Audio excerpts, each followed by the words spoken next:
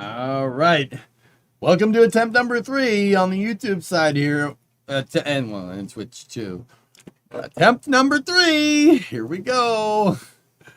For Starship Flight 10. What's going on, everybody? How are you? YouTube chat is best chat. I'm gonna end up the chats are gonna have a war. It's gonna be a big war. Anyway, so what's the weather percentage for today? 70, give or take. The weather is better than yesterday. Here, let me, courtesy of our buddies over at NSF, we have a good shot. We can actually see the sky today. You know, that's good.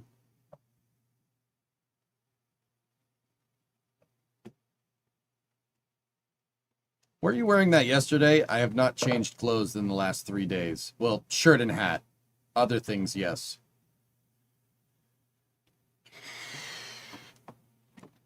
Yep, this is. I always wear this shirt during a launch attempt. In fact, the launches where I haven't worn this shirt, the 2 where I haven't worn this shirt, Flight 7 and Flight 8, those are the ones that didn't make it.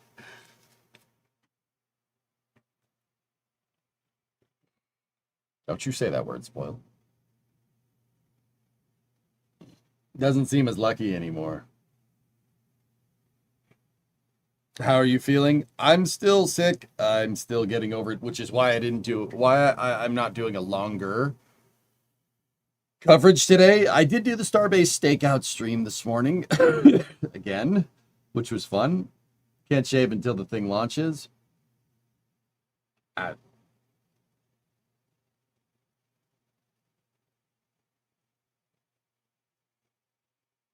Squares, you had to go buy more peanuts today. I ate the rest of the can. Oh, no. Oh, no. Confirmed EJ doesn't shower. Actually, on the contrary, Logan, I've taken 2 showers today already. I took a shower between stakeout and now to clean all the crap out of my throat. I am trying as hard as I can to not sound like someone kicked me in the throat. You posted pictures of the storm on Discord. Cool. Neat. Again, you're doing good. A little tired from staying up late to change an airplane tire. But today I'm released from firefighting and driving from California back to Montana. Hoping for good cell service. I would like to have seen Montana. EJ needs stream vocal coach. Yeah, okay. You ever go take care of the wasps? Which ones? The nest that I stepped on? No, I don't. It's in the woods. I don't care. I just don't go over there. State to state, no papers. I would like to go to Montana, drive a pickup truck, and have 2 wives. No papers. Love the stakeout part. Thanks, Flavia.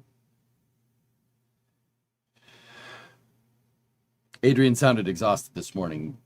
Buddy was racking energy drinks left and right, trying to wake up. Yeah, I don't go over there now, Andrew. That's right. I would have liked to see Montana. The freaking cook. I think we need a reference counter. You do not want that. Speaking of the woods, how's things with the neighbor? Fine, they chilled out. I guess that guy was having a bad day or something, Kristen. Yeah, guy didn't apologize, but guess that guy was just having a bad day. Like I was not having a good day that day. I wanted to go over there and punch the dude in the face, but that's probably not a good idea.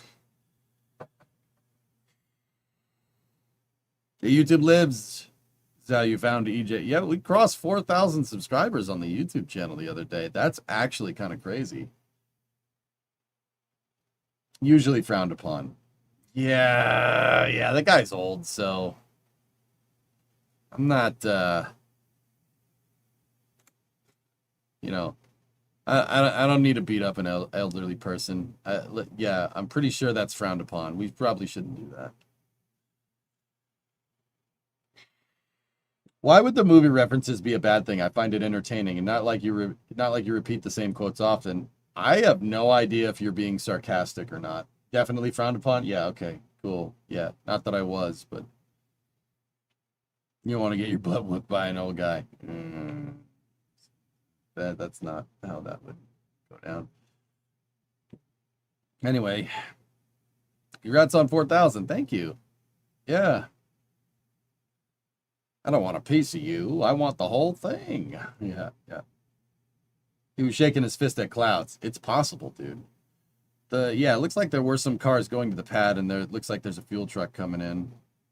Did you get the car lift yet? No, I have not. Now you've had enough. I think you've had enough. No, now you've had enough. Chat.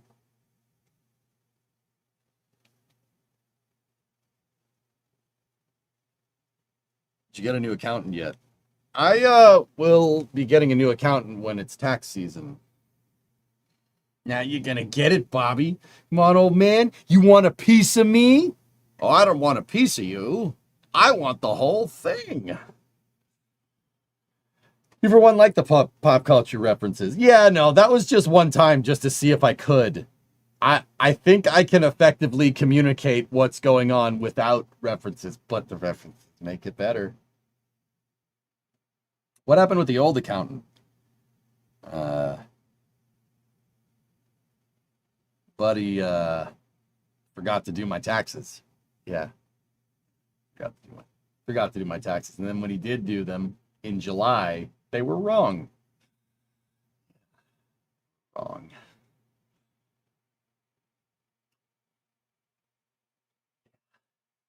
Yeah, they were very wrong, which is annoying.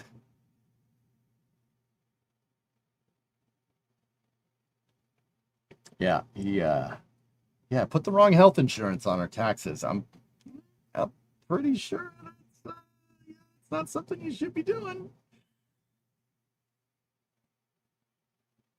Yeah. Don't worry about it, Aquas. It's fine. And when I say it's fine, that means I'm doing stuff and I don't want to talk about it on stream. Don't worry about it. Did you make the accountant face the wall? Yeah, too.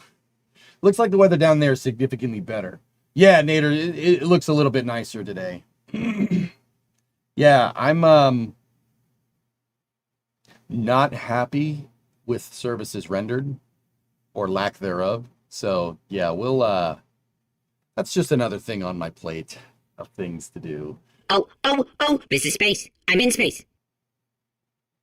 Hey EJ, what you think? All good things are 3? 3?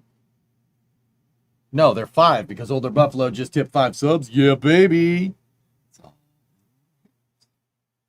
EJ's like Bumblebee from Transformers. He communicates with a series of constant quotes and references and impersonations. You know, when I'm tired, that's not far off.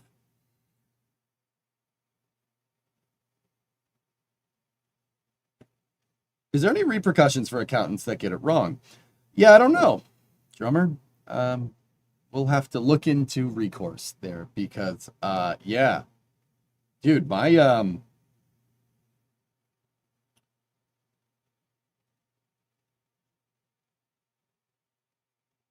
I shouldn't go this far, but my return is in the 5 figures, dude.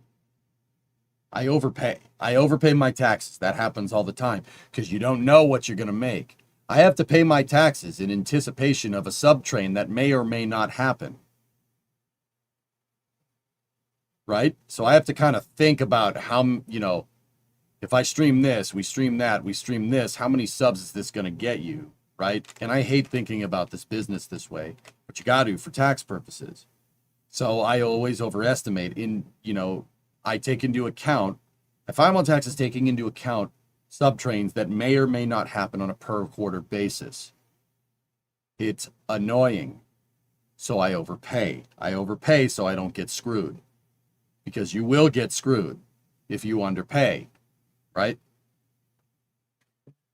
With that being said, I overpay by a lot, just to be sure. You never know. Someone might come along and tip $1,000 to the stream, and that completely screws up my tax return, right? Not that I'm complaining or anything, right? You just gotta be careful of this stuff. So my return, thank God we didn't have to pay anything else. My return is in the freaking 5 figures, and it's held up right now. I can't do anything with it. Over freaking 10 grand. That's why I don't have a lift. This is why I didn't get a new computer. This is why I don't have HVAC for the freaking garage. Because I could have all that, but that would cover all 3 of those very nicely. But can't do it because I can't sign my taxes out because the wrong health insurance is on my damn taxes. You melon farmers. So that's just another problem I have to deal with on the day-to-day. It's great. Hokey, 10 subs. All right.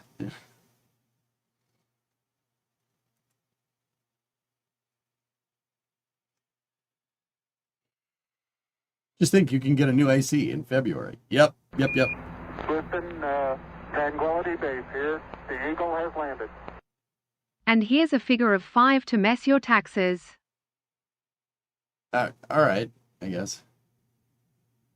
That's how it goes as a business owner. Sucks, but it is what it is. Yeah, Nader, I normally, dude, I don't complain about taxes or anything like that with my business because I can write everything off. It's not a big deal. This particular circumstance is, my beef is not with the taxes that I pay, even though, in the harbor and whatnot, right? It's really more about, I can't kind of like, dude, this is not, stream doesn't operate on a huge profit margin, okay? It's like running a restaurant. Like, I'm not Ninja, I'm not XQC, dudes. Like, that would be awesome, but that ain't what this is, right? It's just another job. It's a business to run. You got to run your business, right? Like, I don't operate on high profit margins, man. I don't know, Katra. Probably not. It's really about, I need that money to, advance things. Hey, Ren, what's up, dude? Anyway.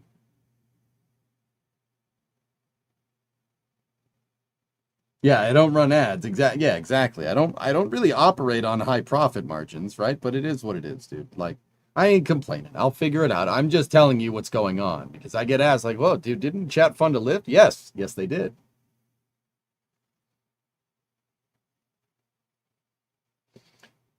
If I had if I had XQC money, oh boy. Oh boy.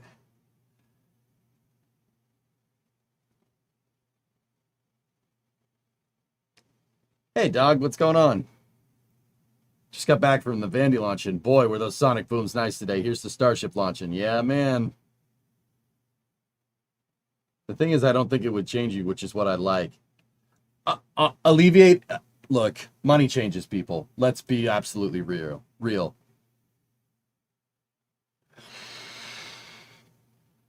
With that being said, if I had millions of dollars, you would get pure, unadulterated EJ. I'm very reserved, right? But you guys know I'm a little, like it would be that 24/7. I'm not entirely sure that people would like that, but that's what would happen, you know. But I'd probably still, yeah. I don't think I would change too much. But to say that I wouldn't change at all is lying to you, dude, for sure. Would I still stream if I was loaded? Oh yeah, absolutely.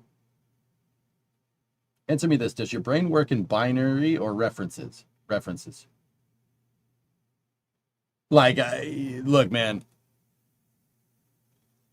we need to make EJ the next Kai Cenat. Guy's a hell of an entertainer, dude. I don't watch his streams too much, but the clips that I catch, dude, that guy knows how to entertain a crowd. Like, I will say, he's pretty freaking good at it, dude. How's the new setup treating you? It looks great. Ren, it's coming, man. It's coming. Would you start your own space program, kind of like Elon? Yes. Yes, Contra, absolutely. Yes, boy. That guy ain't for everybody, man. But yeah, dude, that guy knows how to entertain a crowd. He's really good at it. Like, really good at it. Don't you don't work for NSF anymore? Juan, I did 3 hours of Starbase Stakeout stream for NSF this morning. I absolutely do. The problem is I've been kind of MIA because I redid my entire setup. I redid everything. And I had a generous contribution from chat giving me this monster of a freaking computer. And I rebuilt the entire setup. I had everything here down to the desk with all the wires on the other side of the room. I redid all the monitors. I took everything apart. We cleaned everything. And yeah, I've been testing the stability of the setup, dude. I do not want this crashing when I'm on a flame trench or it crashing when I'm in the middle of hosting a stakeout stream. Now, we were dealing with a couple of teething problems with the entirely new setup, but I think we worked most of the bugs out. I think we're good now. But yeah, dude, look, isn't this crazy? Look at this setup, dude. This is nuts.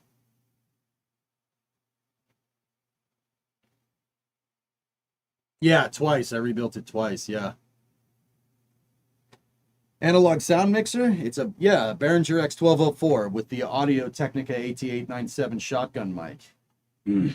4K camera, 4K monitor. Chat was very nice to me. I got it for a very good price. I paid cash. You know, my chat owns a dealership down in the valley. He was very nice to me. Yeah, Juan, don't worry about that. I'll be doing more NSF stuff in the future. Yeah, no. Yeah, it's all good. Thanks, Squarish.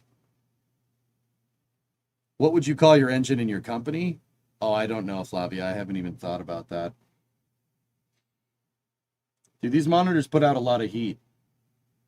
Yeah. I had a 4-light setup before, Angie. I had fill lights right here and right here. There was one on the desk and there was one over here. So they were like right here to backfill the green screen. But I switched to a 2-light setup and reconfigured my green screen a little bit because the heat got, it gets hot in here.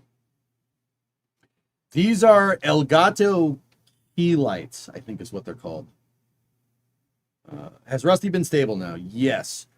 What made Rusty stable was an disabling secure boot is what basically did it. I did a little bit more than that just to be absolutely 100% sure. I believe in overkill. I believe overkill is underrated, especially when it comes to a setup that I need to work every day. I went into the BIOS, I disabled secure boot, and then I forced boot on legacy instead of UEFI. So right now, if you went into the BIOS on Rusty, it would say the boot sequence is legacy and UEFI. And out of the boot sequence, I took all the UEFI stuff out and manually disabled it, so it only boots with legacy hardware. If this means nothing to you, don't worry about it. Long story short, the lockup that this computer was experiencing had to do with secure boot looking for the secure boot database, but since the motherboard doesn't support secure boot, you couldn't load secure boot. So when it looked for the secure boot database and it wasn't there, it would lock the computer. Disabling UEFI and secure boot made it so it would not check for a secure boot because secure boot is disabled. Ever since then, the setup's been perfectly stable. We are A-OK. So, yeah, there you go.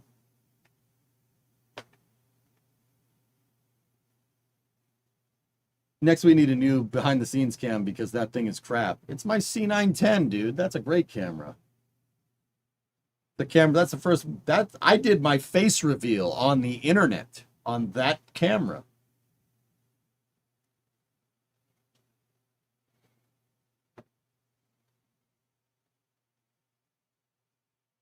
It was a great camera 15 years ago.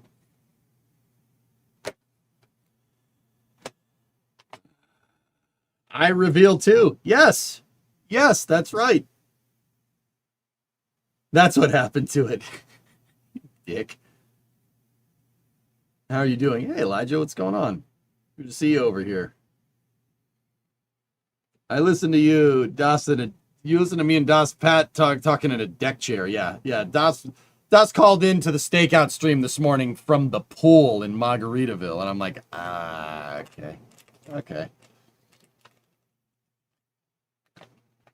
Ear reveal, still waiting for it. Nope, not yet.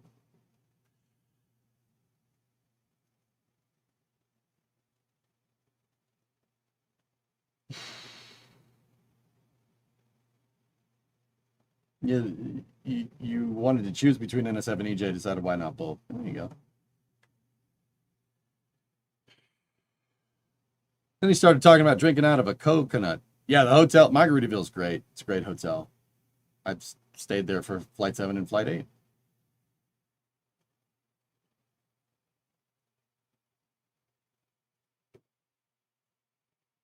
Back in my day, EJ didn't show his eyes, you know, right?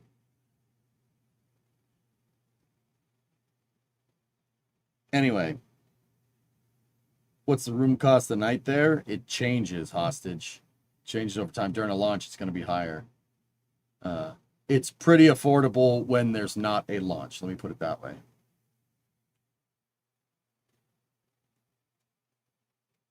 Anyway.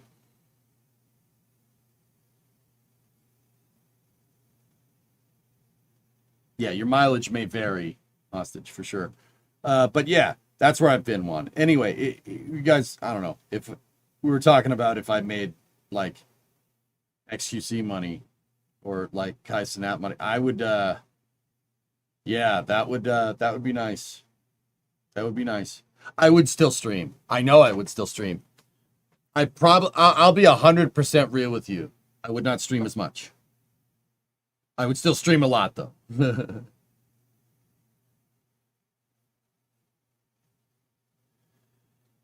Like, I would still be here. I would absolutely still do work for NSF.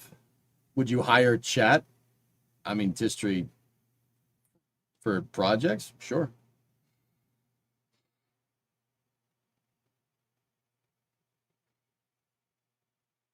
So if we're going to think about that from like a purely monetary thing, right? You know, streaming is my job. I do it to pay the bills, right? let me preface that with, well, not preface. Let me just add to that. You know, you do it to pay the bills, but you don't do streaming to make money. You know what I mean? You're not like, unless you hit it big, right? This is my job, and I like doing my job well, and you have to love this job to do it, right? Like, that's the real truth, right? Now, here's the thing. You guys know I won't compromise the stream. I won't sell out. I won't do that. I will find ways to diversify revenue streams, right? With that all being said, I wouldn't have to worry about that as much, you know? And without worrying about that as much, you know, it would be great because I could just solely focus on content. You know, that would be pretty cool. I'd like to think that we hit the lottery and I didn't have to worry about, you know, bills or nothing like that no more, right? You know, you pay off the mortgage on the house, right? Pay off the student loans, right? Which I still have. I've had them my entire streaming career, so that's great. Don't want to think about that one. Right. You know, at that point, I would just, great, I have this business now, and now I have basically carte blanche to freaking grow it like crazy, and that's what I would do. I would make the content, I would make it amazing. Try to make the best stuff I possibly could. Get yourself a Powerball ticket. Yeah. Would you fire Serious Potato Bot? Nah. Carte blanche. No, yeah, right. I'd like to think that I could be of some help. Oh, drummer, you'd get hired. Don't worry about that. You get hired. You don't have to worry. You don't have to worry about money no more. If we were making, dude, if we were making XQC money, you wouldn't need to worry about that no more. Hey, drummer, your biggest problem would be what kind of yacht do you want? You know what I'm saying? Are we launching today? Weather is trending better, Ando. Yep. How about me? No, not you. Not you. No, you wouldn't get yachts. You'd get bikes. Yeah. Native's like, I could be your corporate pilot. Yeah, there you go. I want to be the jack stand. Favoritism. Yeah.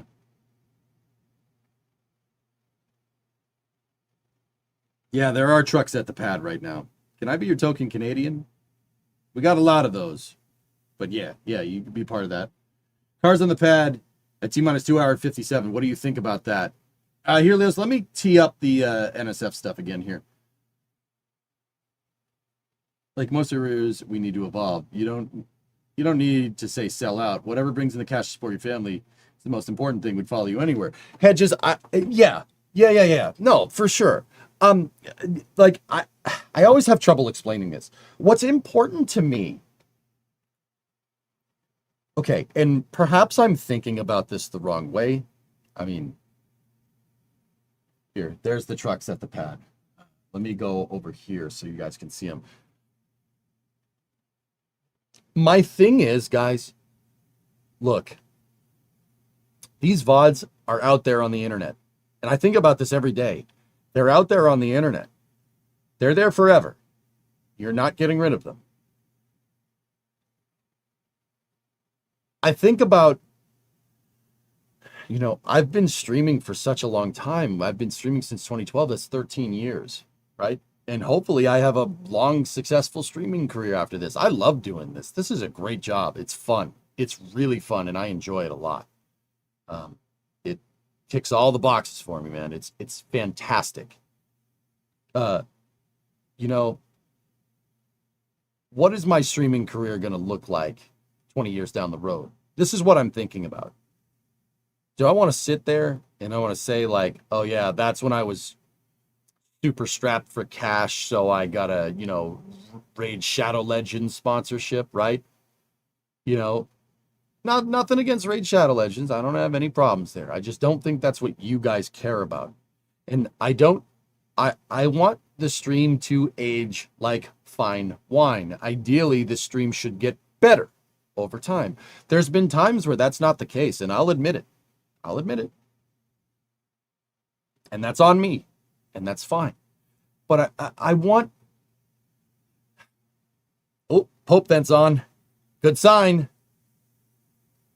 I want the stream to age gracefully. If I'm ever blessed with kids, I want to be able to show them me, show them 25-year-old me, 30-year-old me, and show them the problems that I had to deal with and how I dealt with them. How cool would that actually be? It's not just watching home movies. This is the kind of stuff I think about. So it's important for me to, I don't know, age gracefully, I guess, would be the right way to say it. I think about that every day when I stream. And now, yeah, I know I do make a fool of myself on here, but that's life. That happens. It's a thing that happens. It's fine. You guys, I like going off the rails. I like having a good time. You guys know I'll never go full schizoid. Like the people that have been here know we're crazy. We poke our hand outside of the box every once in a while, but we never go fully outside of the box. I would never do that. And if I have, unsubscribe from the stream immediately. I want to be able to show, if I'm ever blessed with kids, I want to show them this. And I want to show this is what dad did. Look what dad does. This is what dad does, or whatever, or if some kid in the future is looking at, finds my VODs or something and sees them. Wow, this guy was a real inspiration. I think about that every single time I hit that live button. Not drunk enough for this type of content. Yep.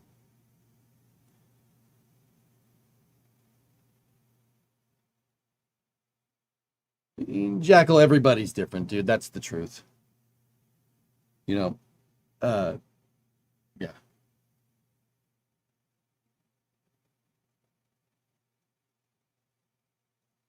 There's one on the way, eh?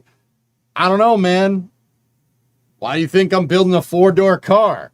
I don't know. Maybe, maybe not. Maybe it's none of your business. Maybe, maybe not. No, like that, guys. Okay, like seriousness aside, that's super important to me. I don't want to.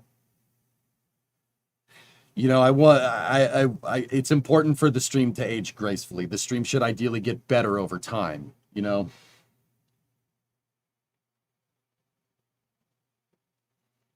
Starship gender reveal. We are chat. Everything is our business. Yep. But yeah, that's what's honestly, that's important to me. And I really want to make sure I don't go off the rails too much. And like I said, I think about that every time I click that live button. Discovery, go at throttle up. Jackal, everybody's thoughts on it are different, dude. But I don't want to invite that conversation in here, man. It's just going to end with people fighting about stuff.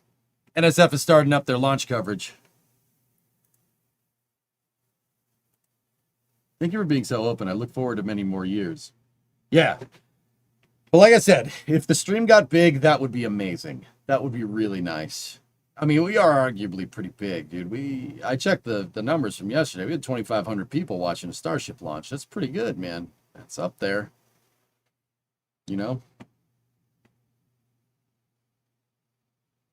Yeah, Chris, I got you, man. Yeah, you're 40. You're just trying to stay alive long enough to watch them grow up. Yeah, there you go, man. There you go.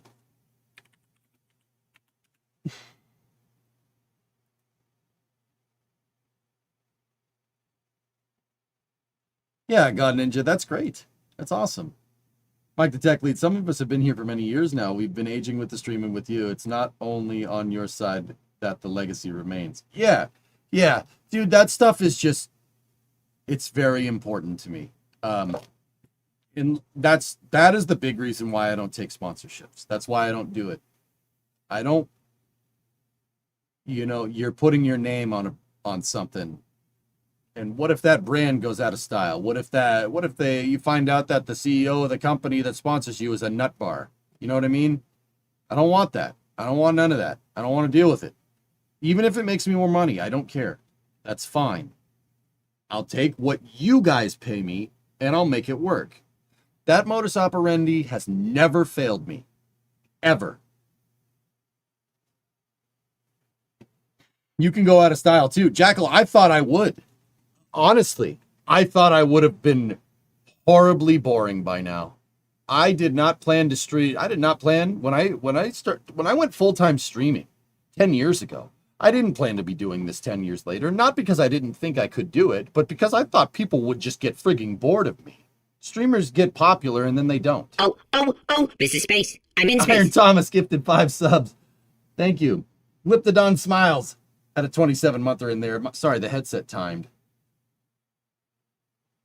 Thanks, Nader. Right on, man. Yeah. Linux, they're still targeting the top of the window. Yep, that's right. You are out of style, though. Whatever. Hey, I got that unk energy according to the kids, so that's fine with me. I'm in this full All right, let's just configuration. grab this. Here we go. Here we go. There we go. We got the NSF launch stream up. Today, it has been, of course, 2 previous attempts until Outdoor, you love the K24 I know a lot of people engine. out there Hate where they place the SpaceX, connectors for a lot of electrical people parts. like My me arms barely watching fit where I could get rocket the connector freely in and out. at home watching Yep, wants to yep. see this thing get off the ground. But guess what? Thanks, Sometimes NoRav. this is the sort of thing that it takes. It's a triumph through Is that the adversity yak? here. These are the launch campaigns that really prove the mettle. I am happy that the yak is not wet because it was very wet this morning for Mr. Yak. And speaking of strong bonds and teams, Do we have this is the original NASA hat and the SpaceX shirt. Yes, the SpaceX shirt is ridiculously dirty because I've worn it 3 days in a row. There you go, Aaron, right on. Third time's the charm? I hope so. Forming between commentators the last few days here because we spent quite Somebody said Adrian looks like Caleb Cooper from Clarkson's Farm, and now I can't unsee it. Whoever said that, you're an awful person, okay? You are an awful person. I can't unsee it, dang it.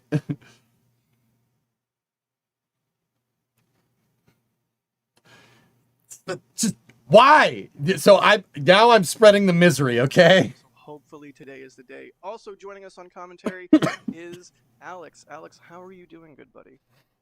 Well, third time's the charm. Let's hope for another try today and one that goes for a launch this time around. Really, Dragon? Nice. Indeed. And In the we also Cotswolds. have Ryan King this is joining Hey, us Space. as Kira, I'm in space. gifted 20. Thank you very much. Team in full effect. Hi, Ryan. How you doing today?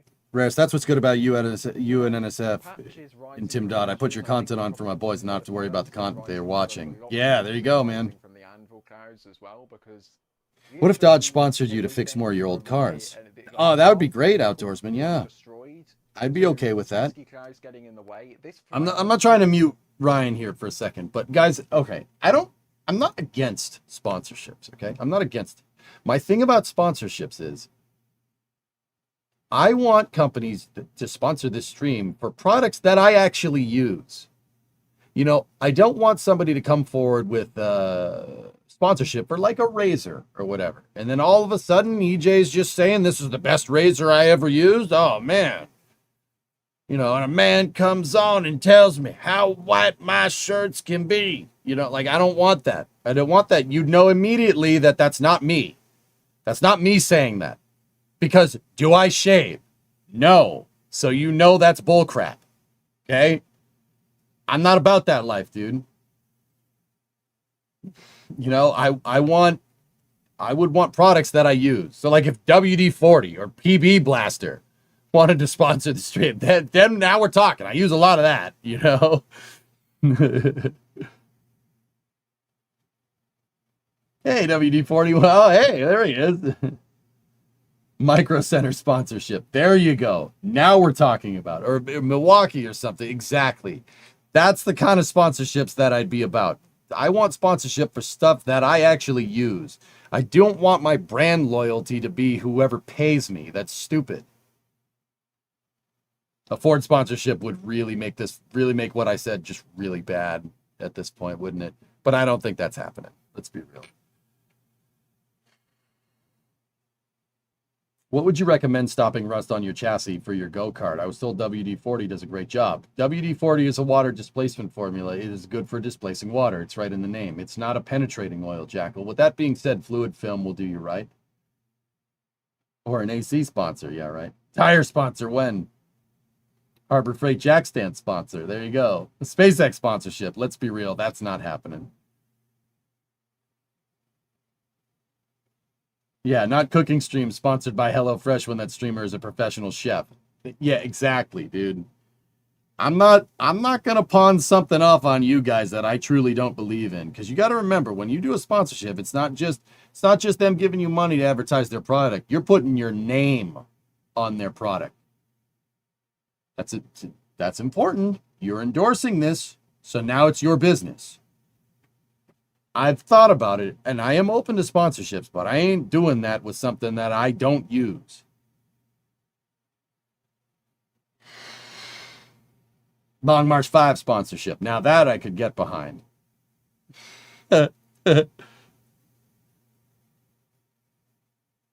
I refuse monetary growth for the stream because I refuse to do that. I will not do that. I am funded by you and you alone. That's it. And NSF, because I work there. How about Craftsman? Craftsman's okay. But yeah, I could do with an accounting sponsor, that's for sure. Have you made many sponsorship deal questions? I get people ask me, Thick, yeah, of course. EJPBS. Dino, that it's funny you're making a joke, but I would rather that, to be honest with you. I would rather, this channel be funded entirely from viewers like you. Now, don't get me wrong. I'm not a charity. This is a business and I make money off of it. I pay my bills with this job. We are not a nonprofit. Okay. But I would want it crowdfunded. I like this way. This way is fine. It's organic growth. Organic growth is more sustainable.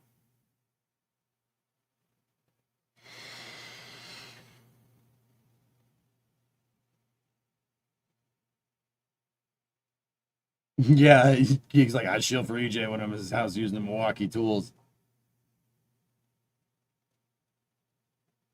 Good philosophy, she good and bad. I like. Yep. Anyway, I'll shut up. I'll get off my soapbox here. Let's see what's Ryan up to. To launch the rocket in a condition where they could, lose it several seconds into flight, and then we see something that we don't want to see in 2 hours and 42 minutes time. Yep. Yeah, fingers crossed the weather cooperates. Oh man. Well, we have seen some interesting things in the last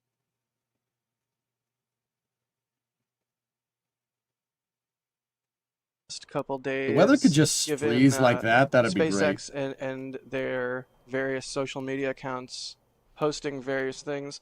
Alex, of the little drips and drabs of info that have come out in the last couple days, have there been any that have stood out to you? There's been a couple things. We got a Starship render that had legs on it. Was that new? It's new to me. I don't know.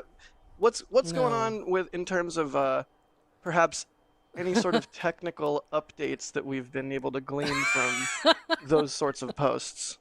Oh my god. Technical update? What do you mean technical update? Ironically, we actually had more information outside of when Elon talked than when he talked. I'm still waiting for that technical update, Elon. Just saying. Guys, yeah, what they're talking about is they're talking about Elon was on the stream yesterday for attempt number 2 for yesterday's launch attempt. He was there with Bill Riley, who's a higher up Starship engineer. Forgive me, I'm blanking on Bill's job title. I think he's the VP of Starship Engineering, I think. So him and Dan Hewitt was there, Elon was there, and Bill Riley was there. And they were on the stream. And you know what, dudes?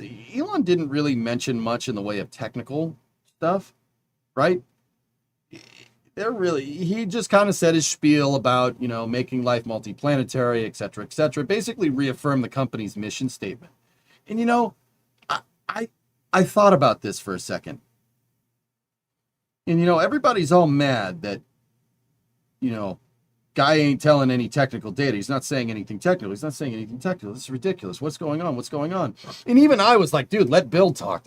Come on, man. I want some juicy details. Let's go. But I kind of stewed on this last night when I was going to sleep.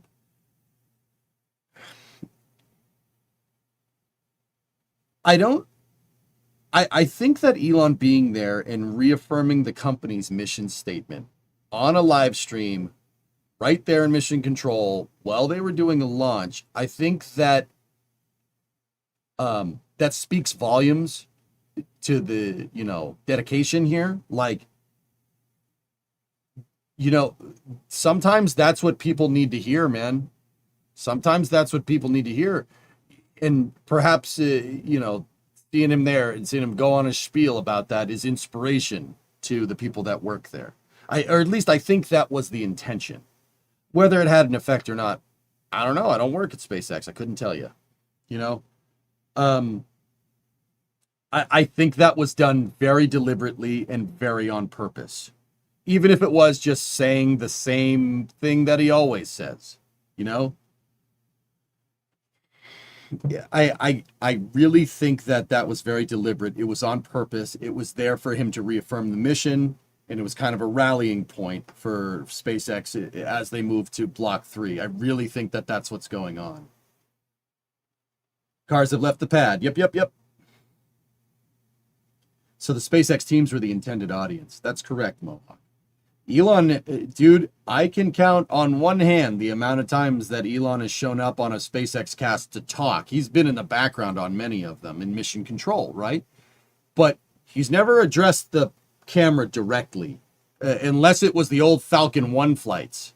And the Falcon 1 flights, he did that like way back in the day. That was even before my time liking SpaceX, you know? What has a better chance of happening? The Brewers winning the World Series or the HLS prototype before Artemis 3?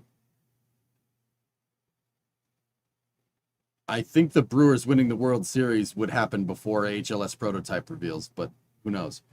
Didn't they confirm yesterday that they're rebuilding Massey's for Block 3? They did, Blue Benji. Yeah, they did. SpaceX is private. That doesn't mean it doesn't have investors, guys. The investors are venture capital firms, but yeah. They're VC. SpaceX was initially funded by VC.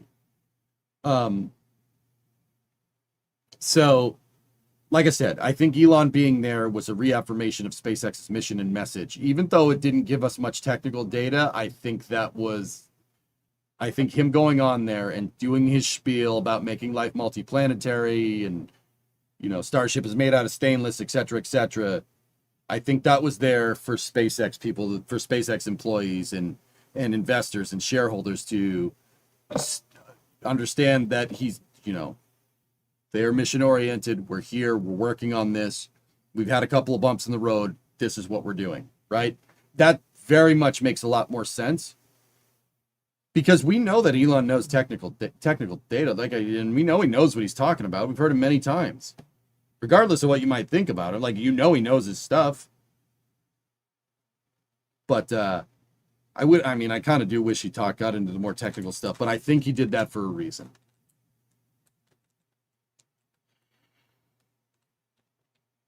Yeah, but don't say technical if it's not. That's what frustrated people.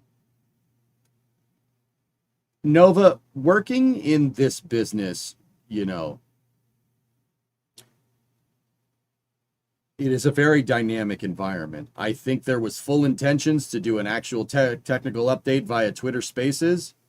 And because of the launch scrub and Elon's plane being late for the launch attempt on Sunday, I think this is how that kind of manifested itself. And it did not. There was clearly a lot of technical updates with the Starlink, with past failures, you know, with failure last mission. There was clearly a lot. There was clearly stuff, right? But it just didn't manifest itself that way. That happens. And, you know, I'm not running cover for him. Nope. Yeah, you promised a technical update. When you promised a technical update before, it was this whole thing, like an hour-long update with a Q&A attached to the back of it, right? And it was awesome, right? This was not that, for sure. But, you know, I think that's how that manifested itself given the time constraints, which... Yeah, I'm pretty bummed about it, dude. I really want to learn more about Block 3, about the Block 3 ship, but it is what it is, dude. Anyway, NSF's showing the weather. Let's see what we got. Current weather, moderate rain, 31C. Man, that's toasty. 10-mile-an-hour wind gusts south-southeast, wind gusts 10 to 16. Why is the Barrow in MB? What's that in HG? 78% humidity. That's a little humid. It's what it's. Another thing, Elon kept repeating this because not everyone has been watching SpaceX for so many years like us, and I'm fine with it. Yeah, exactly. It was a reaffirmation of SpaceX's goals to people that may not have known what they're trying to do.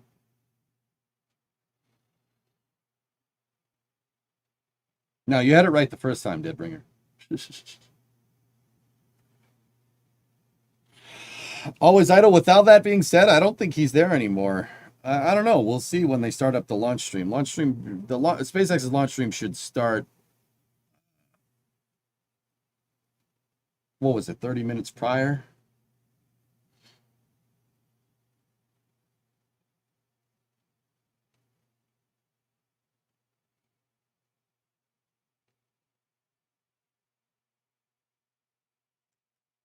Is this ship Block 2 or 3? It's the later end of the production run of Block 2, Jeff. So closer to 3, but not 3, but it's still a 2.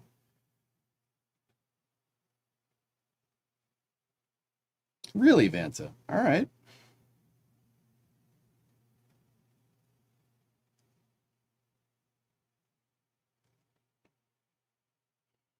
The thinking there. Ryan, did you have any particular thoughts about Yeah, Rarest, I agree. stuff that's come out in the last couple days?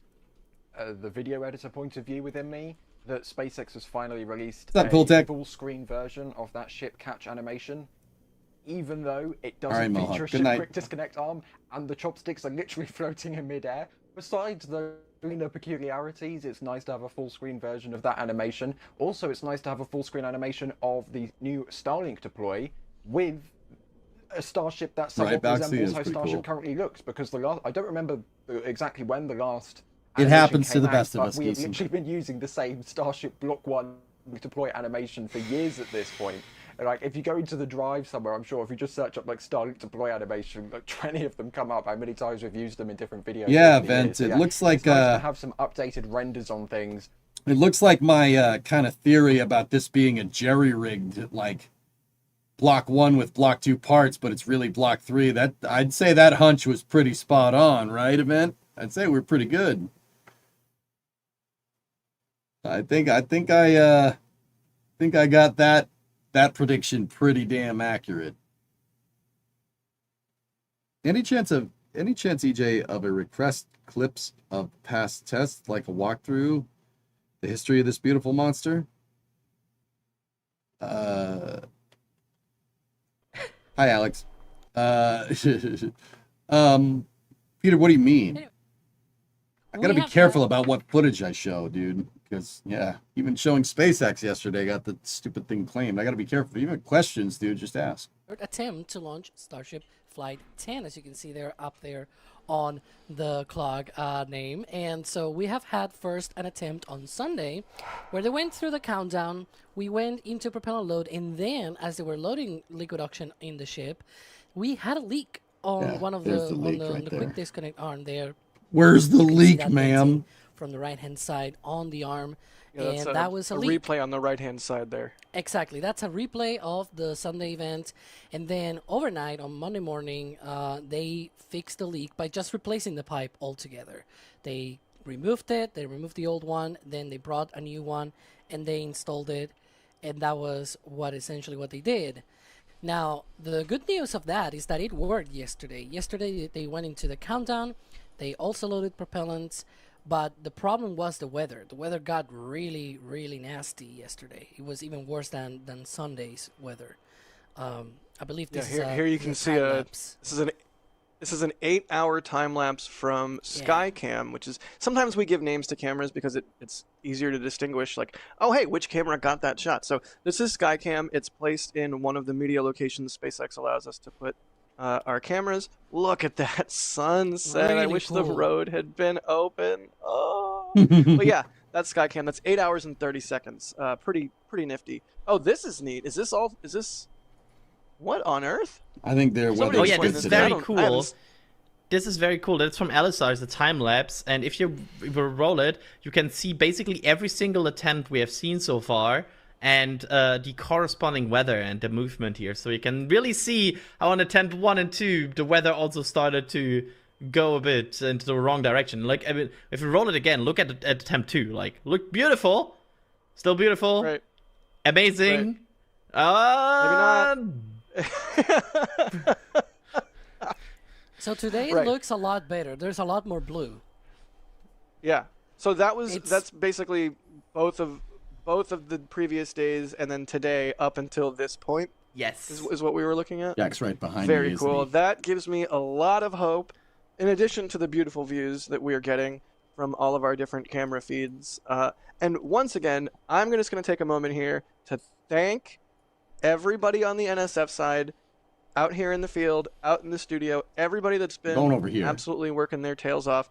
I was carrying a battery out to Run! actually that Skycam camera and another one as well early this morning, and the rain hit, and I saw Tyler setting up one of his remotes in the dunes, and I was like, Tyler, give me a hand. And he came over and grabbed the battery with me, and I was like, run! And we just like sprinted up the dunes to get the battery plugged in before the rain got too bad. You know, everyone's just willing to do whatever it takes, and it's a pleasure to be a part of this team. So thank you, everybody on the NSF side. We don't really say that a lot. We thank people a lot. I'm going to thank people a lot here because I don't want to get too far behind. Like, holy cow, Ali DeMercy, I heard what you were doing on the stakeout stream as well. 50 red team memberships, 50 red team memberships. Again, that's 100 red team memberships 20 To minutes see it, ago, right at the start real. of the stream. That's the Ali, reason.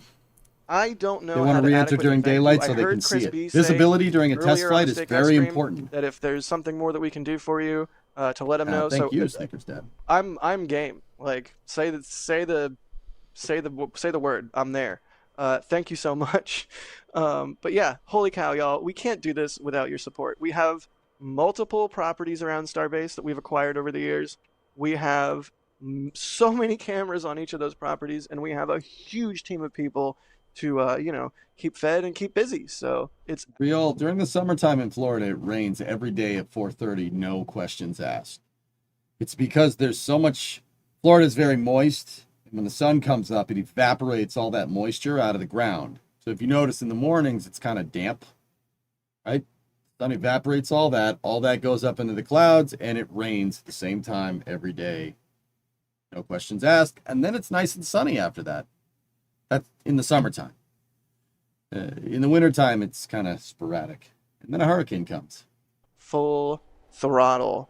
It's Sorry, some I saw the insane calculator. number, like 30 I tons saw the move or of- something. Oh, there comes the glasses. I love this. There's I the love third calculator. attempts. So, All the fun stuff happens on third attempt. So you put on the glasses. so Raptor burns. So it produces around 230 tons of thrust. I just typed 230, and to get the tons per second, you essentially just divide by the ISP. It's a very nice calculation there, because that's why ISP, the specific impulse, for those that don't know, that's why it is measured in seconds, because it's a very handy way of just calculating the mass flow of the engine. In the case of Raptor, I'm going to take the sea level version, so I'm going to take 330. So it's essentially around Not raining where I am, 690 TJ. kilograms per second, but that is one Raptor engine. Now you have to multiply that by all 33 engines on Super Heavy, which, you know, that's why I chose also the sea level version of Raptor. So that will be approximately 23 metric tons per second of propellant being consumed by all 33 engines on Super Heavy. Isn't that nice? That's about a full Electron rocket in terms of the mass of the propellant. Because I think Electron is about 23 tons. Sorry, Adrian, continue. No, all good. got I you. just learned a lot. I love that. That was amazing. Yeah. Here, let's see his Caleb. Thank you, NSF Alex. maths. There you go. Yeah, for You better once, remove my some glasses 'cause math they I are don't dirty. hate. Yeah, I like this. Very cool. but My yeah. TA 83 Also plus. This very is from cool high is school, dude. Everybody that's been doing the support, I've been cycling through some of them, so your name pops up on screen. I'm trying really hard to not get super behind. It's so hard on launch days. But know that we appreciate everybody so frickin' much. I If got you have any this. questions, did I not say the question thing at the start of the stream? When the heck If you did have I any get this? questions, 2002? Doesn't take a super chat or anything like that. You can just Gonna play type your Mario? question No, in but it chat can play Tetris. and the letters well, the @ sign and the letters NSF. And we'll see your question pop up, and we will answer your question as well. But yeah, let's keep thinking. A couple more people. Papa Joe becoming a flight engineer. That is one of the higher levels of support of the membership program. You basically get everything at that level. Capcom access is the level where you get Discord access, but flight engineers above that, so you still get Discord access plus everything else. So pop into the Discord and say, hey, thank you so much, Papa Joe. Also, Noel J gifting 150? 200. What? 200 Red Team memberships. Well, that's going. 200. No, 250. I Mine doesn't have batteries in it. I keep That's a lot of scrolling, and people. there keeps being 200, man. That's no more. joke.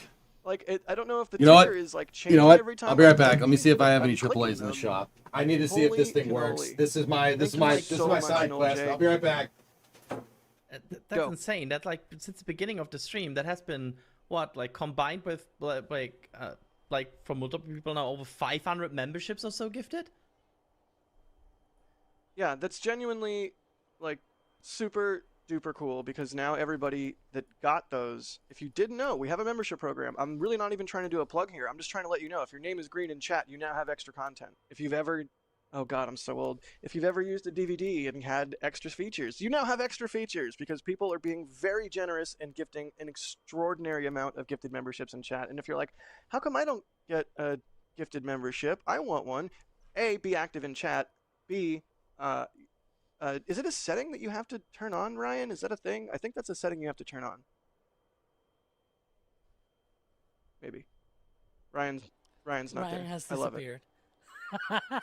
Also, earlier when I was thinking TC Mutt, I believe it was. No, you're good, Ryan. Earlier when I was thinking TC Mutt, I think I said it was 10 Australian dollar reduce, but it was 100. So want to get that right. All right, let's jump into it. Let's do some hanging out and figuring out what's going on, and perhaps even some question answering. Where are we at? Looks like the roadblock is still there. Alex, has the roadblock fallen back to Richardson yet? Not yet. We can see there some of those police cars there. There's also a helicopter from the range, so that's good. That's the Richardson Avenue that you just mentioned, near our river lot.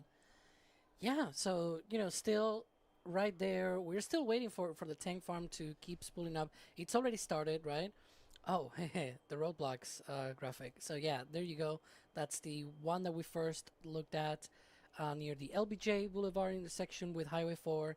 Then there's another sort of a little bit up the road near the Richardson Avenue intersection with Highway 4. And then, of course, the soft roadblock at Brownsville. Yeah, and there's often one at Massey's as well, and you were like, "Well, give me video of it, and then we'll use it." And I shot video of it, and I haven't uploaded it yet because I'm a trash person. But I will upload that video so we can update our roadblocks video just for you, babe. The whole reason why is because on paper, these should be the only roadblocks that should be there, right? And so that's what I wrote into our videos, into our graphics and everything. I had no idea that there was another one out there as well. So, well, there you go. Excellent. Cool. Well, how long away are we from things getting interesting and spicy at the pad, Adrian? I know we're sort of in tank farm conditioning mode right now, but they are going to start getting the GSC lines and whatnot chilled down, right? Discovery, go at throttle up. Basically, how this all happens is it will start at the very core of the tank farm. That's, for example, the Pope vent and everything. And then it will move over time from the tank farm all the way to the vehicle. It basically is a step-by-step process as you approach the vehicle. And then, of course, the last final step of this chill down is the very pipes that, in the end, will fuel both the first and second stage. And once these are also chilled down, then we will be able to see the rocket being fueled. So that is the current situation, and we are waiting but it seems to be progressing well. I see some vents I like to see, and yeah, could still be on track for the opening of the window.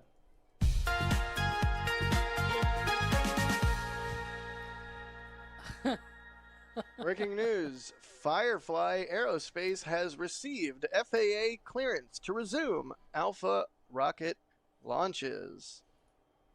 Neat. Yay! Like legitimately really neat. I like seeing Alpha fly. It's a really cool rocket. I'm excited to see it fly even more, especially because guess where it flies from? Vandenberg. Yeah. Yay. Not for long. They also updated. Okay.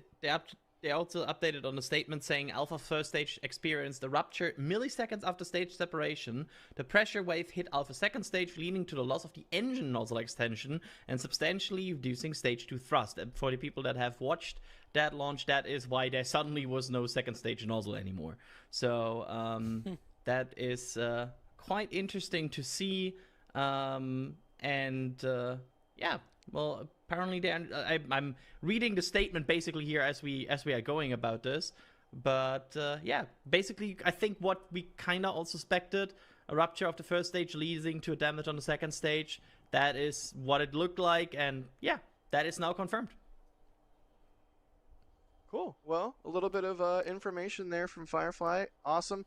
Also, I have to just mention really quick disclaimer, NSF does provide live stream production services for Firefly Aerospace.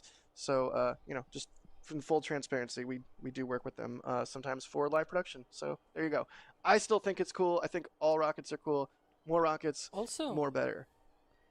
Also, rather interesting the way that they explain the reason why they saw that. It's talking about things relating to the attitude that the rocket was flying at during this flight. That it was a higher angle of attack during flight. Sounds familiar? And that there was apparently plume-induced flow separation, intensified heat on the leeward side. Bad news, reducing guys. structural Not starting energies, up. causing the booster to rupture. Not from great. stage separation-induced loads. So that's rather I interesting. think the Quite a CMOS way battery for a is rocket to toast, fail, or but the hey, backup they found it. batteries. So now Not they good. I know gotta get a what can break. probably on gotta the get a rocket, right? replacement. And what things they may not should try again, I guess. But yeah, that's one of the I mean, that's most interesting. Firefly things can that launch are coming again? out of this. Oh, That's that's cool. Really, quite a way to go, I guess. right. I mean, that's a story we've heard with Falcon 9. You know, you fly enough times and you start to shake out the weird failure modes, right? It's looking for It's sort of just a thing. 1620 or All 1616. right, well, 2 hours, 17 minutes to go. That's a tiny I'm little feeling guy. stoked. Ryan, how are you feeling? I am feeling similar to how I felt yesterday and the day before. Just general level-headedness. It's just hope for the weather to be better this time around. I mean, I have to say, in general, I'm feeling much more optimistic this time around because they've seemed to have, as we said at the start of the stream, they've had literally everything thrown at them this flight, has SpaceX. In the last 48 hours, they've had to replace one of the I'll go flick get one, hoses on guys. the ship One with tomorrow. disconnect. They've had to work through the poor weather yesterday. They've stood down for GSE issues. They've stood down for weather issues. As things stand, I mean, we're seeing the tank farm activity as we expect. We're seeing blue skies and the sun in the background of this shot here. So, I mean, at least as things stand right now, everything seems to be a bit. But we've had a GSE S word, we've had a weather S word. I hope the vehicle doesn't do anything wrong in the lead up calculator. to the launch. It might just go through and do all of the different reasons. I hope not. I want it to go. I want the whole board to be green. It just needs a new backup battery, dude. It's all good. Yeah, you never know until you know, and that thing's lifting off the ground, that's for sure. Alex, how are you feeling? Why is Rocket Lab popping off all of a sudden? Because hitting a high cadence, Alexander, takes time. It takes time. Scaling takes time. It's not easy to do. Rocket Lab is doing it. Not only is Rocket Lab doing it, but they're also building a bigger rocket, which is great.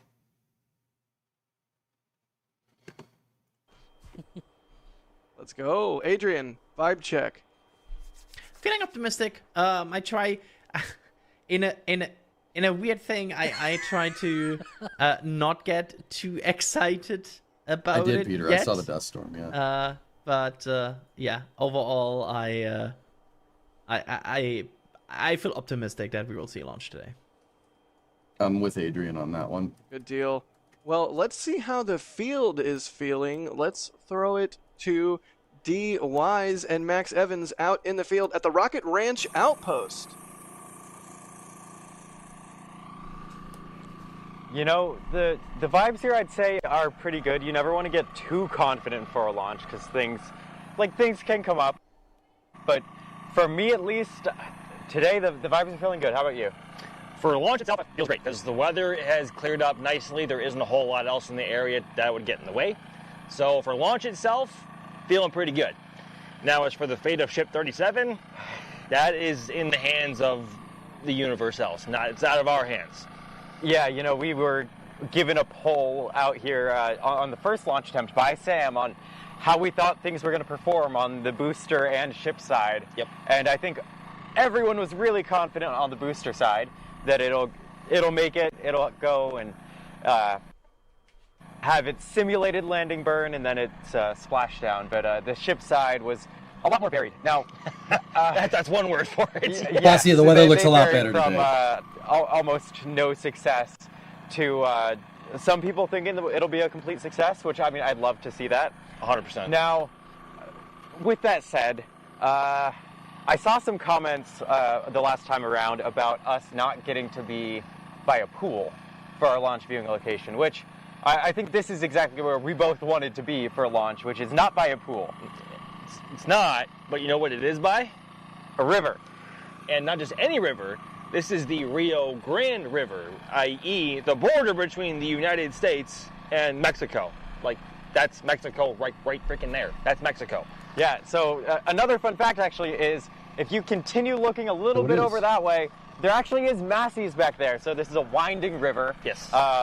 And so we can look over People fish there all Mexico the time, towards that GSF. Massey's test site, and this is actually where I was for the static fire test of Ship 36. We all know Is how Texas like Yes, Florida, we do. where most But, bodies of fresh water while have we may not have a alligators? pool to lounge beside, I don't think Texas has gators, but this part of Texas does. It feels like Florida, if that makes any sense. Where's the yellow filter? If that's Mexico, well, they're not in Mexico. They're still in the U.S. Why? That's why the filter looks normal. breeze feels nice too. It does. does. The sun is pretty strong today because we haven't had a ton of it over the past couple of days, so that breeze does feel nice and help keeping us cooled down. But for launch You do, itself, kid, I mean, man. you have your Cool. cameras here. I have Texas a couple does cameras have here for gators. myself. All right, and well, then that makes a lot of sense.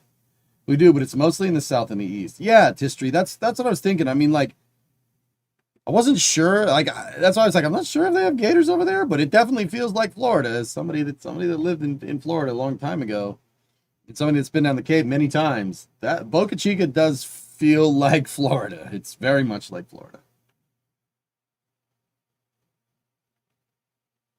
Good to know. The weather is looking better today, guys, for sure. field is feeling good. How is the studio feeling? I think we should send it back over to the studio. Well, feeling really good, especially after that cool little hit from our friends out there in the field, our team members out there in the field, and thank you to our friends at the Rocket Ranch once again for hosting some of our team members. It's really cool that they can be out there, and I mean, I just have to say it. Yesterday's, was it yesterday? It's all a blur. Yep. Yesterday's hit Brian, with Sam at the ranch was one of my favorite things we've ever done. That was really cool. So shout out, Sam. You did a great job. Steely-eyed missile man. Alex, what are we looking at here? I'm seeing some clouds of the good variety. Yeah, those are the good clouds. That's condensation from the bunker vent.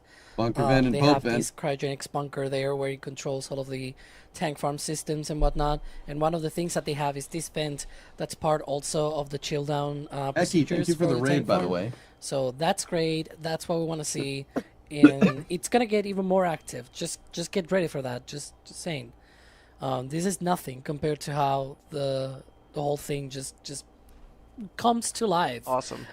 So you see that and you're like, TJ, is that normal? Yeah, that's right. What they're starting to do, so Alex was talking about the cryogenics bunker and the Pope vent.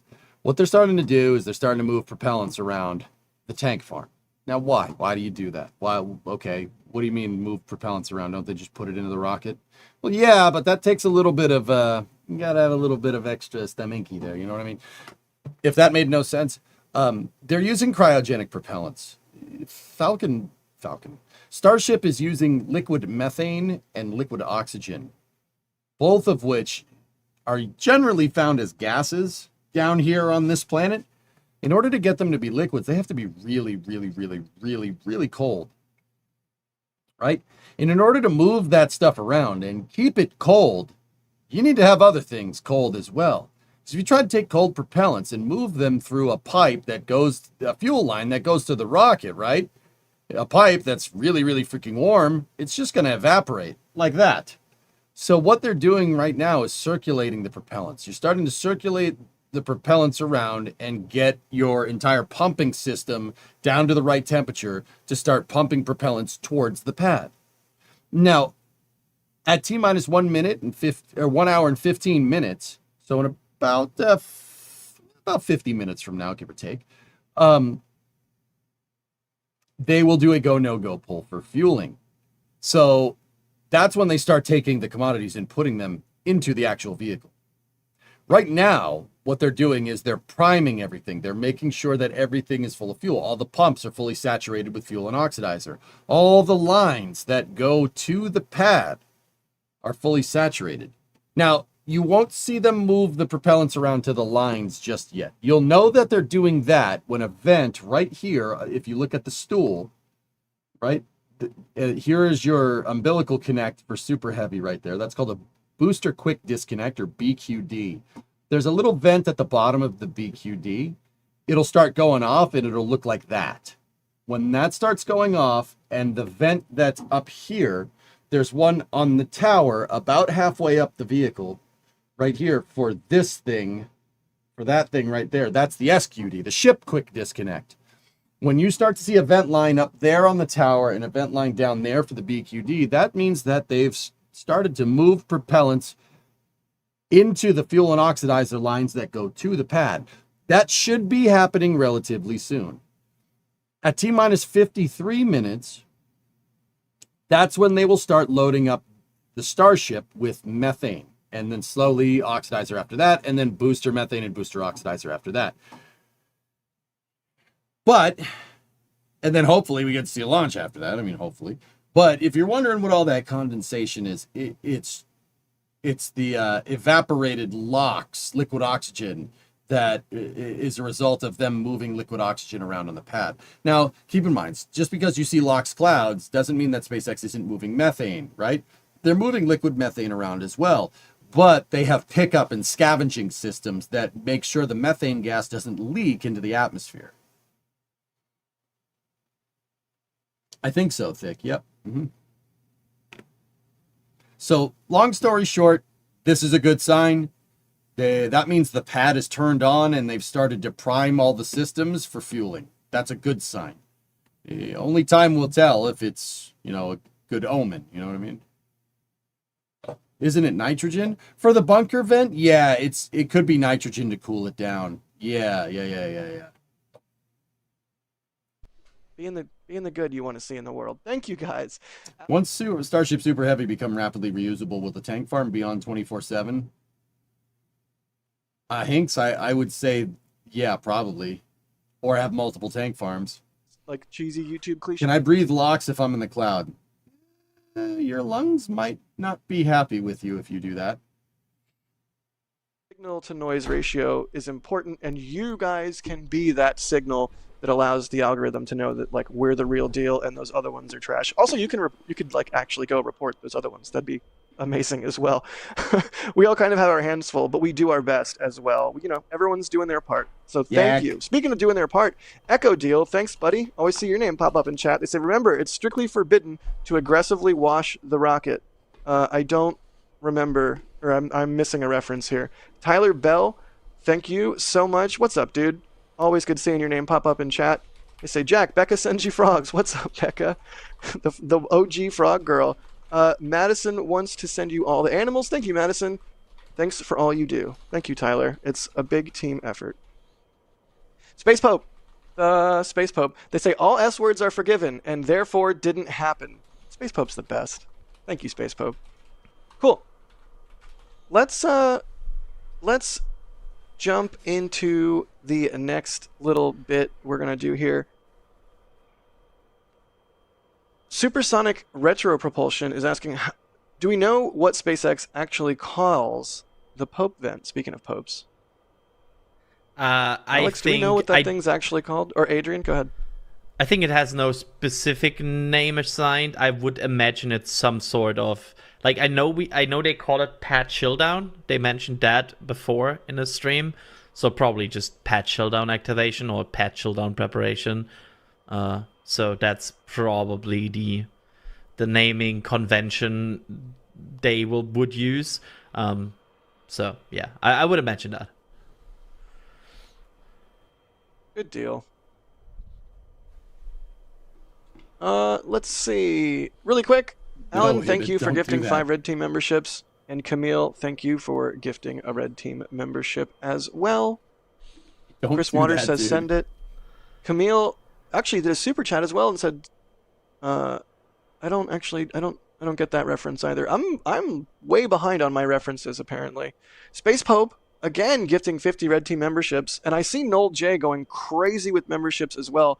Like 14 minutes ago, 1, 2, 3, 4, 5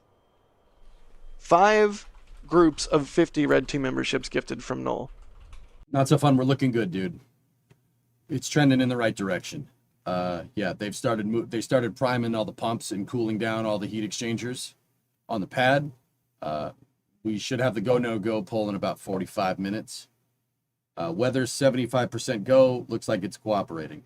Dude, you know what's really strange? I've touched that pillow that's behind Jack. That's very weird.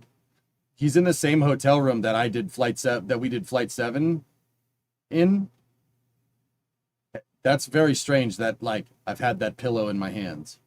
Not for any weird reason. That we guys, when Gene and I are down there and we set up a studio in the hotel room, we go rockstar on it. We basically just move all the furniture around to make the television studio. Right? So you're moving all the pillows around, and I remember looking at that pillow and reading it and going, what the heck? It says a change in latitude instead of attitude. Yeah. That's very strange. Of a concern. We're seeing a few things bubbling over on land. I don't but know. Apart from these things like this storm over here, which appeared over Mexico and then went north to the border, we're not really seeing anything of a concern. So fingers crossed that actually rain showers moving over the launch site, apart from the one we saw at T-8, T-7 hours, there shouldn't really be anything of a concern there.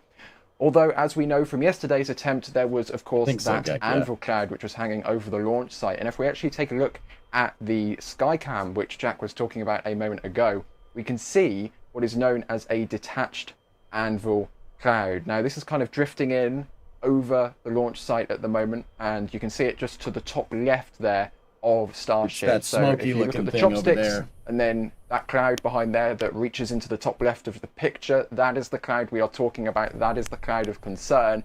However, for the time being, I mean, we can see beautiful blue skies behind it and the South Texan sun. So there's not really anything of a concern for the time being, but just something we're keeping an eye on. Of course, as you've been seeing in the ticker below me, our resident meteorologist Adam Suka is predicting 75% go, given the current conditions. And the upper level winds, the forecast, the last I've seen, under 10 knots, which is, beautiful wind conditions, wonderful, calm conditions, not really anything to worry about. But for the time, let's throw it over to a quick playback we have about what SpaceX has done to modify the launch mount following the untimely demise of Ship 36.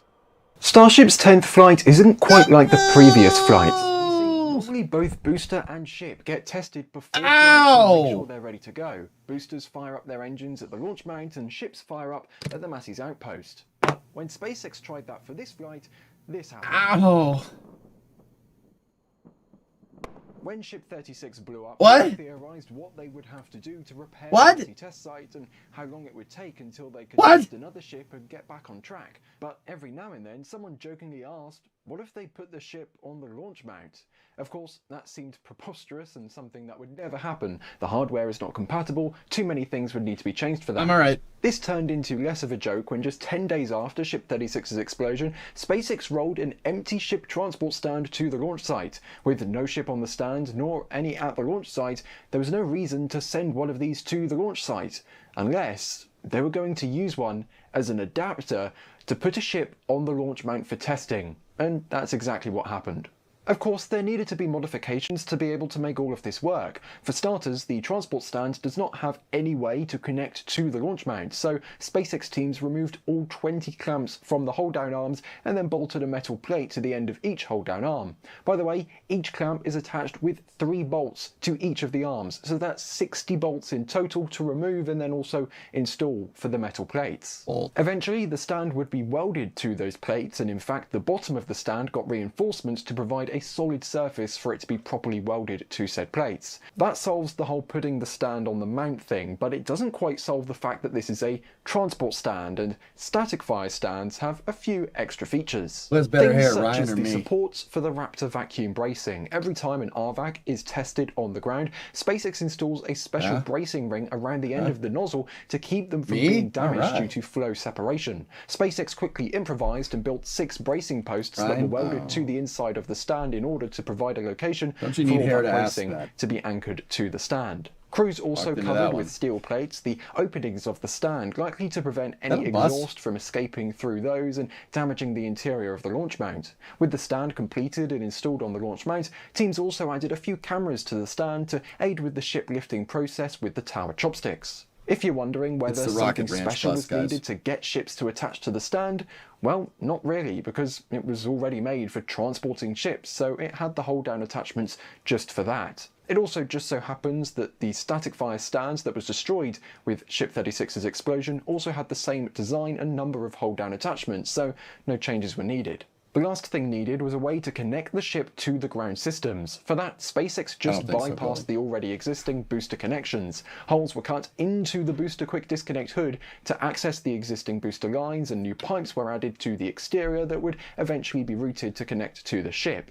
Additionally, a steel framework was built in pieces and welded to the booster quick disconnect hood that worked as support structure for many of these pipes. Lastly, SpaceX also attached the ship's engine chill lines to the existing booster engine chill reclaiming system on the launch mount, allowing them to safely...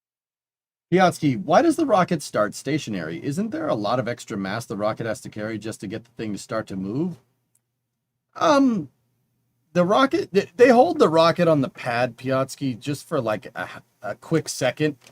It's not very long. And now, you're right, holding it there is screwing your performance. The longer it stays there, the worse it's going to get. But yeah, with that being said, like Starship, for instance, they'll only hold it for a second at best, maybe not even that. They do that to make sure that all the engines are running. You don't really want to release a rocket off of a launch pad and have an engine pop, right? Because a startup sequence for an engine is a very stressful thing on a rocket motor. Once the motor gets up and running, it's pretty... yeah, it's fairly stable, right? As stable as a controlled explosion can be, right? But they delay that like half second there just so the computer can check to make sure that they got healthy motors. If you don't, like I said, if one blows up on a start, which does happen. It happens more often than you might think. If one blows up on the start, you're going to release the rocket, and guess what? It's not going to have enough thrust to go up, and guess where it's going? Doesn't have enough thrust to go up, it's going down. And it'll go right back into your pad.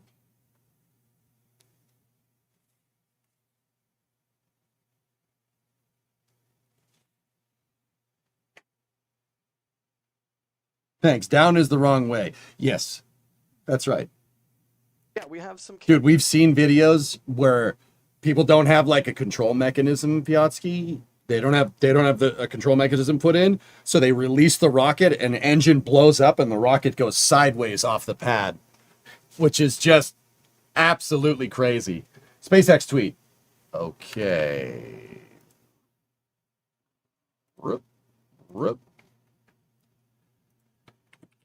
Yeah, that company, Astra, everybody calls them Space Y now because they go sideways. SpaceX goes up. They've never lived that down. Counting down to Starship's 10th flight test. Weather is currently 45% favorable for the launch in the 60-minute window.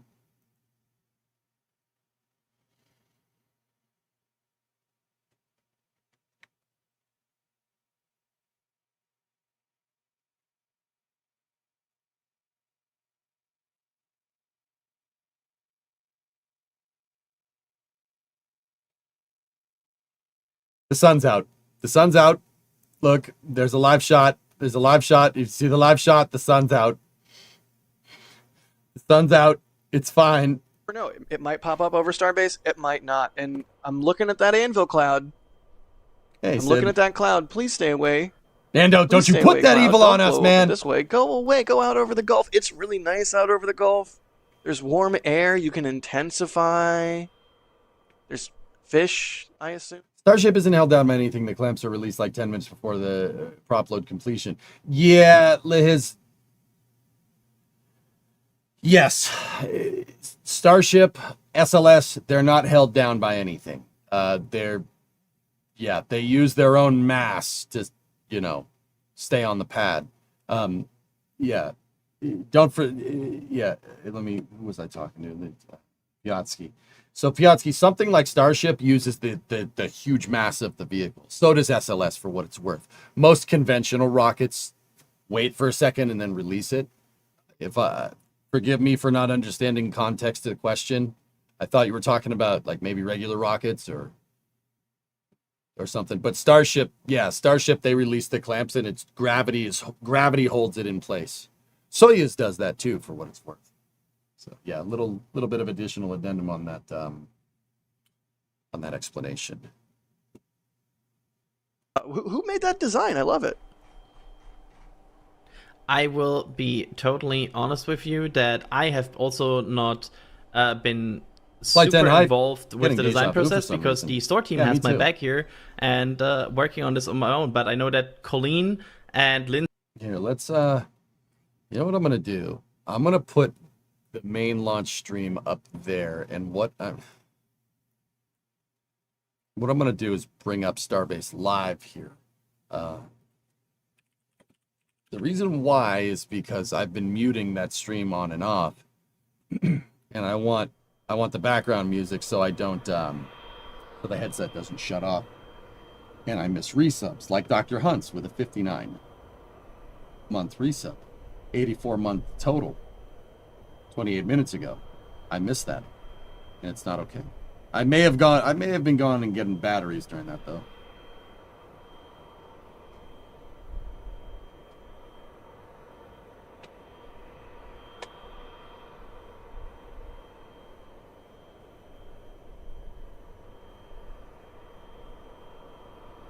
Yeah, Charles, I do.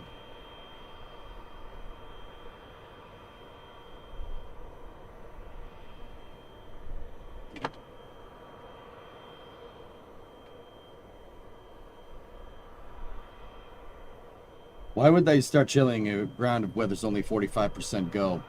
It's because they're not sure if weather predictions are only so dang accurate. Xanax, if an anvil cloud forms over the pad right before liftoff, they'll scrub. But there's nothing to say that that's going to happen. Since when can weathermen predict the weather, let alone the future? Nah, Dorsman, I'm good. SLS doesn't use explosive bolts during booster ignition like the shuttle did? No, Dan, there's no need. The reason why the shuttle was bolted to the pad with an explosive bolt and a frangible nut is because when the engines fired, the whole stack tilted, and you don't want it accidentally coming off before SRB ignition. With SLS, you don't got to worry about that. It's a similar design, but there's no frangible nut. It just goes right off the pad.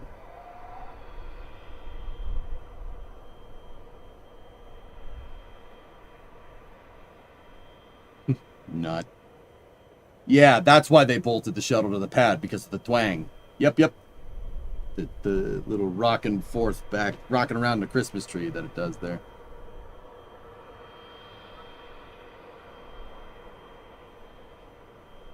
Whoa. Okay. 'Cause it's a Kevin. Whoa, We hold did on. not- Is that Kevin's We did setup? not plan this at all. Kevin, can you pick that camera up? Is the cord long enough? Because I would love to see an infinity shot. It's just something to, we're doing rocket launch photography and live streaming and whatnot. That's Kevin's what we're really studio is here. better than mine, damn it. Have an extra Damn it! minute or two. An infinity shot would be really cool. Just saying. That is That's really awesome. cool. This is Kevin's studio. Kevin, are you on comm? Like, What can they the hear you hell? right now? Can you say things? Can you explain what they're looking at? I mean, mine's pretty good, right? Right? Oh! Just We can to work just to on it, mention though. that. Oh! Yeah, just to mention that while we're working on Kevin bringing it up, I think this view is one of the views that you're getting on the behind the scenes member multi-view. Like there's also I think Bingo. a commentary audio Oh, of you can see producers me. in there, and they're like you hear all that's going behind the scenes. Kevin chatting to them, getting things ready. I mean, that's what Kevin has there is just that's Mine's ridiculous. I okay. feel so bad with my 4 monitors now. It's just Look, you can see Das It's setting funny up on waving at the camera, Margaritaville. We have a- nobody's seeing me, but I can see myself. When No, I can see you. I can see you in the, I can see you In in, the there. bottom. That's hilarious. The second. This is bigger. second screen I from the know! bottom on the right. Hi everyone. Damn Yeah, it! if you want to... Oh, are you there? Chat, can you hear Kevin? Can you all hear him? You're not here. Ah. You keep Aw. talking to me, Kevin, and they can't hear you. But this is really cool. Another little an extra perk you get as part of Oh, the wait, membership I'm here. program. Kevin! Wait, are you here? I'm here. Hi. hi Kevin. I'm looking at That's chat. right. They're saying 0 by 0 on Kev, but that might be Now old. they can hear me. Let's. Yep, 5 by 5. Okay, You're not Alright, even in Kevin, the what are we same looking league. at? No, I gotta don't up think my you game. have Now I enough feel screens, bad. My guy. I actually need more, and I have one broken one over there, so I need to fix that. That's Yeah. awesome, dude. But while you say you need more, you have more screens on your first row than I have in total. Exactly.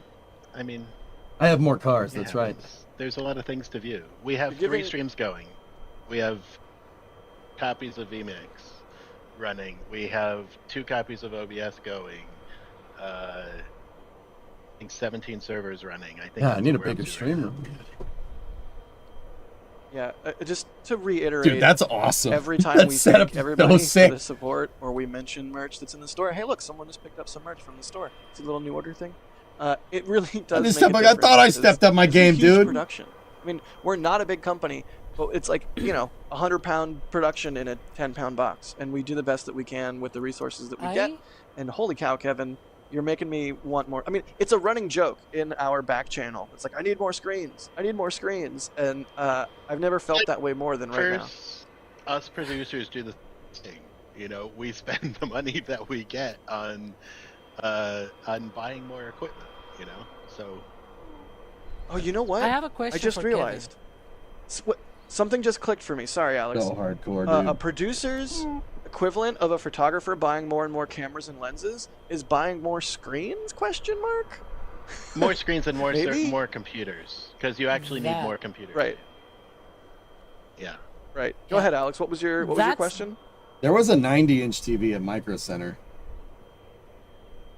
I have no place to put it, but I'm just mentioning it. That's what I was going to, because a little bird told me that originally you were supposed to do something later today, with some. And then I'll build some more servers. I have a lot of servers to build. Sure, we'll find We room did for it, one dude. already, and we did like a membership stream. It was like a ephemeral. Imagine thing. what it would Kevin look just like had to giving be him a there. mobile We do production those from truck. time to time as part of the membership. Well, fellas, he has one. Remember that RV that I was talking about? It's his. We should go fix it so we can give Kevin a mobile production studio, shouldn't we?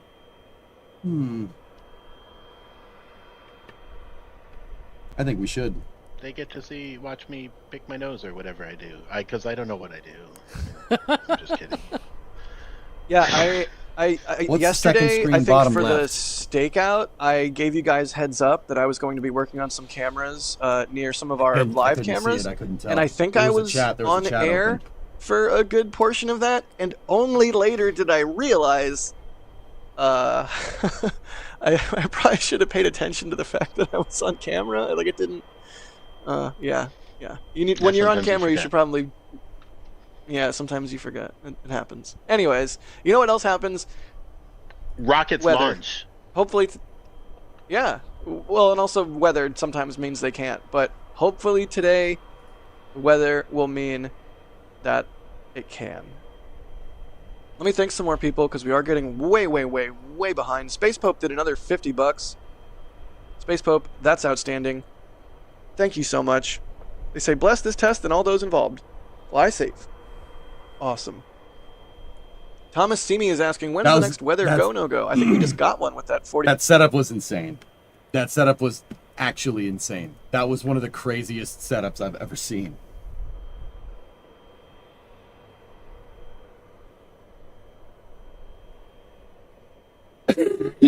I can't believe that. Dude, I thought my setup was good, dude. And my setup's pretty good. But did you see that? He's got like blue LEDs around his... He got blue LEDs around his stuff? I want blue LEDs, damn it! I don't know. That would probably screw up the green screen lighting. See, Kevin doesn't need to have a green screen. He doesn't need green screen lighting. Your boy needs that. At that point, do we call it a setup or still a studio? This is my battle station, dude.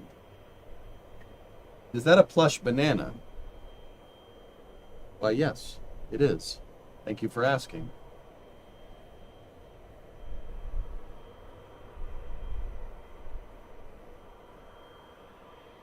There seems to be a massive server rack hiding behind those screens. That was impressive. Kevin's setup or mine? What? That's your setup? This is my setup. Yeah, you see, you guys are going there. YouTube chat's going there. I got I got the main NSF stream there. I got Starbase Live here. I got Discord over there. I have next space flight up here so I can see what flights are happening. We got OBS over here.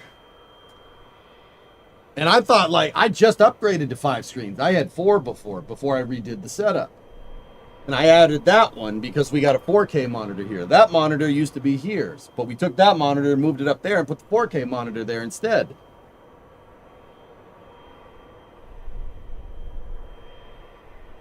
You want to see the guitar. Right. Now we got to get you on my level with 6. Man, the heck with 6. I want 10. I don't know why, but... Here's the axe. I want to see it. Squire Stratocaster with Seymour Duncan pickups. You need just one more screen. No more? Bro, we need more. We need more. You know. I have it muted on this on the mixer. It's not going to go through.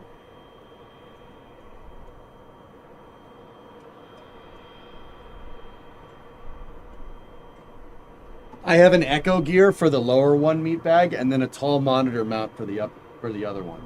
There's an echo gear monitor mount here for this. You can see the bracket for it right there.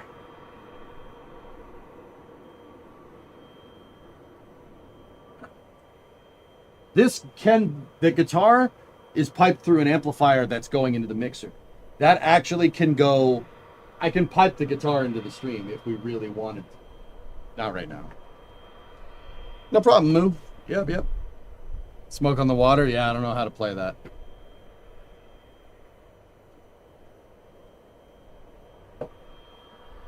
What size monitors? Every monitor here is a 27-inch monitor. 2 of them are flat, 3 of them are curved. Man, I thought my setup was good. Kevin's setup is better. He's got like mood lighting in there and stuff, man. I need more monitors. I don't know why. I got plenty of extra space. Like, look, we got extra space over there.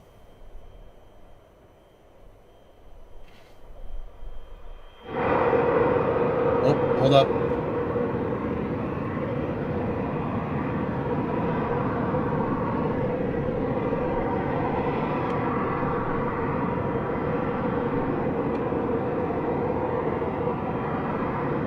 Oh, okay, Louiso.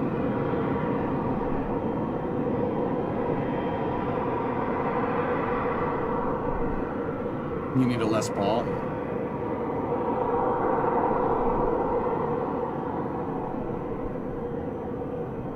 Yeah, Deadbringer. I'll make sure that happens.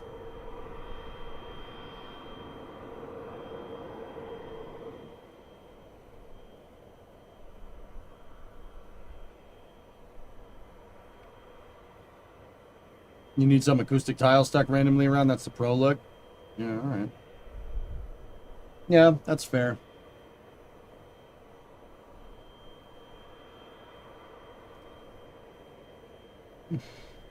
Prop load doesn't start till T-minus 1 hour and 15 minutes, though, Sid.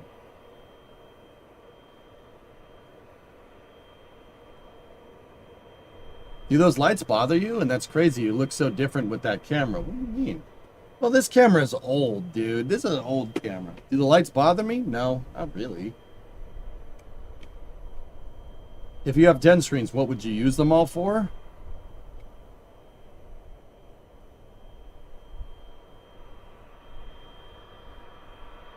Yeah, I don't know. It's got to go up a little bit. There we go. Go up just a little bit. There we go. There we go. Everything is good. I'm 3D now? What does that mean? Yeah, prop load polling starts at minus 1 hour and 15. Prop load starts at 53. Minus 53 minutes. Play a song for good weather.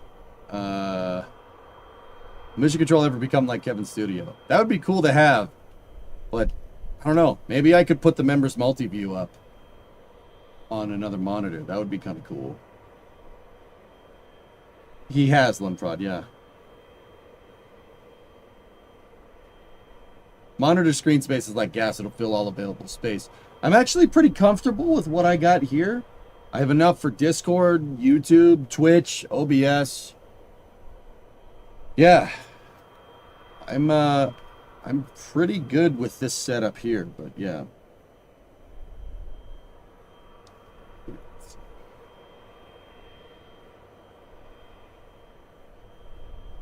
My favorite thing about the Sony A6100 is how good it is in low light, so my lights are nowhere near as bright as that.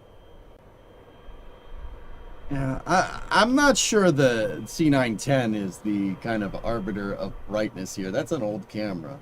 It's not very bright in here.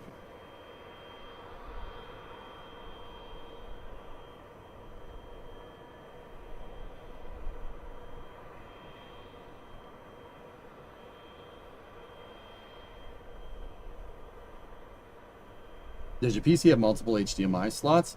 Yeah, of course. I could run 8. We could run 8 monitors. And then if we ran off the integrated graphics cards on both computers, you could run 10. Yeah. I don't feel like frying in here though. That's the other thing. I would upgrade my HVAC before we increased our monitor count. I'm looking at that camera like it's still on. Nice. Remember, it's not the size of the setup, EJ, it's how you use it. The only people that say that are people with small setups, man.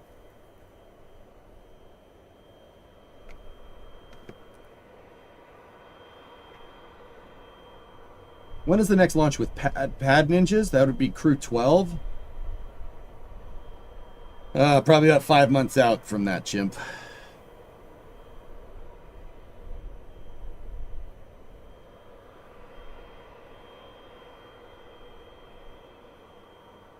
Nice, Nader.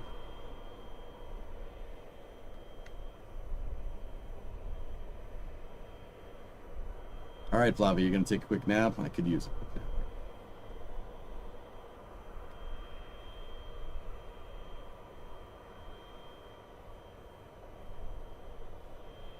Nice, Budojo.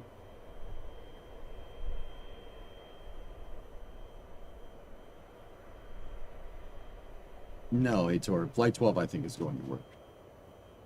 Trey, your Rocket Club is watching again today. Major project this year is a space shot, hypersonic glide vehicle simulation, and our new one, an NTR. NTR. All right. Squish you an 86-month resub. Let's see what we get. Let's see what we get, dude.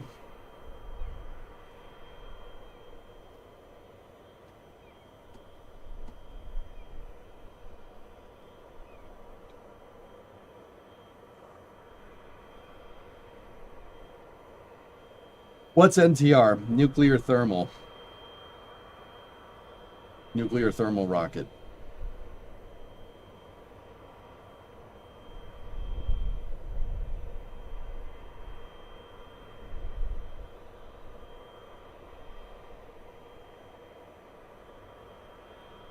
Is it gonna light this candle today, dude? I don't know.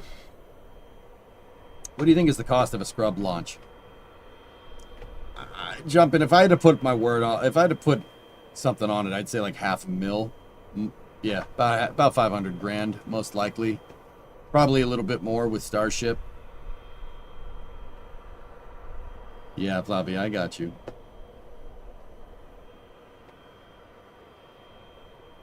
It'll be the first one fired since 1972. All the best. 53 minutes for tanking, drummer. Wouldn't they use a pad ninja if Cargo Dragon has to do a late load? Yeah, but they don't really stream that. I thought you don't stream on YouTube when covering NSF. I did the stakeout stream today, Jack, so this is the one exception to that rule.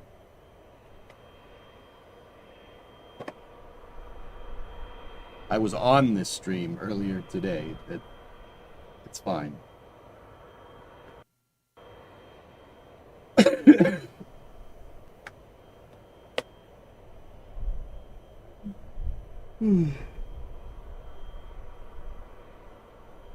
Long March and Blue Origin had launches this week, right? How did those go? I don't know what the Chinese rockets did. I'm not the guy to cover that. Blue scrubbed New Shepard. It is in the contract, Kirok. Neat.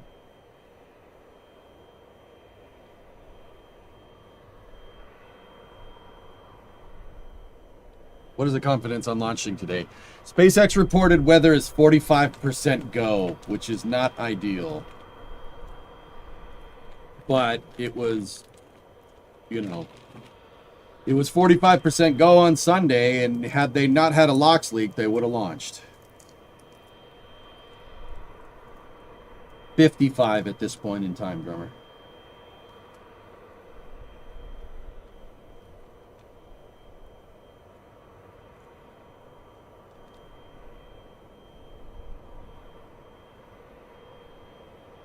Oh, really? I am hopped up on Sudafed, Dayquil, Robitussin, a lot of stuff because I need rest. I'm sick, dudes. I've been sick basically since last Friday. We're on the mend though. Go take a nap on your garage couch? Not 90 minutes out. What are you, crazy? And I got cough drops for days, dude.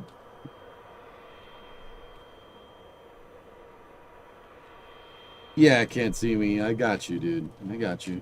Yeah, man. I don't do that.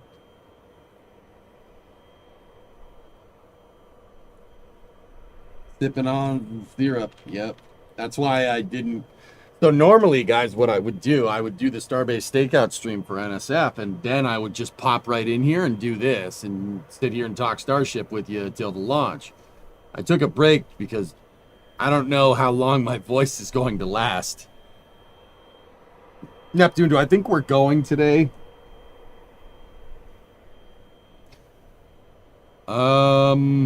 It's possible.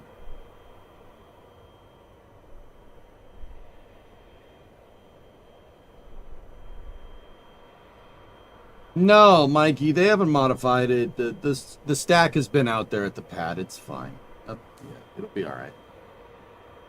I'm proud of my nephews. 2 work for SpaceX. 1 is the senior propulsion engineer at SpaceX. Elite 58. That's awesome, dude. Cool.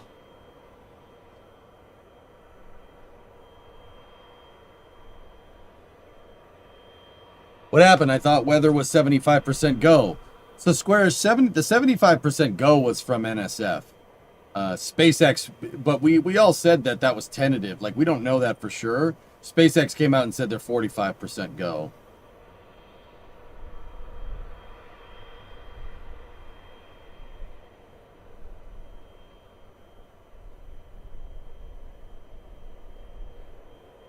Yeah, man, I wouldn't rule anything out, dude. But yeah, no, I didn't. But I've been also not going anywhere.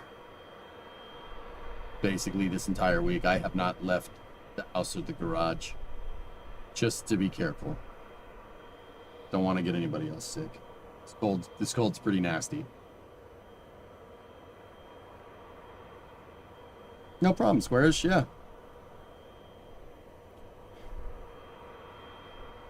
Yesterday was 55% in Scrub. Today was 45%. We going, baby. It was 45% on Sunday, Blitz, and had they not had a locks leak, they would have launched. So,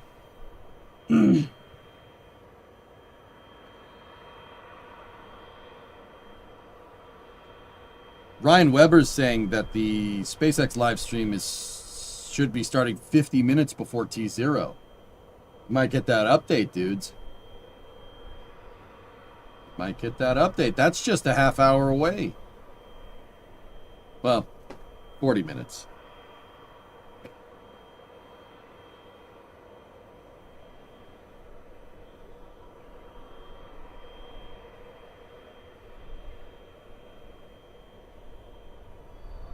Kids are back at school this week, spreading germs everywhere again. Yeah, you know what, dude? Let me,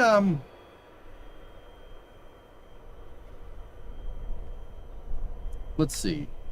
Watch. Yeah, look. Starting 6:40. Ah. Very curious. Okay. Okay, all right. Okay. Okay, all right. Okay. Yeah, that's good. That's a good sign. Yeah, absolutely. Ah, man. All right. No, I'm good. I'm good.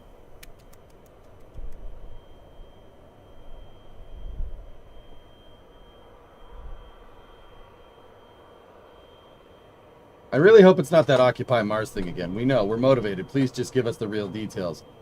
Still melt, yeah. I know what you mean. Dude, I'm pretty sure Elon going there and basically saying the company's mission statement was on purpose. If you want my honest opinion, I think he did that for a very good reason. I think he basically did that as a signal to say, hey, I'm here. This is what we're doing. I'm back. We're back to doing SpaceX stuff. You know, been gone for a little bit. Don't read too much into that statement. You know what I mean? My statement, not his. You know, I think that was him saying I'm back. You know.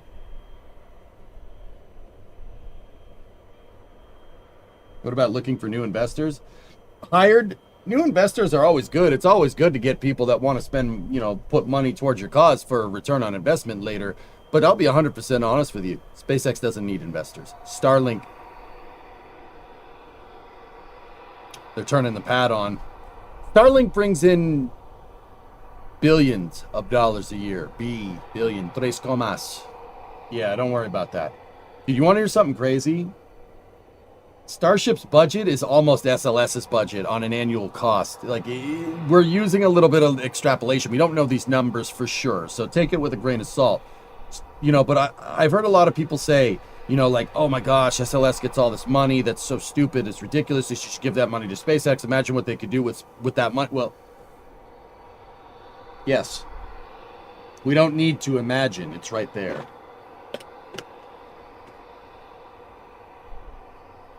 You're live on YouTube. It's bedtime here, and I don't do Twitch on my phone. I am.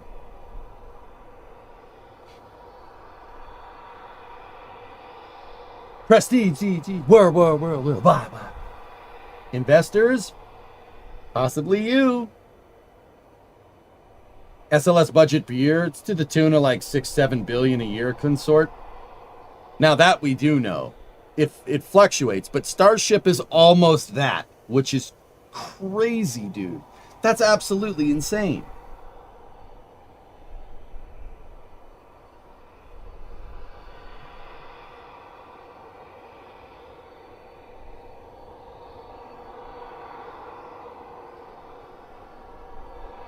Get the vibes he isn't in the best headspace right now. It just seemed off.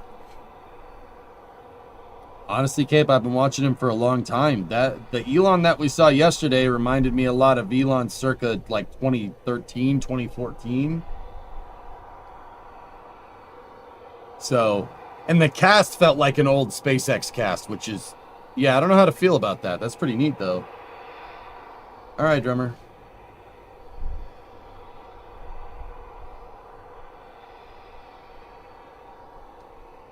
I mean, he isn't going around calling people names and stuff, but the stated number in the lawsuit was $4 million per day operational cost at Starbase and $100 million to build a Starship per E, but that was a while ago. Yeah, Vent, that's the numbers that I use for extrapolation there. That and Elon has said that the Starlink generates more money than the SLS budget. He said something to the tune of that on X a little while back. Spoon, it doesn't look too bad. It looks like the storms are going away. We can see some blue sky there, but SpaceX has said that they're 45% go for the weather today. I think they're worried about thunderstorms forming again, dude. I'm not 100. Is that 7 billion? That 7 billion number including the cost to build up Starbase? It's close, Dino. I don't know what Starbase operational cost is, dude. I mean, it's 4 million a day, so 4 million times 365. I would get my calculator, but right.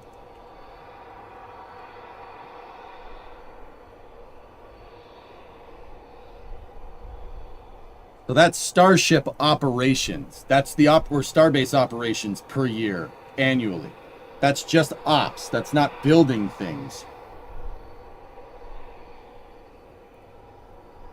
That is just to keep the lights on. Do some extrapolations. You know, operations are a good chunk of change, right? But a lot of it is wages.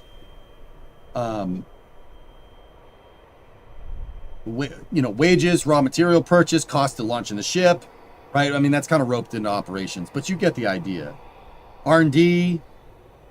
Is the tower vent on? Tower vent's on.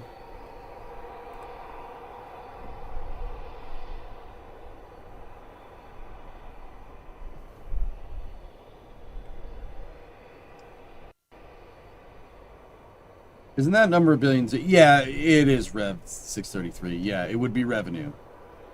I mean, we don't know how the money gets broken down, guys. But yeah, sorry, I'm misspeaking a little bit because I'm a little bit under the weather. Excuse me.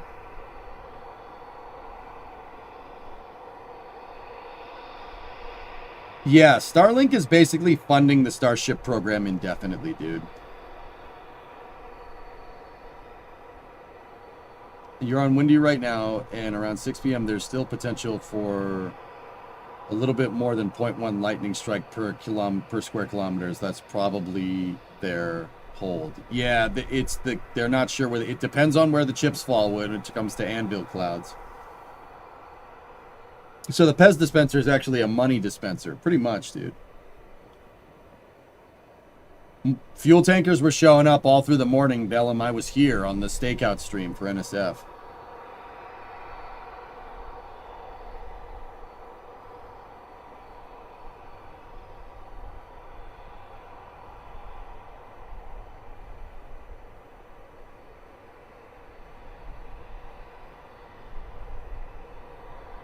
Yeah, Salty, I'm not sure about the weather, dude. Anyone know the cost per kilogram to send something up on Falcon?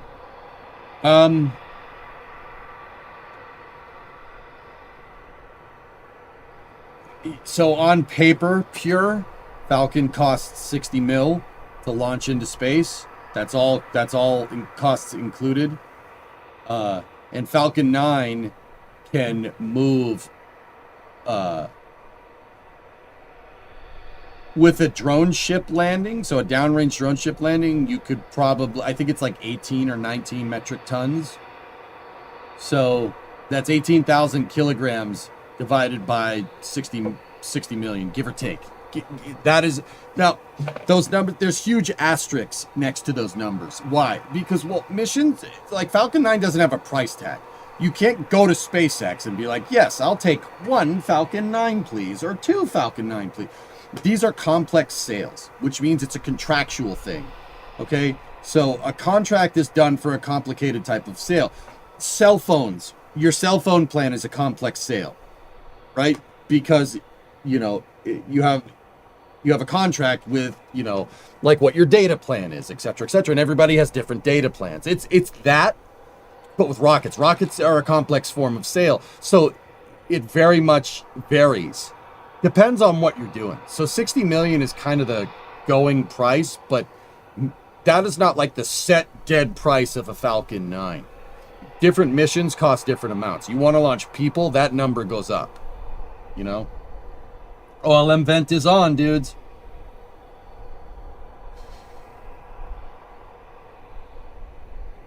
We should be able to go to the local SpaceX and buy a Falcon 9. Rycross, I want to live in that world, dude. I don't know about you.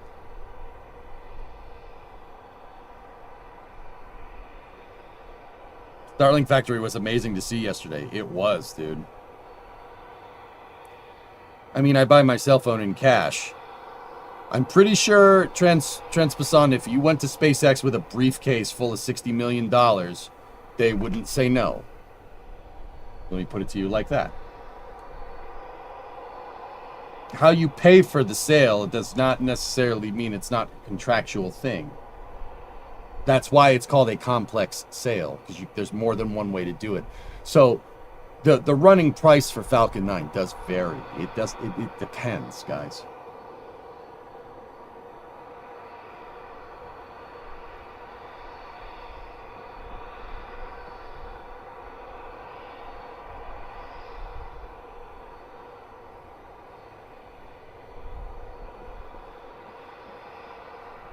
Should be coming up on the go, no go for fueling here in the next 3 minutes. Apparently you can buy an Aurora for Dawn. Aqualex, hey, that's the beauty of capitalism, man. Everything's for sale. Everything has a price.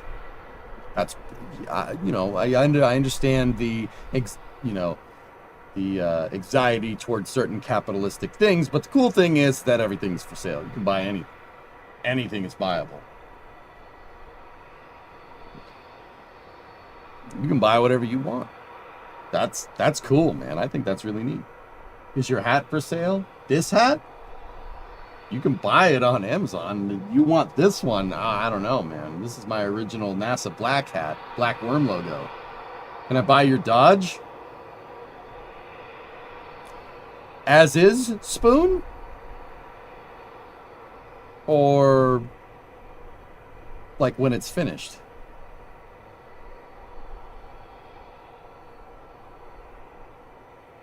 It's a beauty, but also the drawback should be treated with respect. Great power comes great responsibility, Aqualex. Uncle Ben, baby.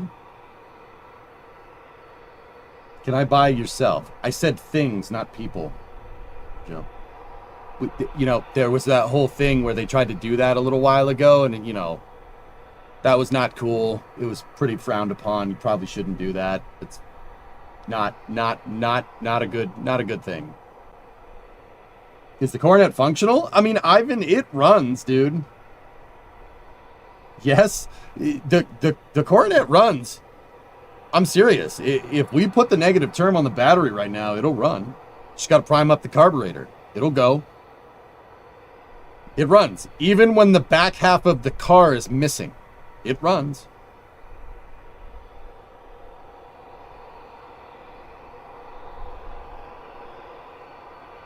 I haven't seen it in a long time, so I don't know if you have it in pieces. You haven't seen it? Really? Give me 1 second. Give me 1 second. We got the tower vent on. Fueling pulse should be happening here in 40 seconds. I'll be right back. Not that we're going to hear it.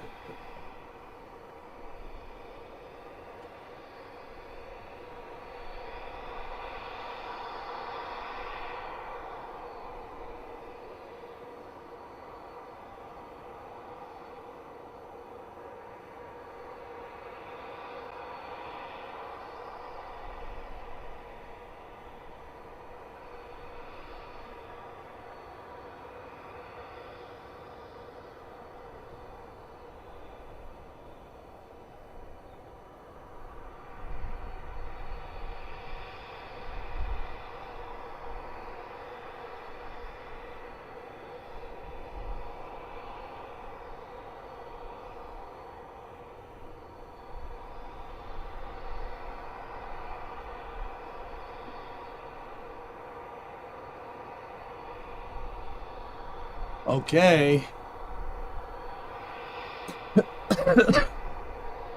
Ivan, here, look real quick. Just wait a second.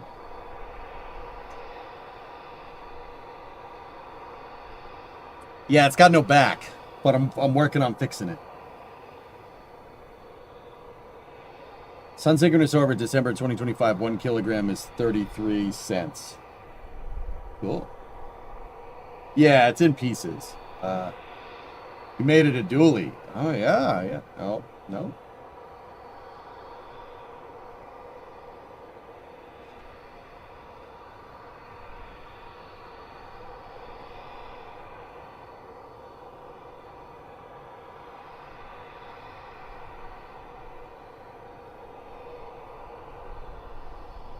Would it be unhealthy to walk into that big cloud of water vapor?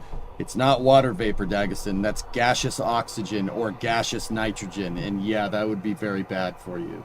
If you walked into that cloud in the top left, you would suffocate because it's nitrogen.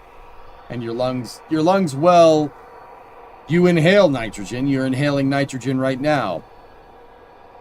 But that nitrogen has oxygen as well.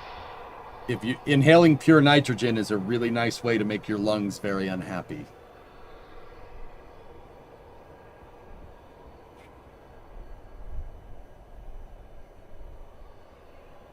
It's that cloud is extremely cold, like to the point where it would burn you.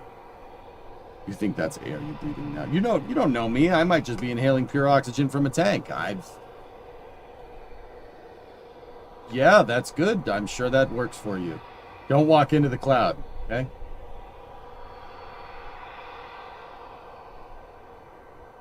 What's the engine parts for? In the garage? Talking about that stuff? That's the old parts that we took off of the blue truck.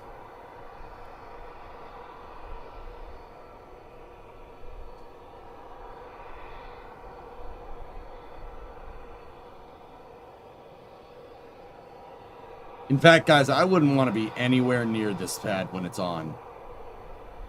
You know, I don't think it'll happen, but there's always... You remember what happened to Ship 36. Don't be near this when it's fueling. Don't do that.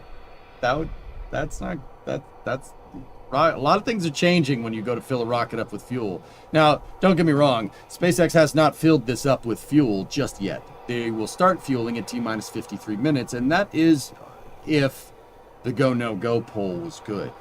We don't know that for sure. Is that intake scrap? I mean, no, it works. It works just fine.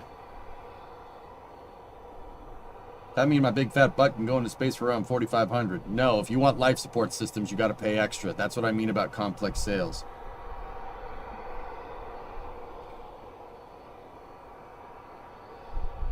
Is the trunk pan already welded or is it still loose? It's mocked up right now. Yeah, spoiled, yep. What's all the venting from the bottom of the OLM?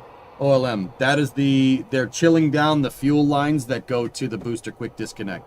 You got to get the pipes to the right temperature to move cold propellants. They need to be cold to move cold propellants.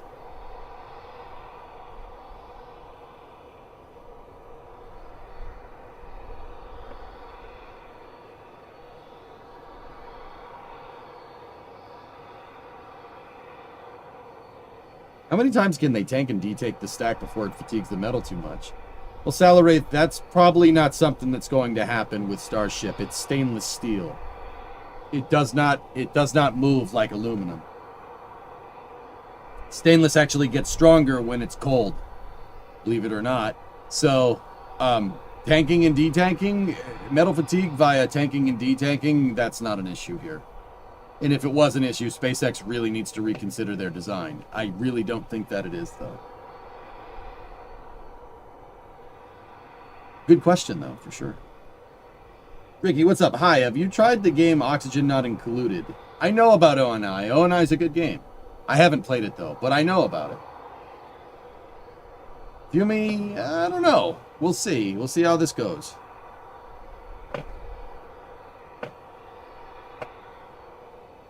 The pen is not religious enough yet. It's not holy. That's right.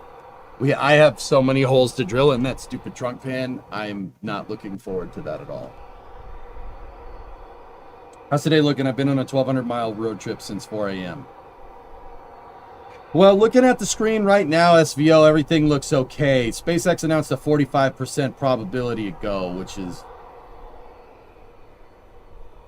not really what you want to hear, but... Hi, what's up, Frisk? How are you? Any reason they couldn't create like a double-sealed pipe that has an outer shell that has cold fluid to chill the pipe, then inner to move the fuel, run it like a coolant loop?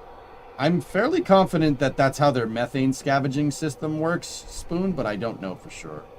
You could jacket the pipes, but it's easier to just insulate them. I mean, the metal, once it's at temps, pretty much stays there, especially if you're moving the fuel through it.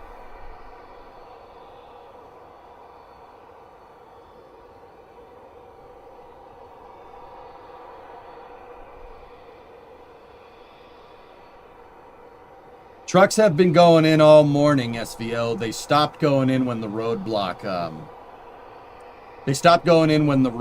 went up a little while back. But yeah, I was covering the Starbase stakeout for NSF this morning. Dude, there had to have been at least, I don't know, 10 trucks in there all at once.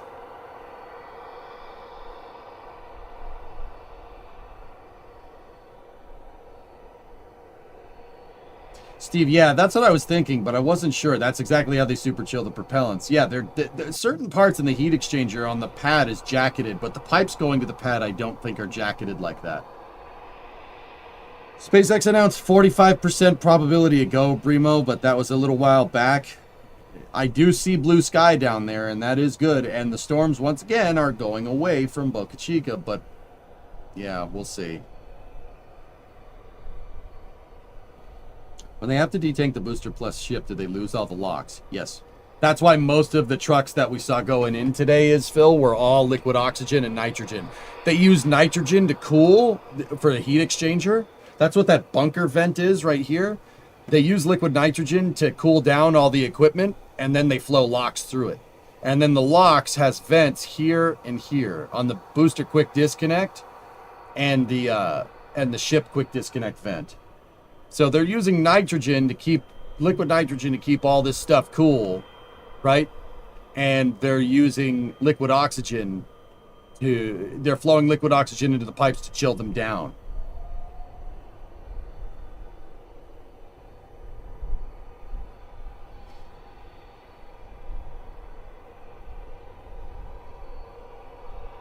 Wednesday is not looking great.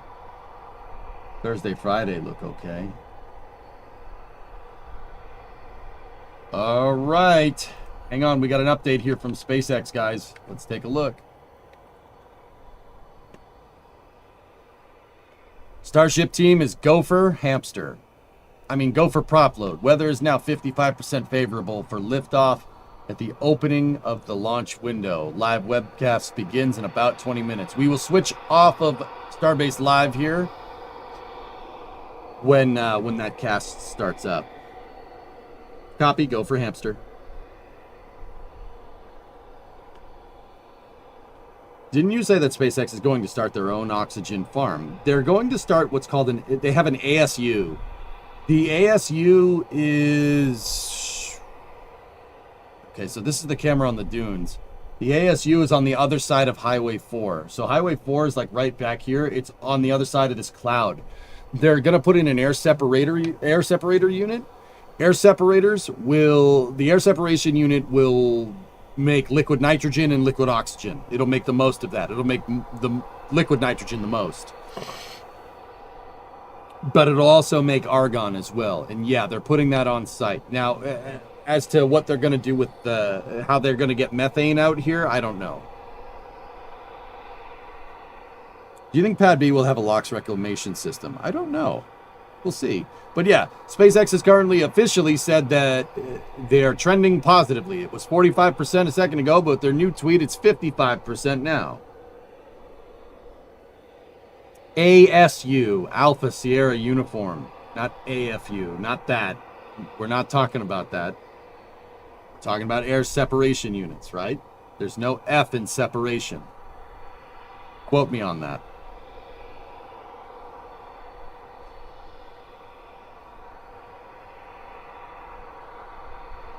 Yeah, I don't think they're going to have a Kristen, that's really where my mind's at. I don't think they're going to have a shortage of methane in Texas. I really don't. I don't think that's the thing. I'm going to go over here. I don't want smoke coming out of my ears. Separation. Mission Control, we are go for hype.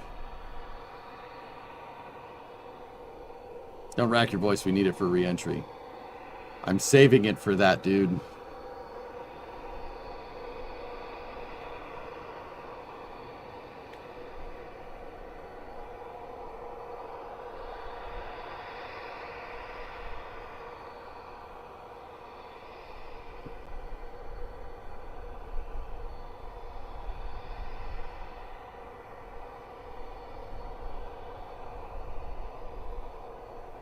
No booster catch today. They're going to try to do an emergency. They're going to try and test an emergency engine out landing procedure, Spoon, by basically starting the 3 engines in the center of the booster, shutting one off, and then turning the outer ring of engines on, and they're going to try to land on that. It's a simulated landing. It will splash down in the Gulf, and the ship, Jeb willing, will get to the Indian Ocean and splash down over there after doing a flip and burn. Have you played Reentry? I just did a TLI burn and lunar orbit last week. I've played it. I haven't played it on stream, dude. What is the gas used to replace the fuel in the tank? How do they get it on Mars?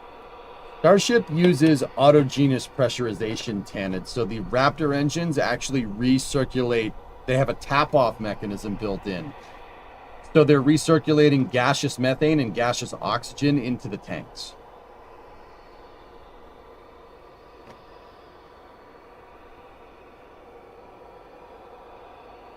And how, in terms of how they'll get it on Mars, you don't have to. It's already there.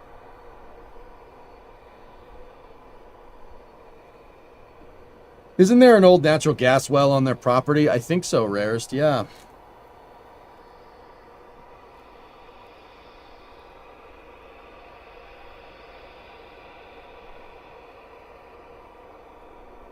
Is Reentry as authentic as it seems? It's pretty good, Nader. Yep.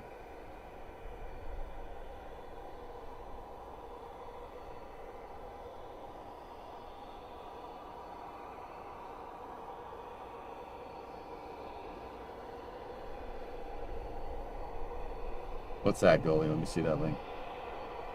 It's a good picture.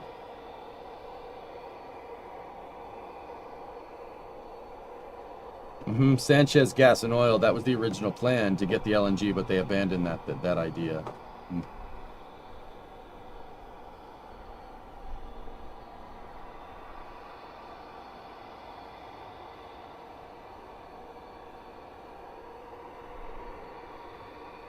I wish I had a gas well on your property. Don't we all?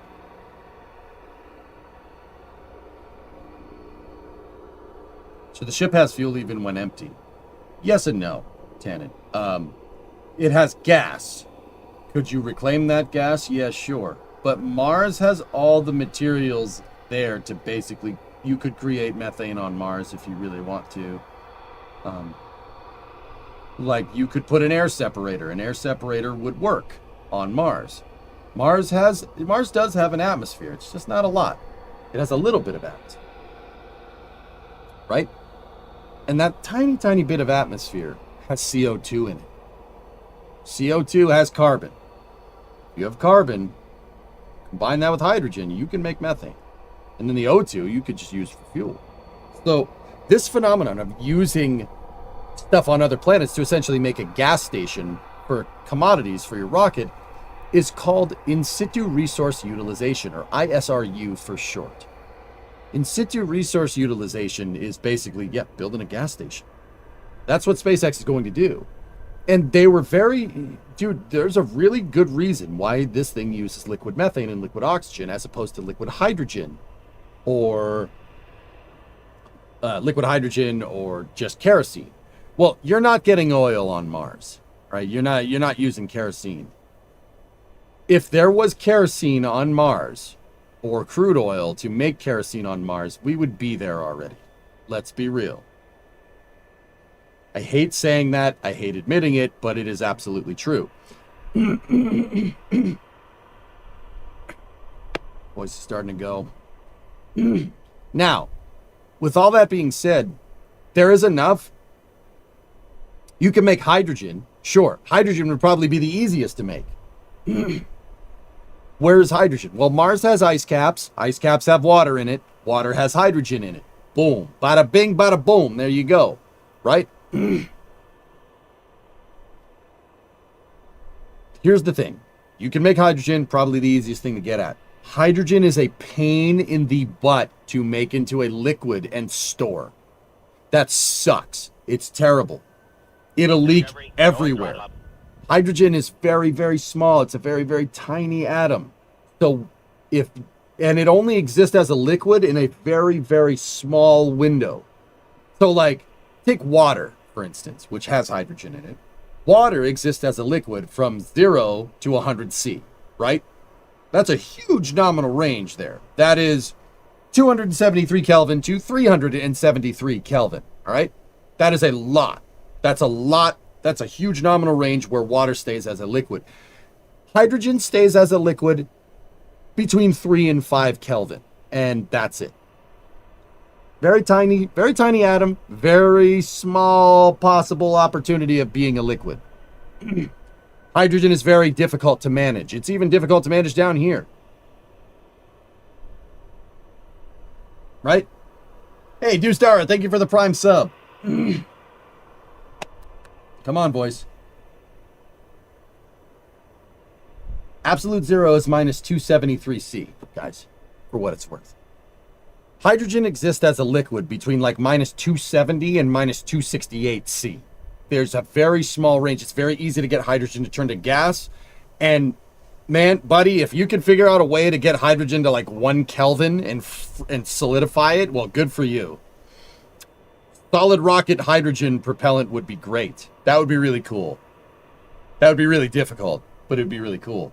So hydrogen is abundant on Mars. You can get it. You can get hydrogen. You can get carbon. You can get oxygen. But the reason why SpaceX is using liquid methane is because methane is 1 carbon and 4 hydrogens attached to each other, right? The hydrogen is attached almost in four times symmetries. You have a carbon, you have 4 hydrogen attached to it, all right? I've been told by chemists that the angle of the dangle absolutely makes a difference, and that frankly blew my mind. But that's another story. But that carbon that's attached to methane makes it very stable. Liquid methane is a lot easier to store than liquid hydrogen. Don't get me wrong, it's still harder to store than kerosene. Kerosene you can just leave in a bucket. No problem. Even on Mars, you could probably still just leave it as a bucket. The pressure might do something weird to it, but whatever, it's fine. Might freeze it, but it is what it is. So that's why SpaceX chose methane, because it's easier to store methane for in situ resource utilization. So for instance, your gas station, it'd be easier to store all that liquid methane in your gas station on Mars. So when a Starship does come down and land, you could just refuel it and boop, right back up, good to go.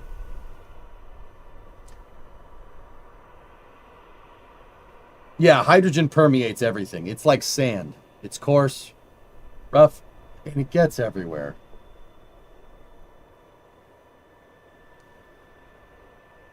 How is Titan doing? The tower vent shut off. Tower vent shut off means that they're gonna start fueling the ship here in another couple minutes.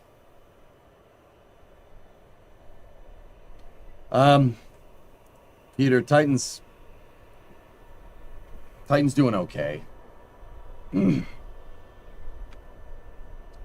Between the stakeout stream and this stream today, dude, the vet called and we took him to the vet a couple days ago. He's got heartworms. I don't know how he got it. We've been giving him the preventative stuff, but he got heartworms. That's next couple of months aren't going to be fun for you, boy. But we'll take care of him. We'll take care of him. We'll get him all healed up. Yeah, that was a gut punch. I took it though. Was he on hard guard? Yeah. Yeah. I mean, all systems. We take him for walks in the woods and stuff. He could have gotten bit or something. I don't know. We live in the woods. There's all kinds of crap and bugs out here, you know. Yeah. Don't worry. We'll take care of him. We'll nurse that pupper right back to health. He'll be all right. Heartworms is curable, and we apparently caught it early because he was not exhibiting any symptoms of heartworm at all. So that's good. Yeah, I don't know all systems. I don't know what happened, dude. I don't know if we didn't administer it right. It's just big pain in the butt.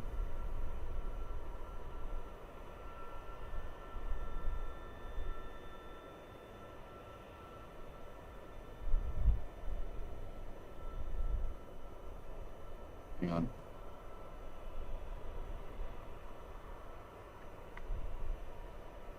So, he'll be all right, guys. It's curable. It's just going to be pain in the butt. And, yeah. It's going to kill me to see him like that. But, hey, it is what it is. It's all right. It's fine. I'll get over it.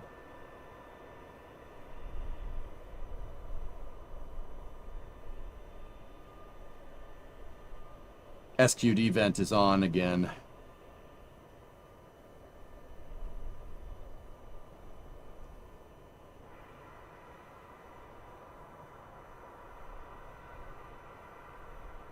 Yes, Chimp, it sucks. And what's going to kill me is that I usually take Titan in the backyard before stream and play fetch with him so he gets his exercise. And that, yeah, it's going to kill me just keeping him inside because I know come Monday, or the next stream that I do, he's going to grab, I'm going to go and he's going to look at me. He's like, wait, why is it?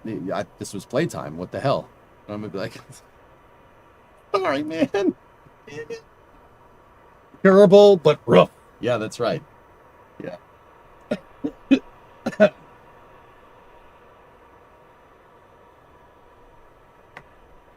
He's going to get so bored. Yeah, it's going to suck, man. That's okay. It takes a couple of months, older Buffalo, but don't worry. We'll be fine. That's life, dudes. We give him the preventative stuff, dude. We give him the preventative stuff. He has a flea collar on him all the time. Like, it happens. He may have had it. He may have had it this whole time. We don't know. I mean, he was a stray. We don't know. Like, it is what it is, dude. But don't worry. He ain't going anywhere. It's just a bummer. Tower vent came back on. We should be inside of fueling that. We should start fueling. That tower vent shouldn't be on, but it is.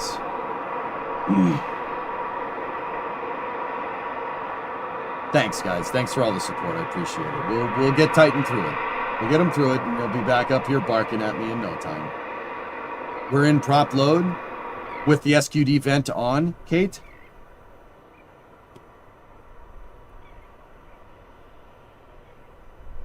Propellant load of Starship's upper stage is now underway. That was at 6:38. That was a minute ago. Why is the tower vent going if they're loading prop? Had this happen to one of my doggos. Vet said some heartworms are developing resistance to prevention. So even with perfect use, there's still a risk. Dude, we give it to him. Yeah, it sucks, man. Treat pounds for Titan. Thank you, Pat. Yeah, he'll be good. Titan got heartworms. Which sucks, but it is what it is. Guys, see this thing right here? This vent wouldn't be on if they were loading propellants. This thing would be closed. It did close for a second while I was telling you guys about Titan. I was watching this is space. I'm in and space. Now it's back open again. Hey, Fluffy, 10 subs. Thank you. What's Titan's favorite treat? He's been really getting into the rawhide things. They're not called rawhides. I don't know what they're called. It's like a chewable bone thing that's like rolled up. It kind of looks like a burrito. Hey, Jono. EJ, look at chat. Lock's load only gets governed by the tower vent, not methane. Oh, yeah, so they could be loading methane. That's right, Neptune. You're right. They're beef cheeks. That's what they are. Okay, SpaceX's live stream is starting, so we're going to switch off SBL, put SBL up there, and we will go over here. Swoop. We got to be careful about streaming that music. It got claimed yesterday because some bozo thinks, because I played 15 seconds of a tune that sounds like his music, you get, oh no, that's my entire 6 hours of stream. That's great. Good.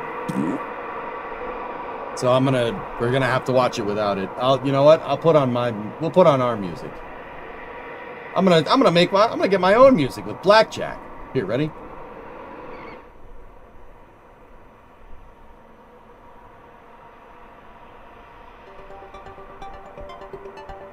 Here.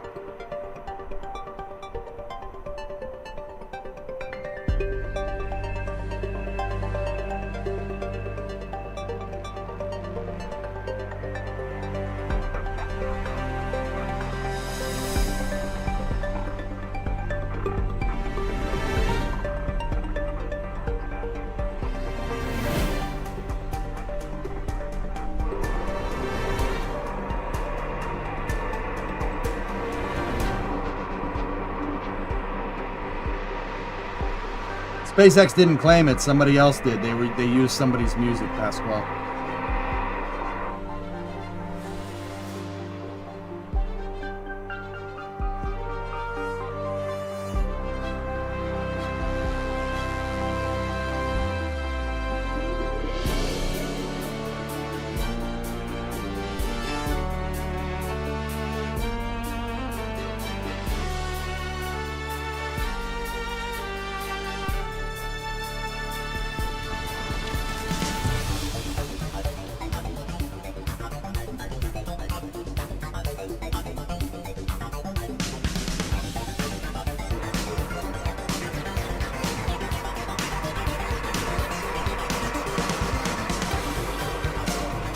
Oh!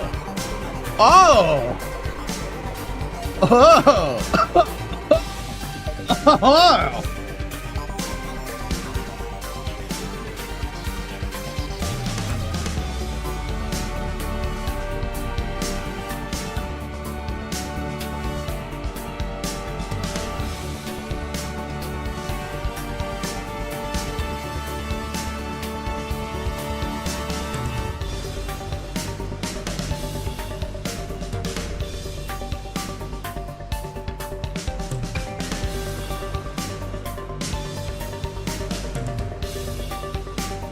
Hello and welcome to Starbase Texas, or what we here at SpaceX like to call the Gateway to Mars. I'm Amanda Lee, a build reliability engineer at What's up, SpaceX. Amanda? And I am Dan Hewitt with SpaceX Communications. Everybody, welcome back to Starbase. If you've been following along, today is going to mark the third attempt to get our 10th Starship flight test off the ground. First one was back on Sunday. We stood down then to troubleshoot an issue with some of our ground systems, had a leaky hose.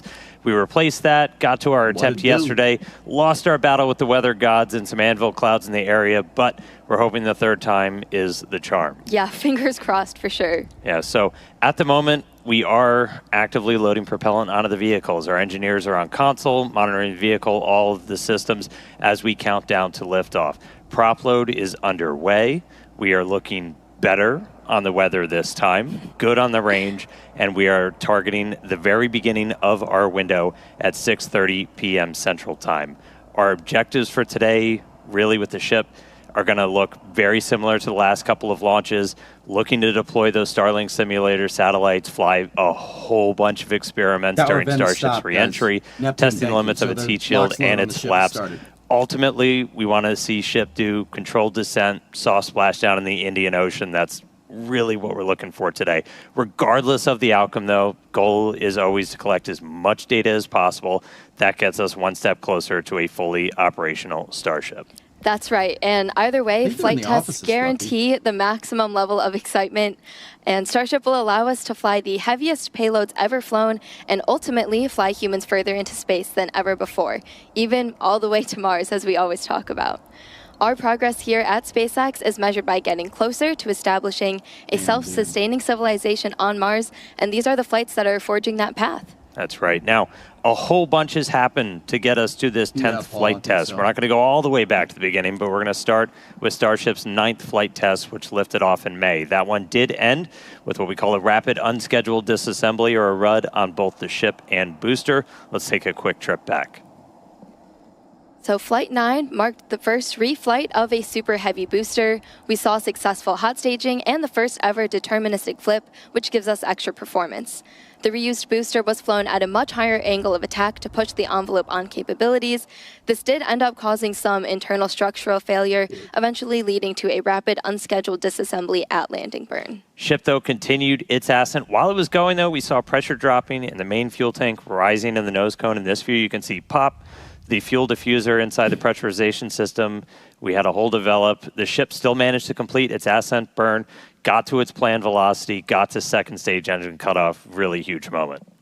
After that, though, we did run into some issues with attitude control, which eventually led us to skipping the payload deploy and Raptor relight demos. Starship eventually re-entered the atmosphere in an off-nominal attitude, and communication was unfortunately lost approximately 46 minutes into the flight test during entry, but not before we got one heck of a light show. That's right. Looking forward to another one today. The booster RUD, we went back and looked at it. That was caused we had a much higher than predicted forces on the booster structure, really honing in on that internal fuel transfer tube inside. That was all due to that angle of attack experiment we were running for today's flight, and any of the remaining ones on this version of the booster. We're just lowering the angle of attack for the booster as it comes in, relaxes those forces, minimizes the likelihood that we see that kind of structural failure. Yeah, and then over on the ship side, we redesigned the part of the fuel pressurization system that failed on Flight 9. We put it through a more rigorous test campaign and subjected it to flight-like stresses, and eventually we were able to actually run it for more than 10 times the expected service life with no damage, which was super exciting. Yeah. Our goal is always, of course, to make it through all of the objectives we set, but any result that teaches us more about Starship performing in the real-world environment helps us to make those targeted iterations and improve quickly. Yeah, that's kind of been the secret to our success. That's how we developed Falcon 1, our first rocket. That's how we developed Falcon 9, which we've already flown more than 100 times just this year. A little insane, and 500 flights overall. Yeah, super exciting for Falcon 9. And again, we're trying to follow their lead and launch, learn, and repeat. Yeah.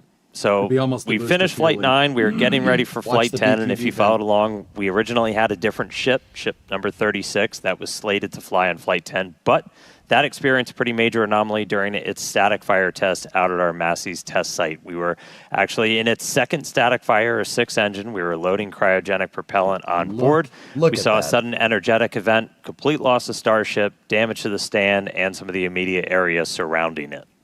The most likely root cause that we were able to identify was undetectable or under-screen damage to a composite overwrapped pressure vessel, or COPV, in Starship's payload base section.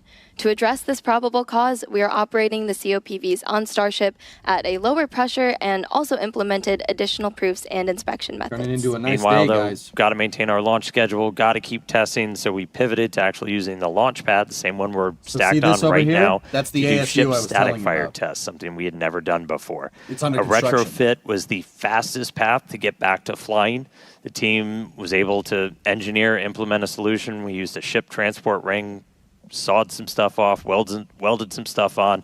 We're able to mount the ship, load propellant using what we usually use for the booster, and then do 2 different static fires on that orbital launch mount, doing that in a matter of weeks. Yeah, it was really an incredible turnaround to see. And the static fires did give us the data we needed to progress to launch and are a prime example of our engineer and technician teams working together to build creative solutions to keep us charging forward to bring Starship online. Even while we did all of that, we're still in the process of rebuilding that Massey's test site. That's where we want to continue testing our ships in the future, and we're getting it ready for that next generation of Starship version 3. Yeah, very excited. I'm looking forward to it. Yeah. Okay, back to the rocket on the pad currently. Starship is the first orbital launch vehicle engineered to be fully reusable. It's built for frequent flights and a significant amount of payload. It is the largest rocket ever made, ever flown, largest flying object in human history. It's going to be the vehicle that enables our foundational mission to eventually bring humans to Mars. I recently, just yesterday, got a chance to do a deep dive into kind of everything big picture Starship. Had some special guests, Elon Musk and Bill Riley. Let's take a look back. We're about to launch the largest flying object ever made, but this isn't on the radar for everybody, and we know that. So we want to kind of take a beat, pull back, do a little bit of Starship 101. To do that, I've got some special guests crashing the webcast today. Joining me now in Star Factory, Elon Musk, Chief Engineer at SpaceX. Bill Riley, our VP of Starship Engineering.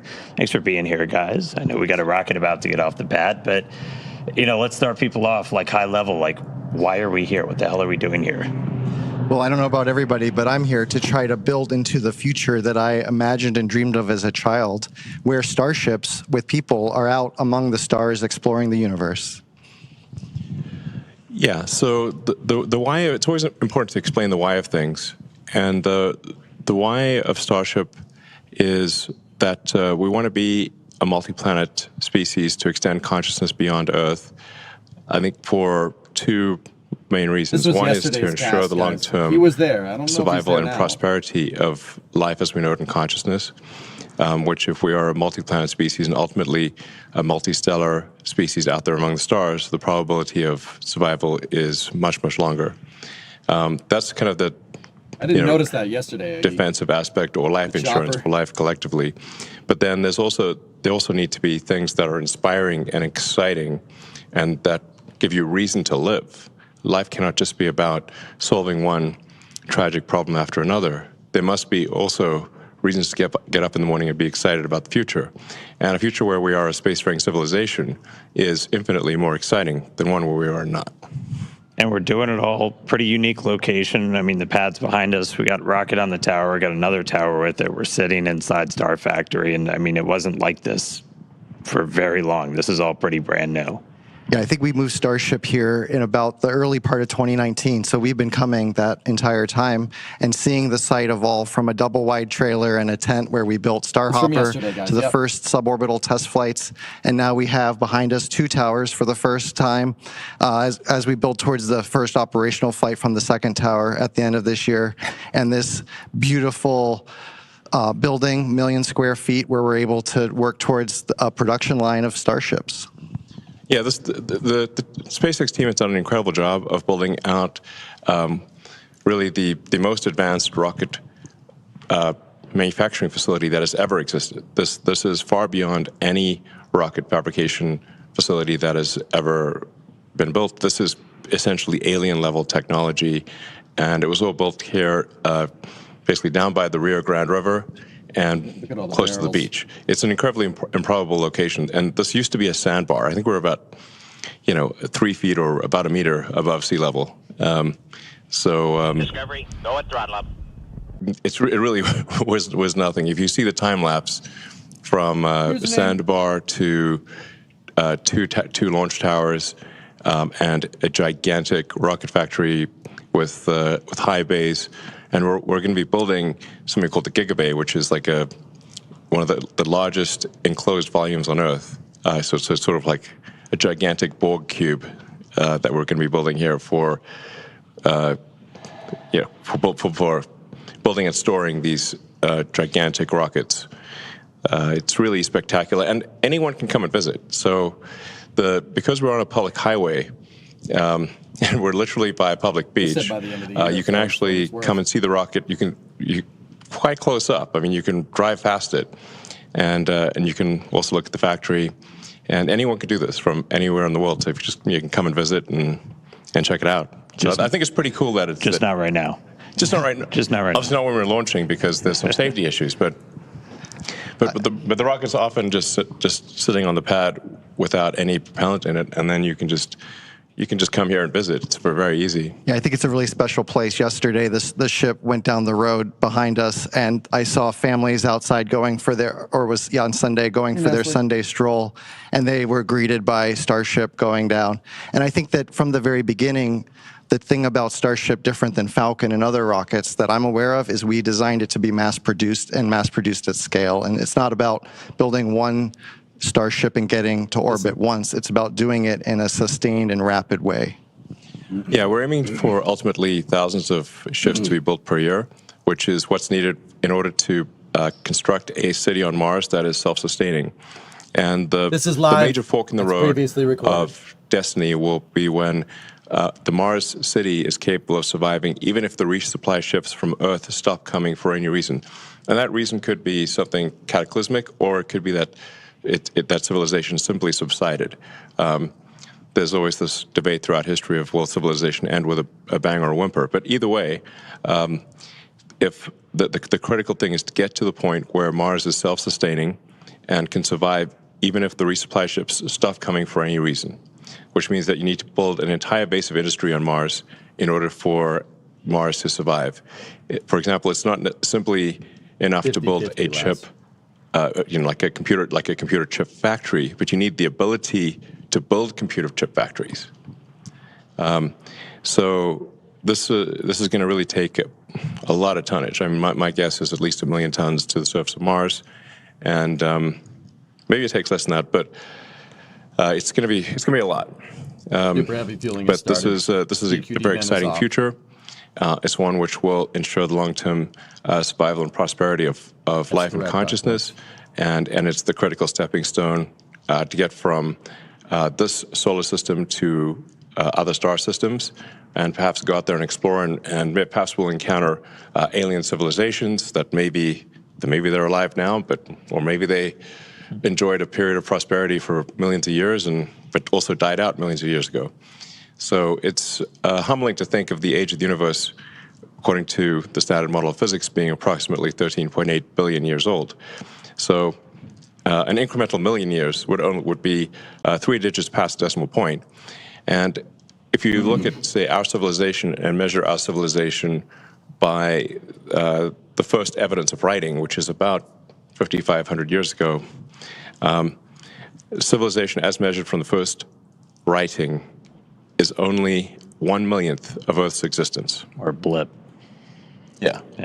Flash in the pan so far. Yeah. Yes, flying their fuel. Well, we're getting some cool shots. Rocket out on the pad right now. We tell people, like, come down, see it. It's hard to get, like, a sense of scale of just how massive this thing is. And we were able to catch somebody working on it a little while ago. And, like, part of the reason you said we're sending millions of tons, that's kind of why this thing is so massive. I think in this image, Dan, you can actually see the person working at the bottom of the ship, and as we zoom out, you see the full ship, that sort of two-tone silver and black, and then the booster below it, right? And it really sets the scale, which doesn't come across, I think, other than in person. And when I do tours, I like to say Starship is real, Starship is big, and Starship is really big. And I think you can see there, and with the factory shots you saw earlier, again, we've got Flight 10 on the pad, but we got many more behind it. Yeah, so I posted a video yesterday of just a brief scan of part of the Starship factory. You can get a sense of the scale of the factory. Yeah, I guess we could talk a bit about why Starship is the way it is.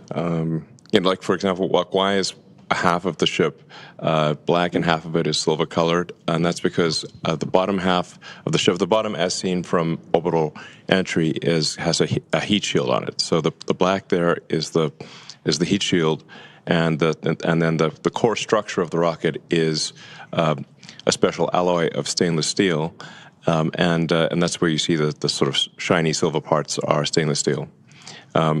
The reason for steel over aluminum is that the heat of atmospheric entry and the heat of the rocket engines is enough to easily melt aluminum, but steel is much more resilient against both ascent heating, but especially the reentry heating. And you don't have to paint it, which is actually very difficult to paint a large object that is going through cryogenic cycles and have the paint stay on. It's quite challenging. And so we've talked about it. It's massive. It obviously takes a whole lot of energy to make that thing move. And that's where Raptor really starts to come in. Most advanced engine on the planet. Giant lightsaber. No, that's the Yeah. Glad he's back to standard program. Yeah, me too, man. Me too. Absolutely. That's a Raptor test stand out at SpaceX's McGregor facilities in Texas there. But yeah, guys, this was from yesterday's launch attempt. This is what's going on right now. The crazy thing is that they're showing it basically at the same time in the count. So this was 29 minutes, 47 seconds before launch yesterday. And this is 29 minutes and 43 seconds right now before launch, right? See, that one's live and that one's previously recorded, but they're at the same time in the countdown, which is kind of funny. And speaking of that, we are inside of 30. We are inside of 30 minutes. Yeah. Required 9 months of refurbishment between flights. So the space shuttle heat shield would come back essentially partially broken and would require many months of refurbishment in order to fly again. What we're trying to achieve here with Starship is to have a heat shield that can be flown immediately. So the ship, both the ship and the booster, would be caught by the tower arms, and the booster would be placed immediately back on the launch stand, and the ship's got to orbit Earth at least once. But then could be back potentially in one orbit, but in most cases several orbits.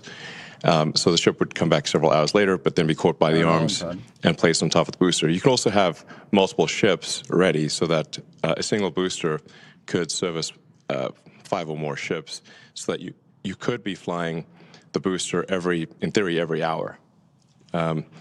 This is kind of a profoundly fast speed, obviously, for the largest flying object by far ever made.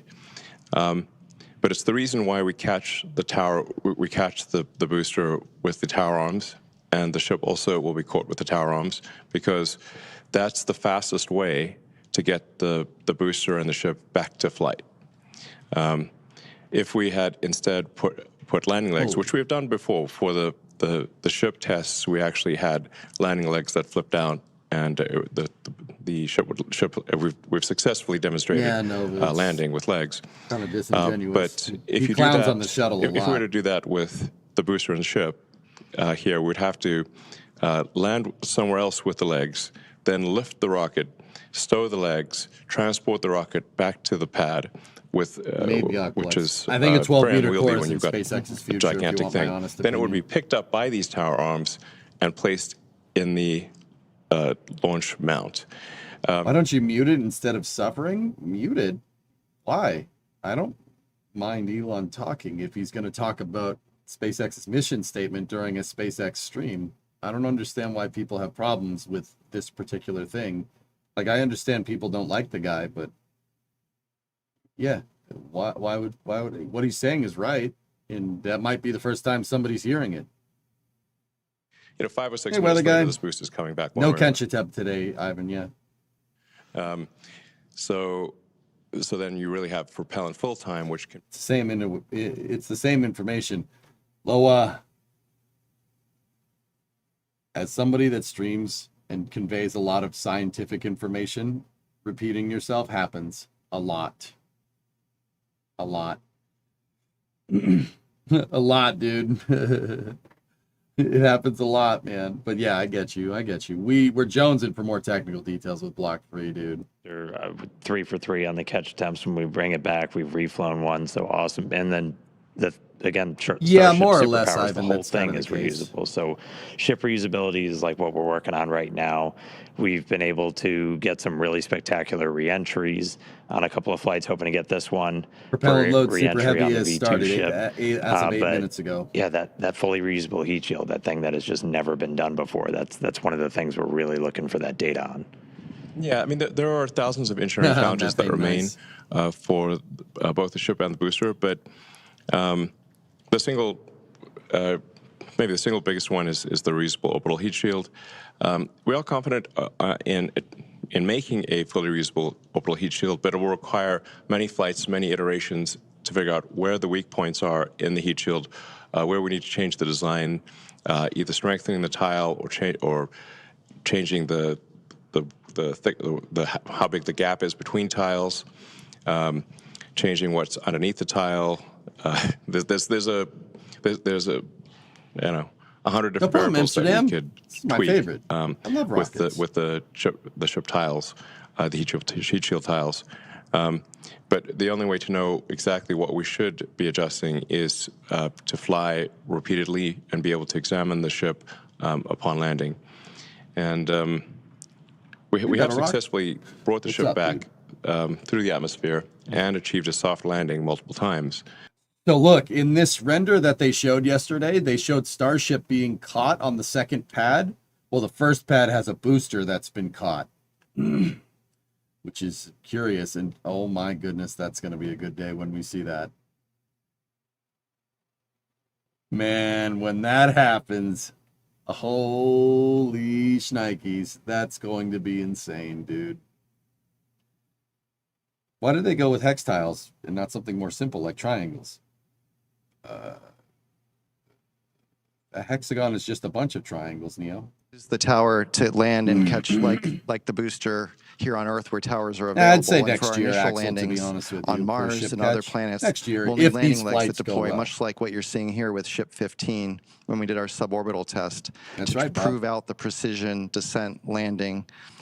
Which was a successful test. We actually landed to one was it we were able to actually recover it, and it's you can see it here in the Hexagons rocket garden or if you visit bestigons?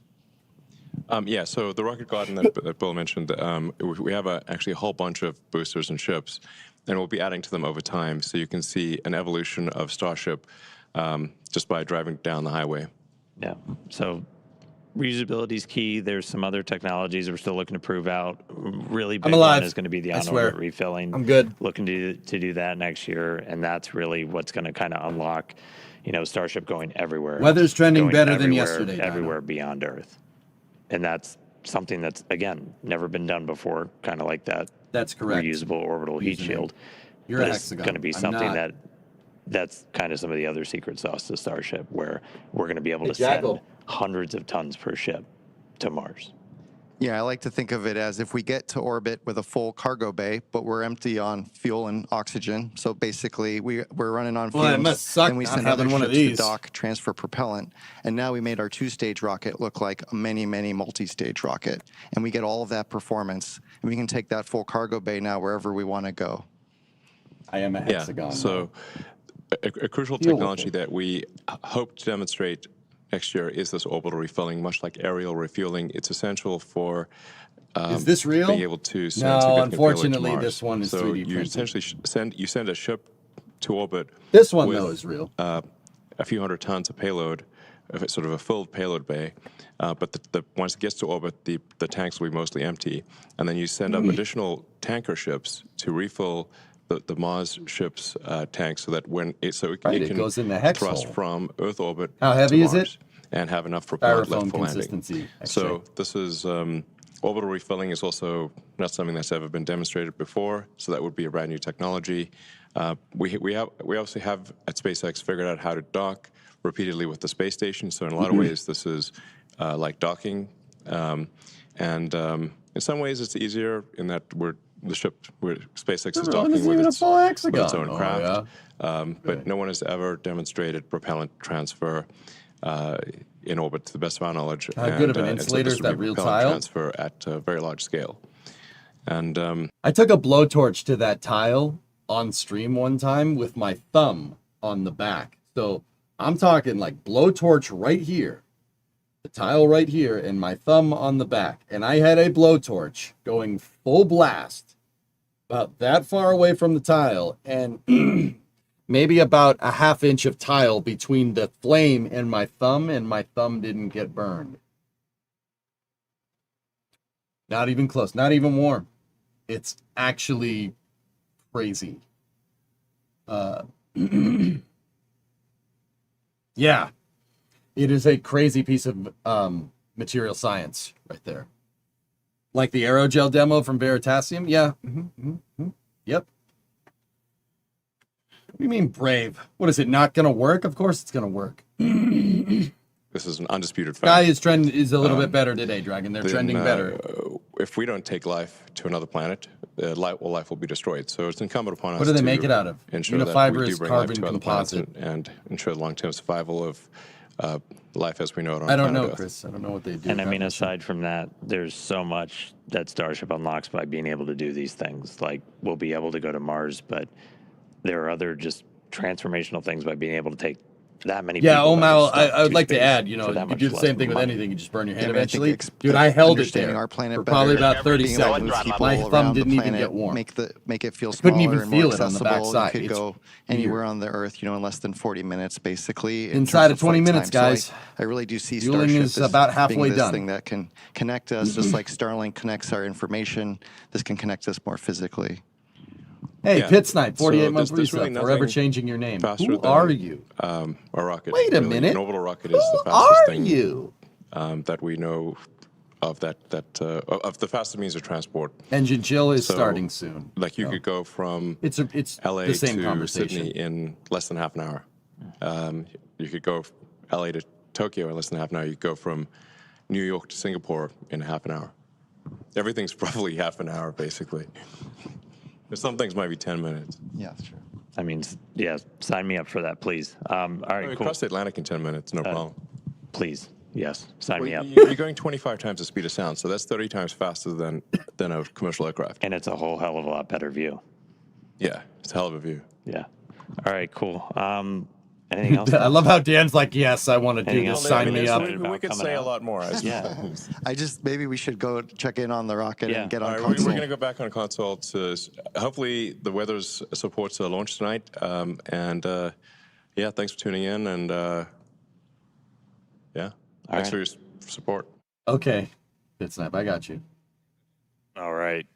Obviously, that was really cool. There's probably not anybody else cooler on the planet to talk Starship with. Still very ready to sign up for that point-to-point travel. Dan's about that life. It's really hard to relay just how much power is being generated by these engines on this rocket. We try to compare it Yeah, to something I don't like know a too little much bit about 'em closer either. to home for people. We've used an airplane a lot of times. That's just something a little more tangible to folks. Yeah, if you were to stack Starship up against one of the biggest airplanes out there today, the 747, just one Raptor engine is double the thrust of all 4 airplane engines. Super crazy to think about.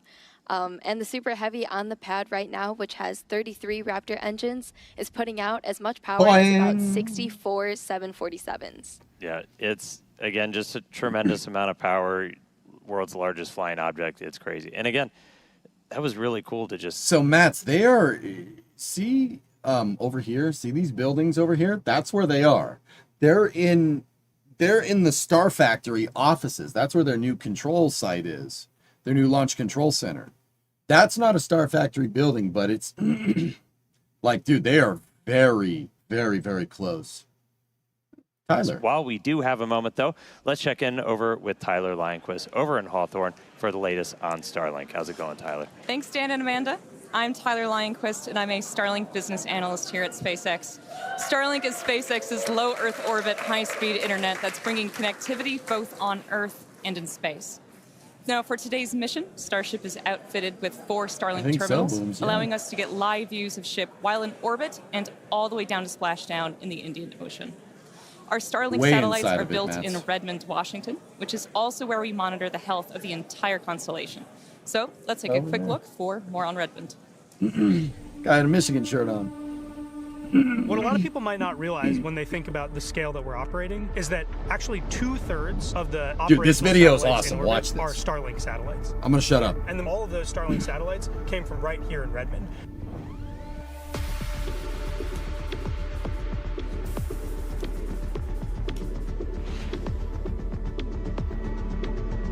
We've currently got a constellation of over 8,000 satellites that are flying around in orbit. So they're working together to fill out the whole surface of the Earth, make sure everywhere can have service. So we have these laser links that are connected between the satellites, so each satellite can pass data from one to the other. That is what allows us to have these hundreds of gigabit links between satellites, and that's what allows us to connect every corner of the Earth to high quality, high speed, low latency internet.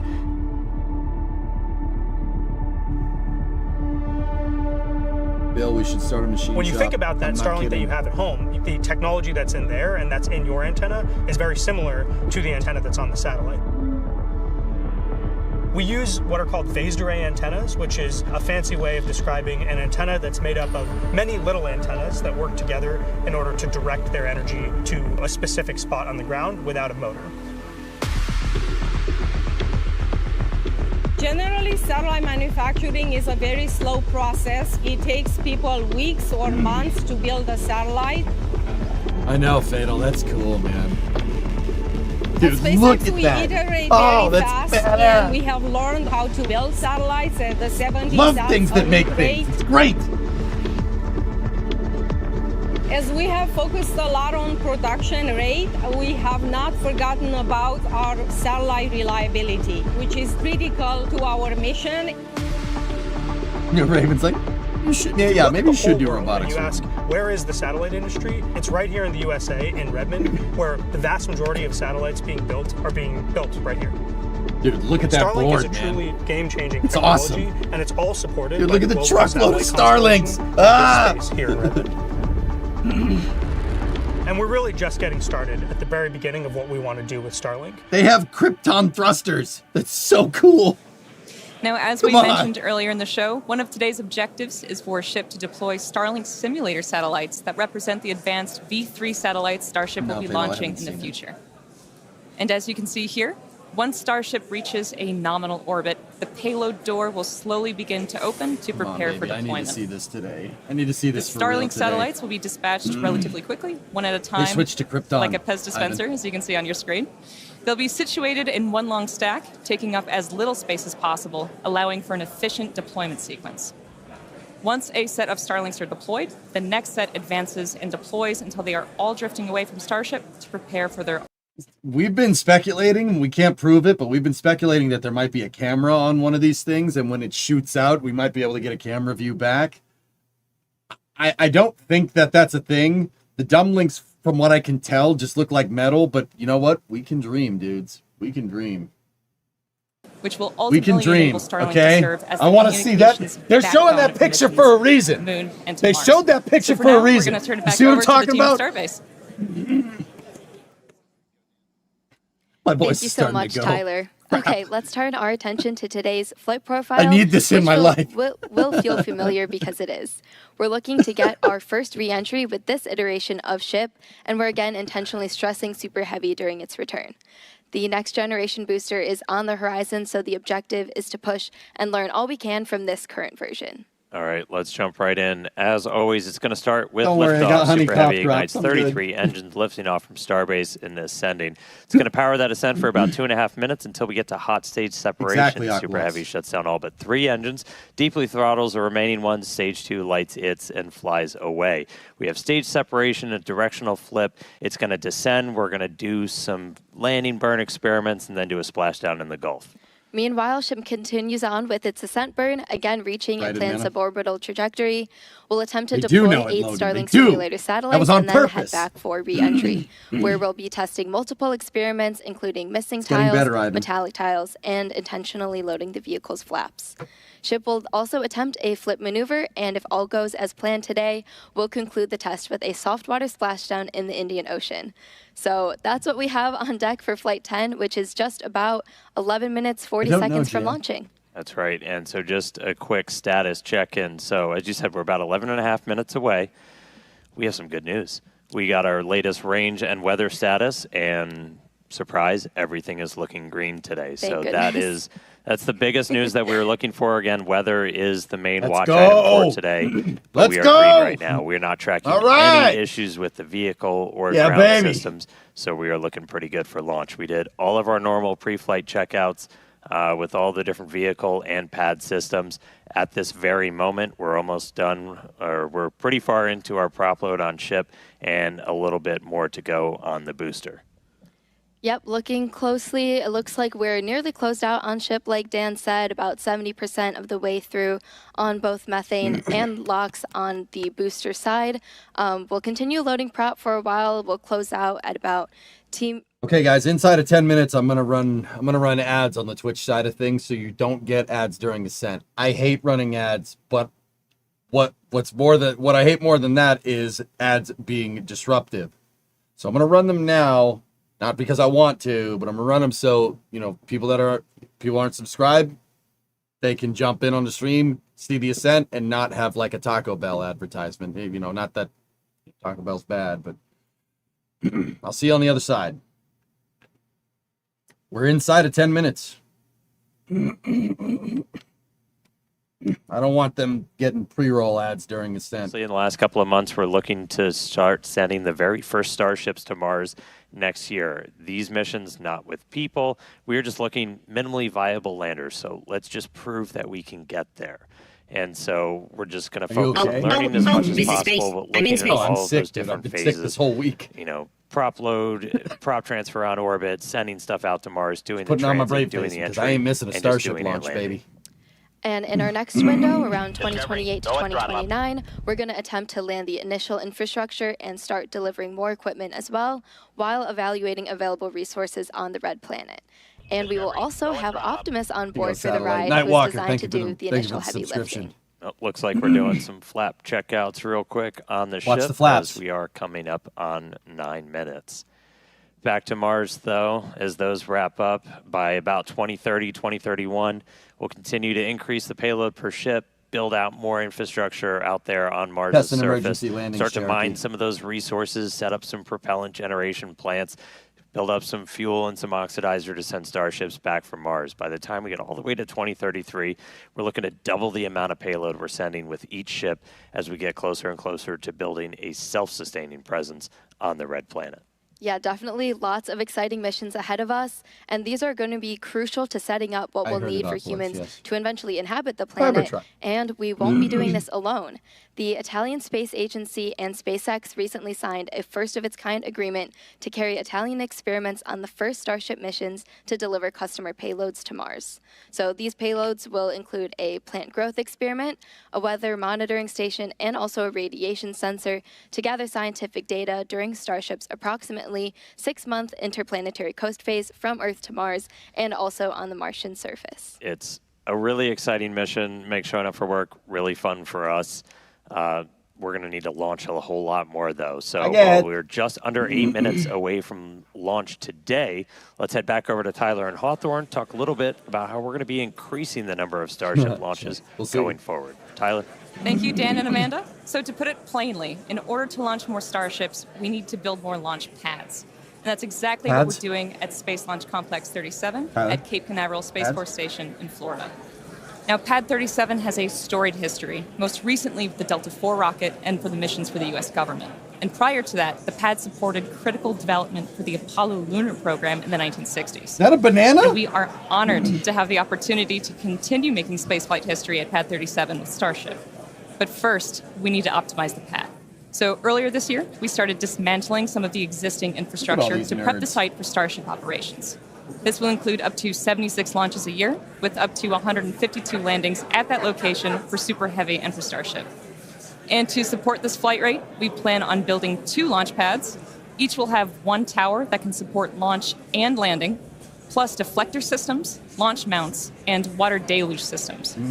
This will also include a propellant farm that will produce propellant on-site and serve both launch pads. So there is a lot of work in progress, but Pad 37 is only one part of our plan for Starship operations in Florida. A few miles away from Pad 37 at Kennedy Space Center, our 380-foot-tall vertical integration facility called Gigabay is under construction. Once complete next year, Gigabay will be capable of housing multiple Starships simultaneously for rapid assembly and integration. Yeah, I did, Bob. And meanwhile, at Launch Complex 39A, we're building Starship's infrastructure to support up to 44 launches and up to 88 landings a year, independent of operations at Pad 37. That's real. So with 2 launch complexes in Florida, we'll have the ability to fly up to 120 Starships annually, not including our flights from Starbase. So action is well underway in Florida. How's it looking in Texas? Thanks, Tyler. Things are continuing to look good for launch here in Texas, so getting pretty close here with just under 6 minutes left. You mentioned... I'd tell you what I'd do, man. If I had $1 million, I'd launch 2 Starships at the same time, man. Yep, damn straight. Always wanted to do that. I figure I could hook that up because, you know, companies dig dudes with money. Come help us build the gateway to Mars. Visit spacex.com/careers to see all of our openings. Yeah, I've been here for a couple of years now. Nowhere more magical, more inspirational on the planet. If you're a space nerd, you can come be like Amanda and build these things for real. It's check out SpaceX channel. Check out this rocket. And yeah, come check us out. All yeah, right. Absolutely. It's surreal to be here for sure. Okay, so we are looking like we're about 5 minutes away from inside of 5 minutes. And you heading ready? Into terminal count. Let's go. Range and weather are continuing to look good, and prop load continues on both stages of Starship. We'll close out here in just a minute or so. Yeah, we're just about done. It looks like. Let me grab my numbers real quick. We're not tracking any issues. We are just creeping up to 90% full on the locks on the booster, a little over 93% on Final ship. P-break warning. There you go, can't see fuel me. On the booster. You got to use the head, ship, guys. We're Use just it about now. to close out, so only a couple of minutes to go there. Once we're done, I already got ran the ads. just Planet. shy of 11 million pounds of liquid propellant on board those 2 different stages. We'll see a couple of final things happen. Well, you can't really see it. It's all going to be happening in our ground systems as we'll do pushbacks, clear all of the propellant out of those lines that are flowing up through the tower and into the vehicles, and get ready to check shortly with the engines on the thrust vector control tower. Board is green, Katra. Yeah, weather is good. If we need to hold, which we are not currently tracking a reason to hold, that would come at T-minus 40 seconds. You saw us do that yesterday. We can hang out there for about 8 minutes or so right now. That's the point. It's built into the countdown. If we need to wait for clouds that just won't go the heck away or any other issues, we can hang out at T-minus 40 for a bit. But at the moment, we're not planning to do that. Now, once we pass that T-minus 40-second mark, a number of events are going to occur in rapid succession. The ground spin and ignition systems come up to flight pressure. Ship will switch over to internal power, and after that, the QD arm lockout is removed in preparation for retraction, which occurs shortly after T0. And once we pass that T-minus 40 seconds, we do still have the ability to then recycle the count under certain conditions back to T-minus 40 seconds and hold there to assess what happened, and if we can proceed again back down to liftoff. That's right. We do have at least one point of no return, though. If the water-cooled flame deflector underneath the launch mount fires off, that happens a little bit after T-minus 10 seconds. That doesn't turn off once it starts going, so we would have to stand down for the day if we do hit a hold or an abort at that point, so we can refill water tanks. At this point, we're not sure if we'd be able to attempt tomorrow because we have fully loaded the vehicle. We have to do a lot of fancy scheduling to get propellant in here as fast as possible. But again, we've got a pretty heroic and amazing team that works all of those logistics, got us into our attempt today after we did a unplanned wet dress yesterday during our attempt. Cooling systems so really exciting to see. But we're coming up on 2 minutes. We've got a green range. All right. We are green for weather. Green is up. Guys, I'm going to shut the Twitch alerter off. I'm not sure I can do stuff about the combos. I'll look into it. Okay, all right. So, for your viewing pleasure. And not planning on holding at T-minus 40 seconds right now, That's but a good sign. in case we do pass that and any issues come up, we can recycle the count. we're pretty lucky that we have this ability. Falcon doesn't have that built in, but being a developmental program, this affords us a lot more flexibility. So super useful to be able to have that. But again, not currently tracking any issues. So hopefully we'll be good to launch today. All right, coming up on 90 seconds, we've got a pretty good crowd gathering with us right outside Star Factory here at Starbase. Looks like we're getting a quick TVC, that wiggle check. Watch the My engines. favorite view of the rocket. Right under the launch mount. Oh. All right, so we've got crowds gathered out at Hawthorne. I swear Crowds to God. gathered here at Starbase. Don't do Super fun to see people getting to watch out on the front lawn now. 1 minute to go. Swear to to God, launch. All right, so the hold gate All here right, is in so 10 again, our hold seconds. point comes up at T-minus 40, not tracking any reason to stop there, so we should see us go right through that. Let's do this. It's go Right. time, baby. We are through T-minus 40. We are counting down. We're going to let our flight director, Maciek Batura, take us the rest of the way. 30 seconds. FD the 10th reports go. Liftoff of Starship. 20 seconds. T-minus 15. T-minus 10. 9. 8. 7. 6. 5. 4. 3. 2. Bad deluge is on. We got good ignition.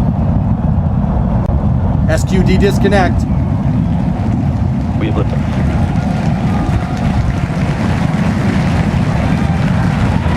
Vehicles pitching downrange. And we got a liftoff. SpaceX's Starship test flight is in the air.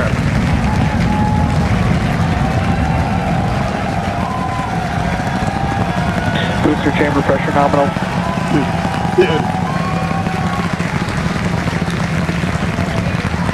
What the hell?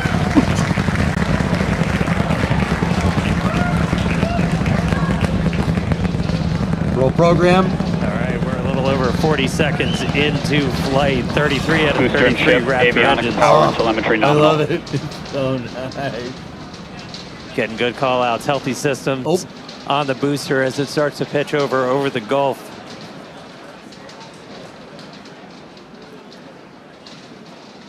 Saw some turbulence in the plume, but it looked like it was just All right, ice, we're a little guys. over 1 minute into flight, about to pass through max Q.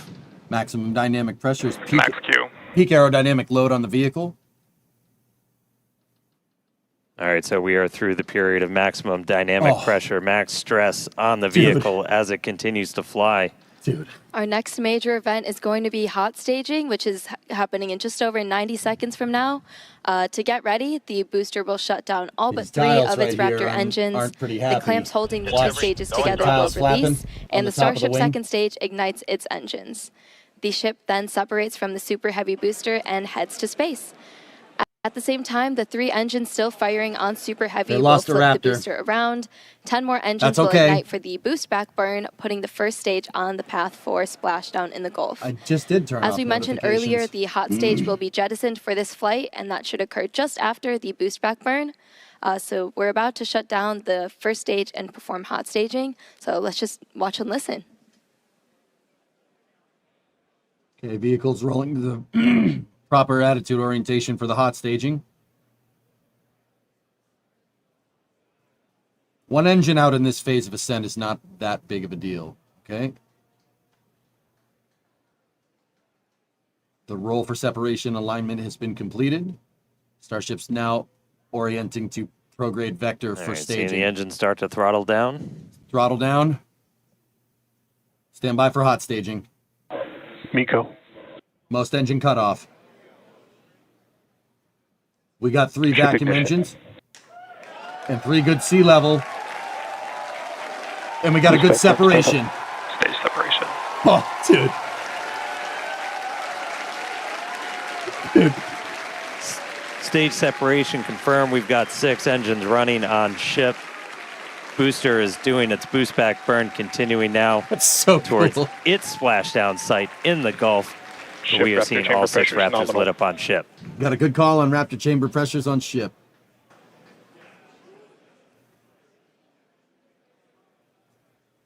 Still got that one engine that's being a little bit of a troublemaker. Nominal, so that chamber pressure, just that expected thrust level in those Raptor engines on the ship.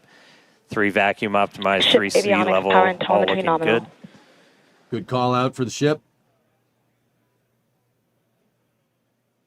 Oh, man. Got a little bit of leakage up there, but that's expected. There's a view into the business end See it from up the at the ship. top? Spec burn shutdown.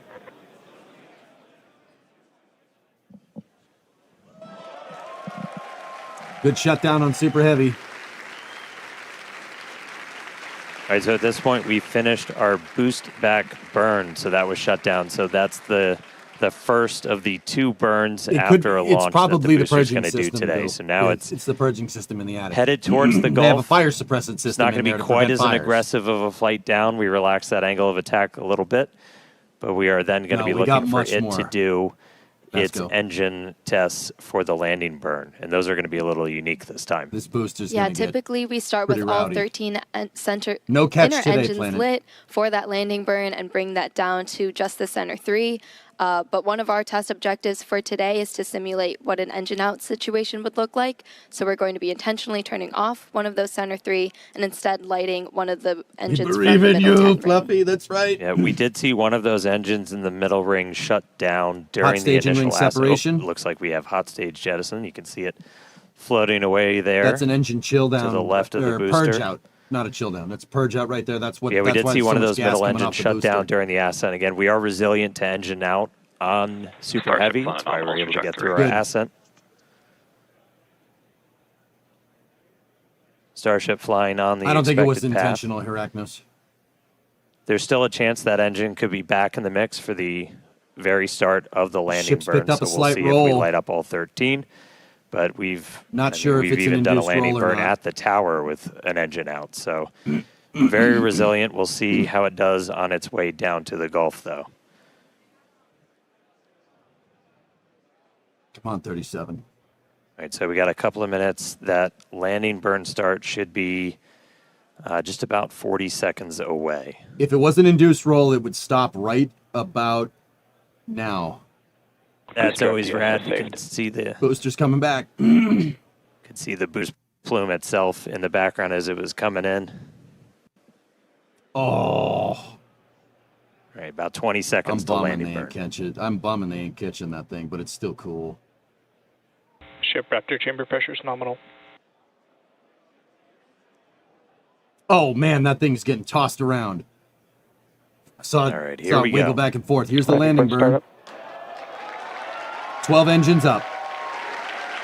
Looks like Down we to got 3 12 engines of with the those reserve. 13. Down to 3, including one of the middle ring. Oh, she's good, man. That would have gotten caught all day. Look at that. Look at how stable that is. Down to 2. Oh, she's good, dude. Nice little hover. Dude, it's landing burn hovering. shut down. Oh, yeah, baby. Oh, God. And Here comes the into water. Gulf. Here we come. Well, And the booster that's the end of that. has splashed down. That was on purpose, though. Incredible flight for Oh, it Booster popped. today. Oh, it popped. It popped bad. Meanwhile, back in space, That was an induced roll, guys. about It 7 minutes stopped. into We're today's good. flight, ship that was good. continuing That was the its ship doing ascent that on burn. purpose. This goes until just roll about rate 9 stopped. minutes That's into our good. flight. That ship engine cutoff is slated for 8 minutes and 57 seconds. We are going to see those 3 RVAC, the Raptor vacuum engines. Those are the bigger circles in that gonna little move indicator on the slightly bottom over a right little of your bit so you screen. guys Those can will see shut down everything. first, and we continue burning for a couple seconds longer on those inner 3 before we hit SECO, or second engine cutoff.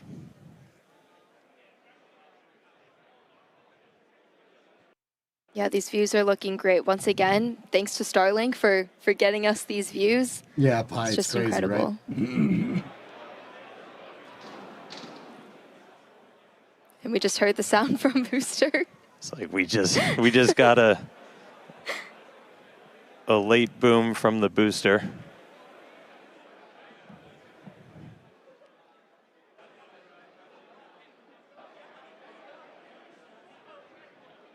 Picked we up a have slight ship pitch. engine cutoff coming up here just shortly. And as we've mentioned, today's flight test is not an orbital flight, but rather one that demonstrates Starship's orbital capability. Starship is on terminal guidance. Terminal guidance, closed loop. Starship is using its onboard inertial measuring entering the units final to phase of this burn. extrapolate its orbit. Under 30 seconds to go. That little guy's still there, but it's all right. I don't see any fire. Stand by for ship engine cutoff. We have Shut vacuum down the shutdown. vacuum engines. Sea level should go for a little bit longer.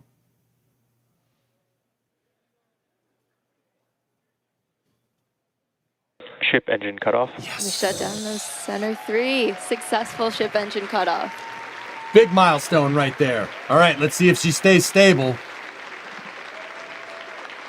Seco, baby. There we go. Seco, indeed. Dan. Nominal orbit insertion. Nominal orbit insertion. All right, we just heard the call out for nominal orbital insertion. Come on, stay together, baby. I want to see that payload bay door open. All right, so Flaps ship are moving. is in space. Oh, There we go. that's so cool. We're seeing the flaps starting to move I'm into geeking a out, stowed man. position. That's why it looks like I'm your geeking camera's out. moving. Yeah, exciting to see Starship safely in space and super pumped to see all the team's hard work in action here today. And of course, as guaranteed, it's been an exciting day so far. We successfully lifted off right on time at 6:30 p.m. Central Time. The flaps are thankfully, moving. our weather Look at was that looking picture. good today.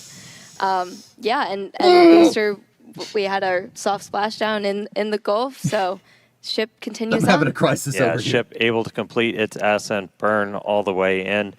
You can see some of the shadows start to creep as it's going to be eventually flying that's into so an cool. orbital nighttime. So we'll see some daylight start to go away. But Okay. ship is in orbit, completed its burn, and I don't know how many tiles that's just fell the off. beginning. Now we've got a whole bunch more to go. So we've got some exciting demonstrations Ship planned FPS is while saved. we're on orbit. Flight termination system is off. That right there, we just saved the FTS, the flight termination system. That's that automatic flight safety system we have on the vehicle. That Skunk, is I now forgot it, turned man. off Gonna have a while lot of ship baby starts rockets its around coast here soon. period. We are coming up. Our next milestone is going to be the deployment of those Starlink gonna be a simulators. lot We've got of some little payload electrons around inside here in of a second. Starship that we're Damn. hoping to deploy into space for the very first time. That deploy is supposed look to at the start at orientation about graphic. 18 minutes and 27 seconds into the flight, so just about 7 minutes from now. It'll be in the That dark deploy will thick take from what I can place tell. over a couple of minutes. It'll go about 1 satellite a minute, so we'll be spread out over that. It might get a little dark, but we've got a couple of views that we can show you to see that deploy in action. After that, we're also looking to what's do that? a relight of a single Raptor engine while we are in space. We've done this once Was it before. supposed to do that? This is not necessary to deorbit. A lot of stuff as just we are started in a shaking around suborbital over there. trajectory, but this is essentially a chance to test out what we need to be able to do a deorbit burn. So we'll be doing that a little bit later in the flight, about 37 minutes or so into the flight. And then we get into reentry. We're looking to get that light show and, more importantly, get that really critical data about the ship's heat shield. Yeah, Pi. Yeah, you see exactly. At the about flaps are T starting, plus 45 like, shaking minutes, we'll around be and heading stuff. for reentry. Again, running those experiments Launch with the dump, tiles. calm We're gonna be down. doing missing tiles, metallic tiles, and The ship also is still intentionally staying on the building right those vehicles trajectory, guys. flaps. So as long as she Hopefully stays we'll stable, also see whatever, a it's good. splashdown in the Indian Ocean today. Yeah, we were able to get to a reentry last time, but we didn't have full attitude control, so we weren't able to go in, heat shield first the way we're designed to. So we ended up losing contact with the ship before we could make it all the way through. So you still get data, but you're not really getting the data They're that probably we want dumping to make sure blocks. we're kind of stress testing the vehicle. As Amanda just said, we removed a bunch of tiles, and we do this in some intentionally scary places on the vehicle because we're really looking, are there spots that were vulnerable to this? Adjust your before we ever attitude. start moving Sorry, towards, Seth, snatch the script. putting ship into Snatch a it. full orbital Snip. mission to then do had a bad reentries experience a little watching bit these in later the on. past. So really, really critical to get that data. Really looking forward Yeah, I see 'em to a over controlled there. reentry. Kiranov, I Yeah, see for those sure. loose As we tiles always on the say, wing. our main payload is data. But today we also have some actual payload on board, and those simulators that Starship will be deploying, we'll see coming up here in just a Any few extra minutes. fuel that you don't These need. are dummy satellites that are payload about bay the cam. same size as our V3 So- Starlinks. We have 8 in the Starship PEZ dispenser. So see these things right there? Those are your overwrap pressure vessels. Those are the things on ship 36 that got very angry. You see all those tubes on the left side of your screen? Those are the ones that, yeah, don't drop those and then put them in the ship and be like, yeah, it's cool, because they'll pop very easily. Real-time telemetry through every phase of flight. Yeah, we took a peek. I didn't see any crazy stuff going on inside of the payload bay there, guys. Everything looked okay. They kind of look just big steel plates, essentially. They're roughly the same They size tested an emergency as landing those with it, V3 Kenji. satellites. When we do get that view inside They of the are payload bay, experimental, the payload door will kind of be on your right. Guys, these tiles that are on top of the wing, those are experimental. The payload bay door is right here, and it should open up and in. So it should go that way first, and then up, and then back. It kind of is like almost like a letterbox. These are the satellites, and those are the rails for the dispenser. So it'll go down, shoot one out, go down, shoot another one out, go down, shoot another one out. Hopefully that's what we see. Last flight, as when we had that fuel diffuser fail, the pressure in the nose cone became basically too high for the actuator of the door to open. Refresh, all right. We have not seen anything like that on this flight. Everything's looking good with our fuel. It is. They call it the PEZ and our dispenser. fuel press system. So we are hopefully just a couple of minutes away from seeing that payload door open and getting to our first ever payload. I It's don't not the know. first Yeah, I don't know. payload Yeah, I don't know we've what that ever is. carried, I don't know but what that is. It's the first one we're going to try and shoot off into space. That's some kind of gas propagating around inside of the payload bay. All right, so I think we're supposed to open the payload door in just about a minute and change. And you're seeing a little bit of residual gas. And we opened the door once. I want to say it was back on flight 3 when we were able to make it up into space. And you'll kind of see a lot of that gas rushing out into the vacuum of space. It's the residual that's left over after we've already vented it down. So kind of a cool light show. And then we'll get ready to deploy those. Dan just said it's out. residual gas. That's fine. So check this out. Those are your fuel and oxidizer lines to your header tanks up there. Those are the fuel for the landing burn that happens a little bit later is up there in the nose cone. Those are the lines that go back down to the main tanks. Those are your COPVs. These are the overwrap pressure vessels. They hold nitrogen. And as we mentioned, so we have crossed over now at this point into an orbital Its nighttime. location is so right there. views from the outside will get pretty dark. Right there. But it's out over the Atlantic see what right we now. can see. We do this by design. We've been Ooh, the launching crew replaces these the man version. Somewhere later up in the there. day here in Texas to try and get daytime views when we splash down. So How it's big is it daytime over inside? in the Indian Ocean. So, guys, from where this camera is to the other wall on the opposite side is 9 meters. That's about 30 feet. Starship is huge. My house could fit inside of the payload bay. Okay, some context here. All right, Skylab, the largest thing ever launched up until Starship into space. Skylab, if you took the telescope mount off and took its solar panels off, it could fit in there. Well, maybe not anymore because of the header tanks, but it's close. There's the door. There it is. It's opening. I don't know if you could tell from chat, the door is opened. So we are currently in payload deploy prep. Dude, it worked. Yes. Bring me the Pez, Elon. Let's go. And the door is open. Listen to Dan. He's so hyped that he's trying to contain. The door is open. I want the Pez, fool. All right, so the payload door is open. We should see the first satellite start to deploy at about T plus 18 minutes and 27 seconds. So should be only about 30 seconds. So one Come on, step baby. closer. Hal Dude, listen this time. He Pez cooperated. deployment He cam. opened the payload Oh, door for that's us. awesome. Dude, there's the There's a view COPV. kind of behind the Pez. You're looking out into the vacuum of space. Yeah, see the door is right. The door opened up. That's the 15 payload. seconds until payload The payload deploy. bay opening right there. See, that's the vacuum, baby. Oh man, that's cool. So that camera is down over here, looking this way.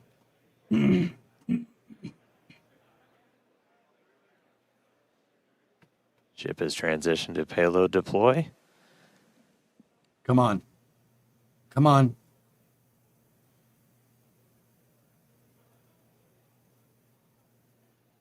Come on. You can do it.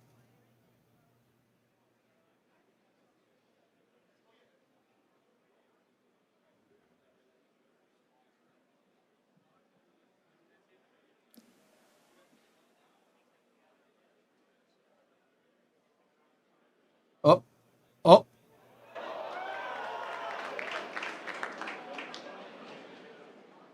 Oh. Oh, there he goes. It's working. There we go. Yes. Bye-bye. Oh, don't get stuck. Oh, no, don't get stuck. Oh, no, don't get stuck. Oh, no. Okay, it's gone. It's gone. It's gone. They sent it. Oh. Oh. Pew pew. Been waiting way too long to do that. There we go.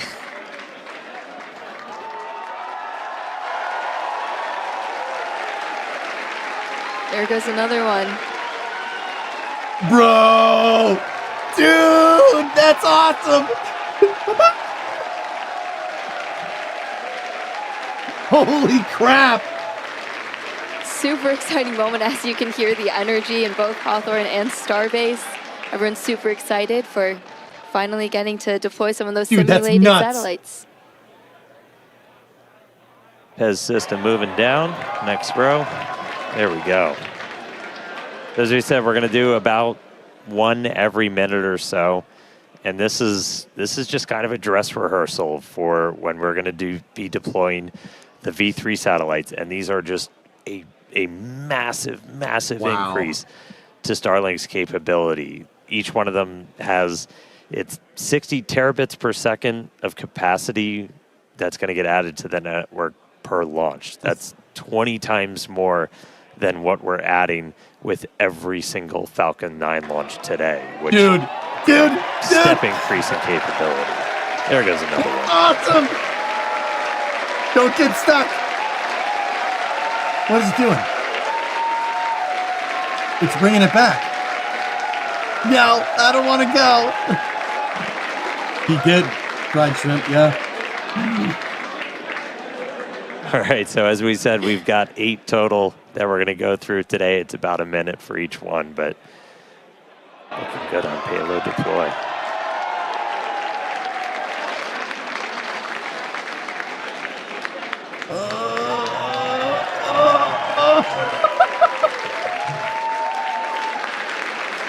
That looks so goofy. I love it. Dude. That looks so goofy. I love it. That's so cool. Like a Rube Goldberg machine.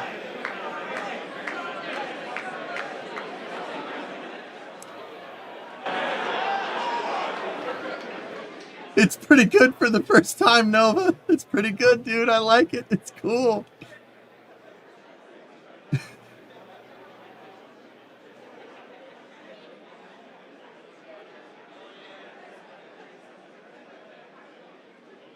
Once you see the chain drive over All right, there. so we're about halfway through. Literally When we KSP actually start run. launching the $20 V3 super Starlinks chat. Thank you. on Starship. We're going to be flying Oh my about 60 goodness. each time, so it'll be about an hour to get through a full stack. But again, it's This is just great. going to be a massive increase in the amount of bandwidth. It's going to enable Oh, I gigabit see what it's upload, doing. download There's for- two of for them. people with There's two Starlink, rows of anywhere them. on the So planet. it And shoots for us, one, Starlink backs up, is and shoots just another. a I get tremendous it. part of just the I Starship get it. flight test program. Yeah, absolutely. Always getting us that data. And Yeah, I see it. yeah, the amazing Each row views it does we it have twice. on the I vehicle get today. you. I get you. I get you. Yeah, views brought to you by Starlink of us deploying Starlink simulators before we deploy actual Starlinks. How deep does it go? All right, another one firing out. That is so wild, dude. Oh, man. Views from Starlink. While they launch Starlinks that are prototypes for bigger Starlinks. Dan Hewitt, 2025.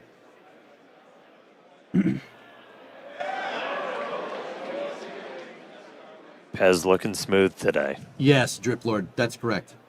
The Pez is looking smooth. Dude, look, my machinist brain is looking at all those billet parts. Look at all the billet up in here, dude. Oh, it's beautiful.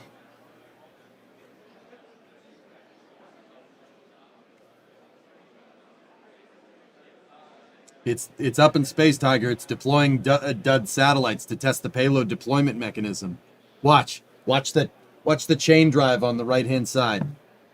If you see the chain drive start to go, there it goes. Bye-bye.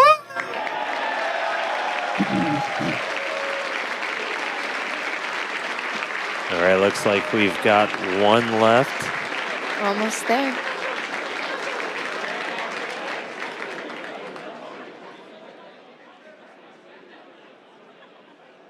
Yeah, there you go. One remaining, so 7 of the 8 have been deployed. One more to go.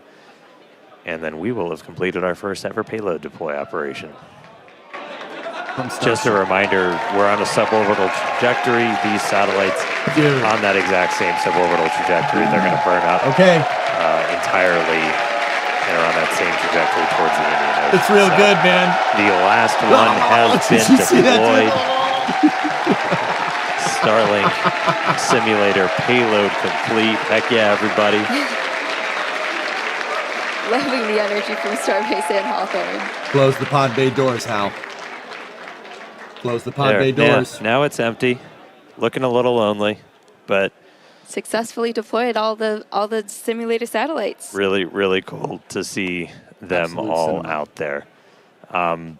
Again, people that have followed know Starlink's really critical for the Starship program, in addition to, getting all those views back from the cameras on Starship, which this is an external view. As I said, it's dark outside right now. The lights are off, so it's going to be hard to make stuff out, but in a little while, the sun's going to start coming up as we get to Reentry, which is going to be really critical.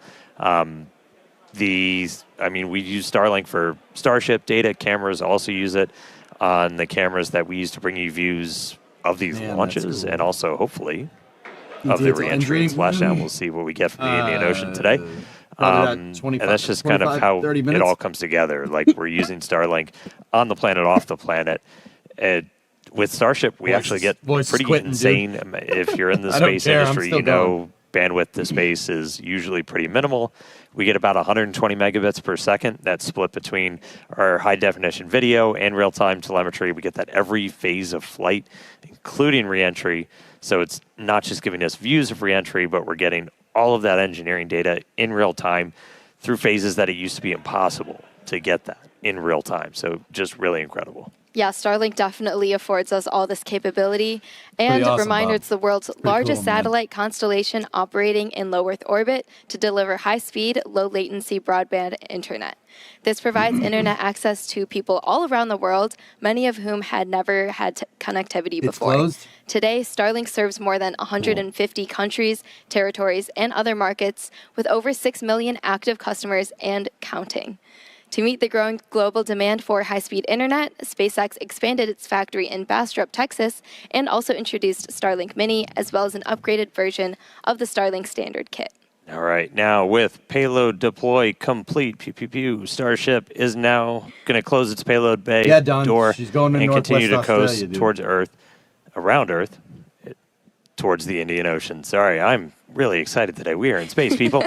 Still a lot of major events to come, though. We are looking to relight one of those Raptor engines at about 37 minutes, 33 seconds into the flight, followed by atmospheric entry, hell of a light show, and splashdown. So Neptune, We're going to go on a quick break, take a quick coast, sit back, enjoy the views. A little bit dark now, but they'll get better soon. A couple of space jams. We'll be back in just a few minutes for that Raptor relight and then re-entry. See you soon. Dan's great, man. We love Dan. Dude. It is. The door is closed. The door closed, man. How closed the pod bay doors? It only took until 2025, but he did it. Discovery, go and throttle up.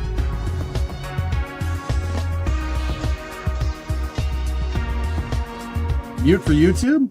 Oh, this is test shot Starfish. This won't mute it. Don't worry about that.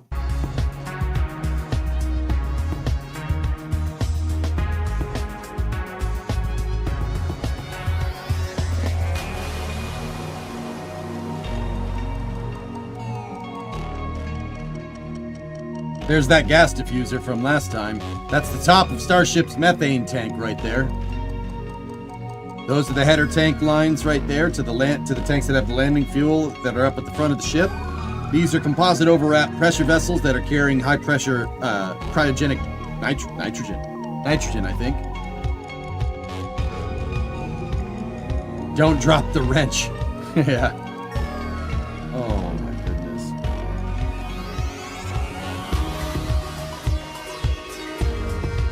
So our buddies over at NSF got us got the booster coming back down, huh?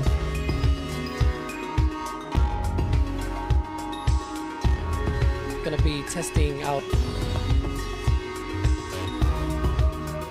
Now what? The best part, dude. How about that Pez dispenser? That was cool.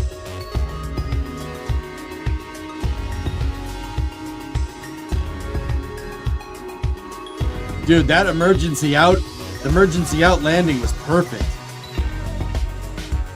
Umbra, 10-month resub, thank you. Discovery, go and throttle up. Go at throttle up.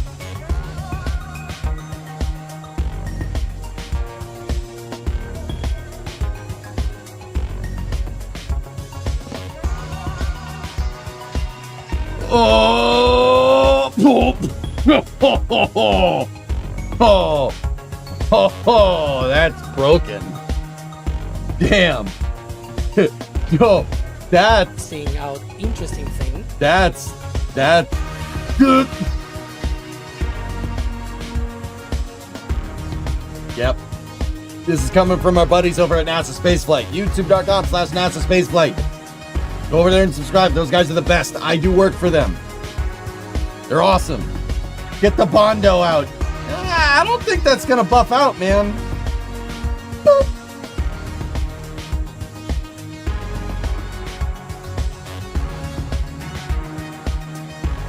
Wow.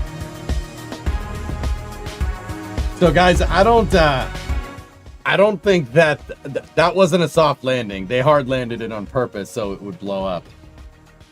I don't know if it's flight termination system. I'm gonna say the water did that. Kung Pao Jeff, awesome footage. There you go. You're watching me, SpaceX, and NSF. Thanks, Trouble.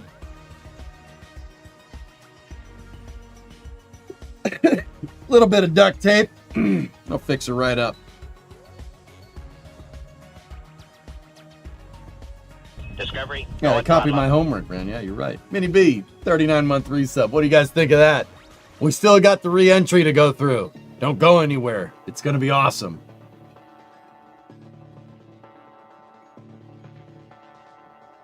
Oh, yeah? Hell yeah, for sure.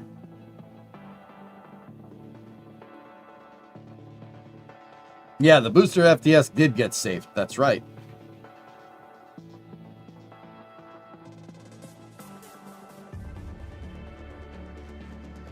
Yeah, we got the relight as well. That's right.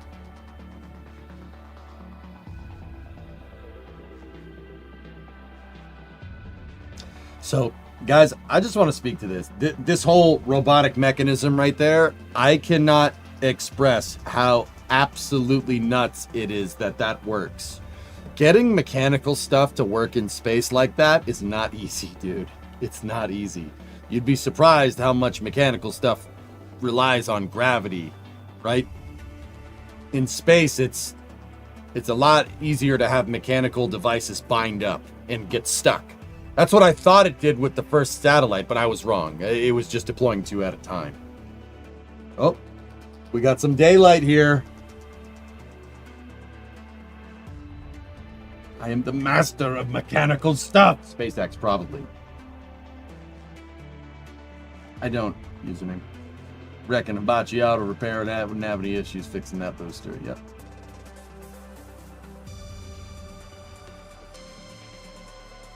How long until reentry? Roughly about 15, 20 minutes. You can't use grease or oil. You can use grease spoiled, like axle grease will probably do you right. But yeah, oil for lubrication doesn't work. That's what I mean. Mechanical stuff in space is absurdly difficult to get right. I mean, you needn't look no further than like NASA's robotic arms that they used on the space shuttle, the one that they still use on the space station. That thing is not, it's not like, you know, going around and grabbing things. It moves very, very, very slowly to go and rope something and then bring it very slowly back. There's a reason for that, because it's really easy with the power amplifiers on the arm to get the thing to bind up. It will bind up if you're not careful.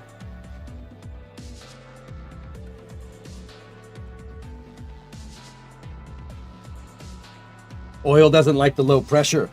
Knack. It really doesn't. And yeah, I mean, Aqualex, that's true. Grease doesn't really like it either. You have to use a special kind of grease, like silicon or silicone grease. Yeah, I've seen them grease the Canadarm before. They've done it on EVA missions outside the ISS. Raptor relayed at 37:47. That's right. Yep. Dude, I had the timeline for this memorized, fellas. I'm honestly too excited. That was so freaking cool, dude. You could uncapping if you want to shoot compressed air at your satellites in a vacuum and have the air solidify and that hit your satellite. Crap that flew around the outside was mostly ice. It was ice, yeah. Biatsi, yeah, it's all ice. It could be solid oxygen, but yeah, ice is the right way to say it. Hey, Crustacean, what's up? Dead Scum at a 37-month resub. You guys wanted me to check John Krause's picture. Oh my goodness. This is one of my photographer buddies, John Krause. He does launch photography.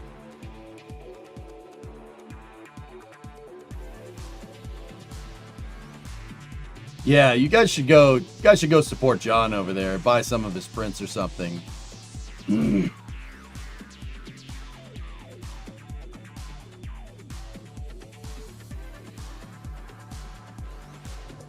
Yep, so that's pretty rad. That's pretty cool. Yeah, that's pretty neat.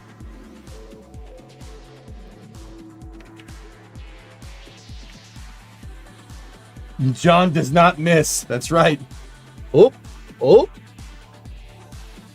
Looks like we're getting a little bit of daylight. What you're seeing is the reaction control systems on Starship.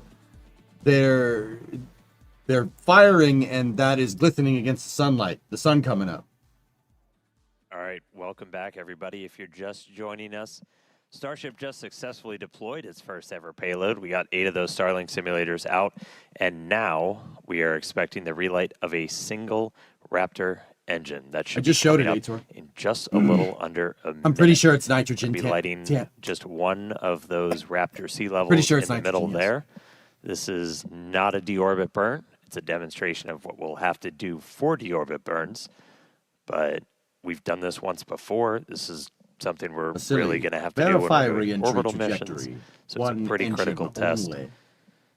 We are just a couple seconds away.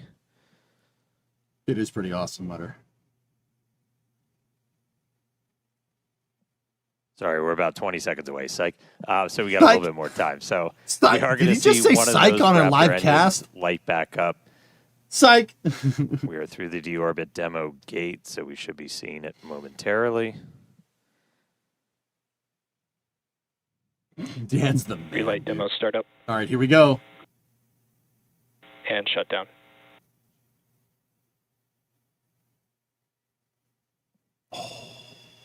All right, looks like we Mint. confirmed the relight Perfect. of one of those Freaking perfect, dude. Raptor engines. Yes. Second time That's we've done awesome. that. Super exciting. Phenomenal Huge orbit congrats insertion. to the team on this milestone. Very exciting to That see. was a cool Dude, light Amanda's show. into it. That's I get to awesome. do a mini version here. So again, that's going to be really critical for Got a when we're doing flamethrower? deorbit burns. Like as you're going through, which if you don't have one of these, my God, they're so much fun. But like you're able to actually like light. Oh, Dan, turn it on. Light that engine. Not set my co-host on fire. And that's what we'll eventually do to, break out of orbit, come back down to Earth. So really cool to see one of those engines light back up again in space. That was our last in-space thing. Very exciting. We're going to be heading back SpaceX sells that. for reentry at about You wanna 2 buy plus it. 45 minutes. So we're going to take another quick break, and we will see you soon. Fun fact, you have one of those?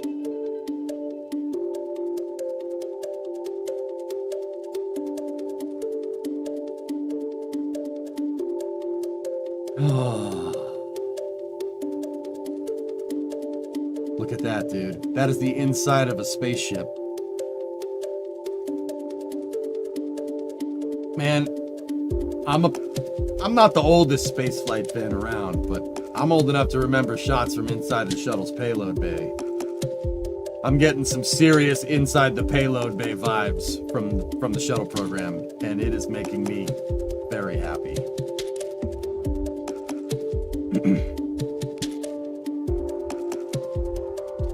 I got you, Light Brew.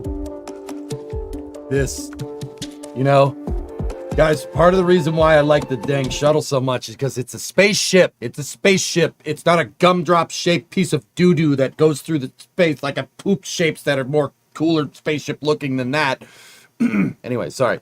I have very big disdain for pods because it's 2025 and we should be flying this or something like shuttle, not pods.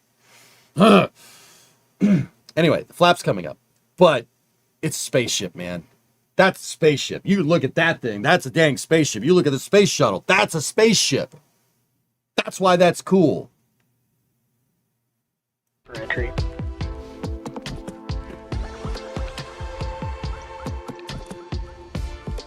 They call it Starship. Yeah, I know.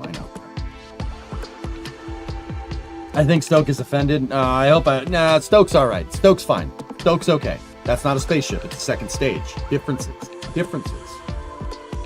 I see the flap.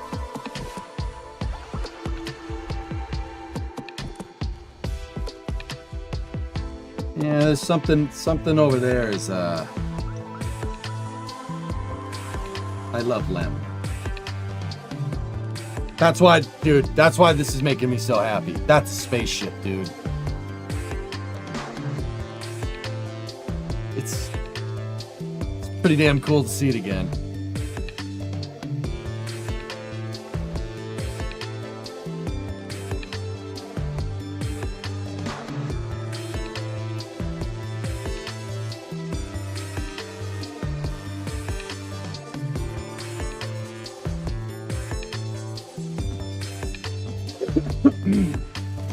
Was T plus 2550 a shot from the dummy link? I don't think so.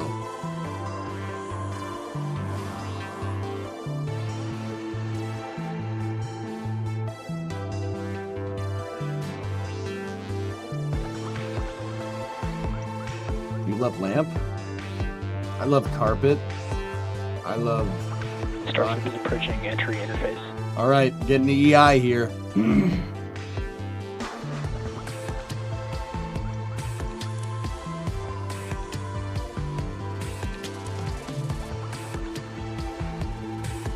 Discovery, go and throttle up. It'll make a geek. Should be alright.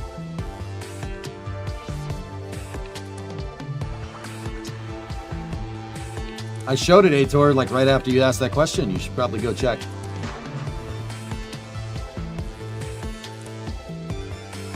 Oh, you're talking about on the Ascent. I'm sure they have it, dude, but I want to watch this. The mission's still going.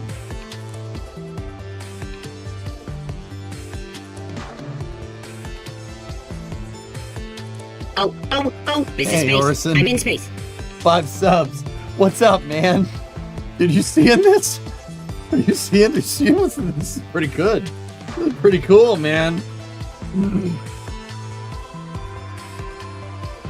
Do we know if the tower simulated a catch? I don't know. It looks like the catch arms are closed, dude. They're closed in at catch height mutter, so I'm gonna go ahead and say yeah, probably.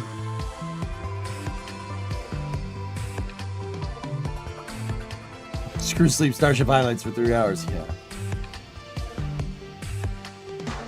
I'm not sure, Trappo. I'm not 100% sure. Oh, thanks, Wolf. Right on.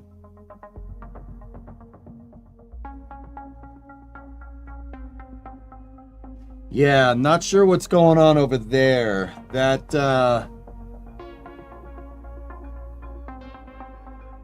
looks like one of their TPS thermal protection system experiments. It looks like the experiment ain't going so well.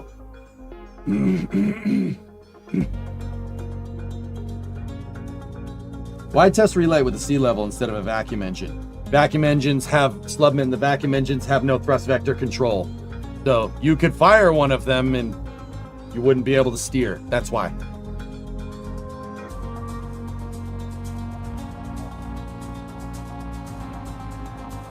Flaps are deploying. Come on, baby.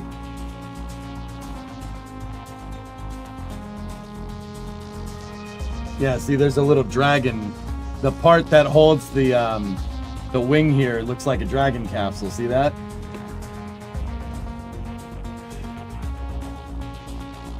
I don't know, Max. We'll see.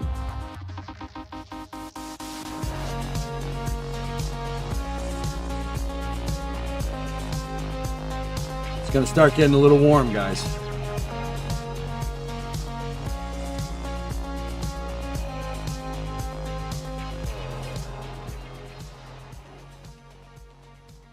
All right, so we are back. We are about 45 minutes into the 10th flight test of Starship. There's some plasma flow and going off as the you side can see, there. The light show has started. Reentry has begun. We are starting to re-enter the Earth's atmosphere. We're moving about 5 times the speed of sound, and we're about to start barreling through the Earth's atmosphere and head for a splashdown in the Indian Ocean. We don't plan to recover the spacecraft today, but if we do make it all the way down to the water, who knows?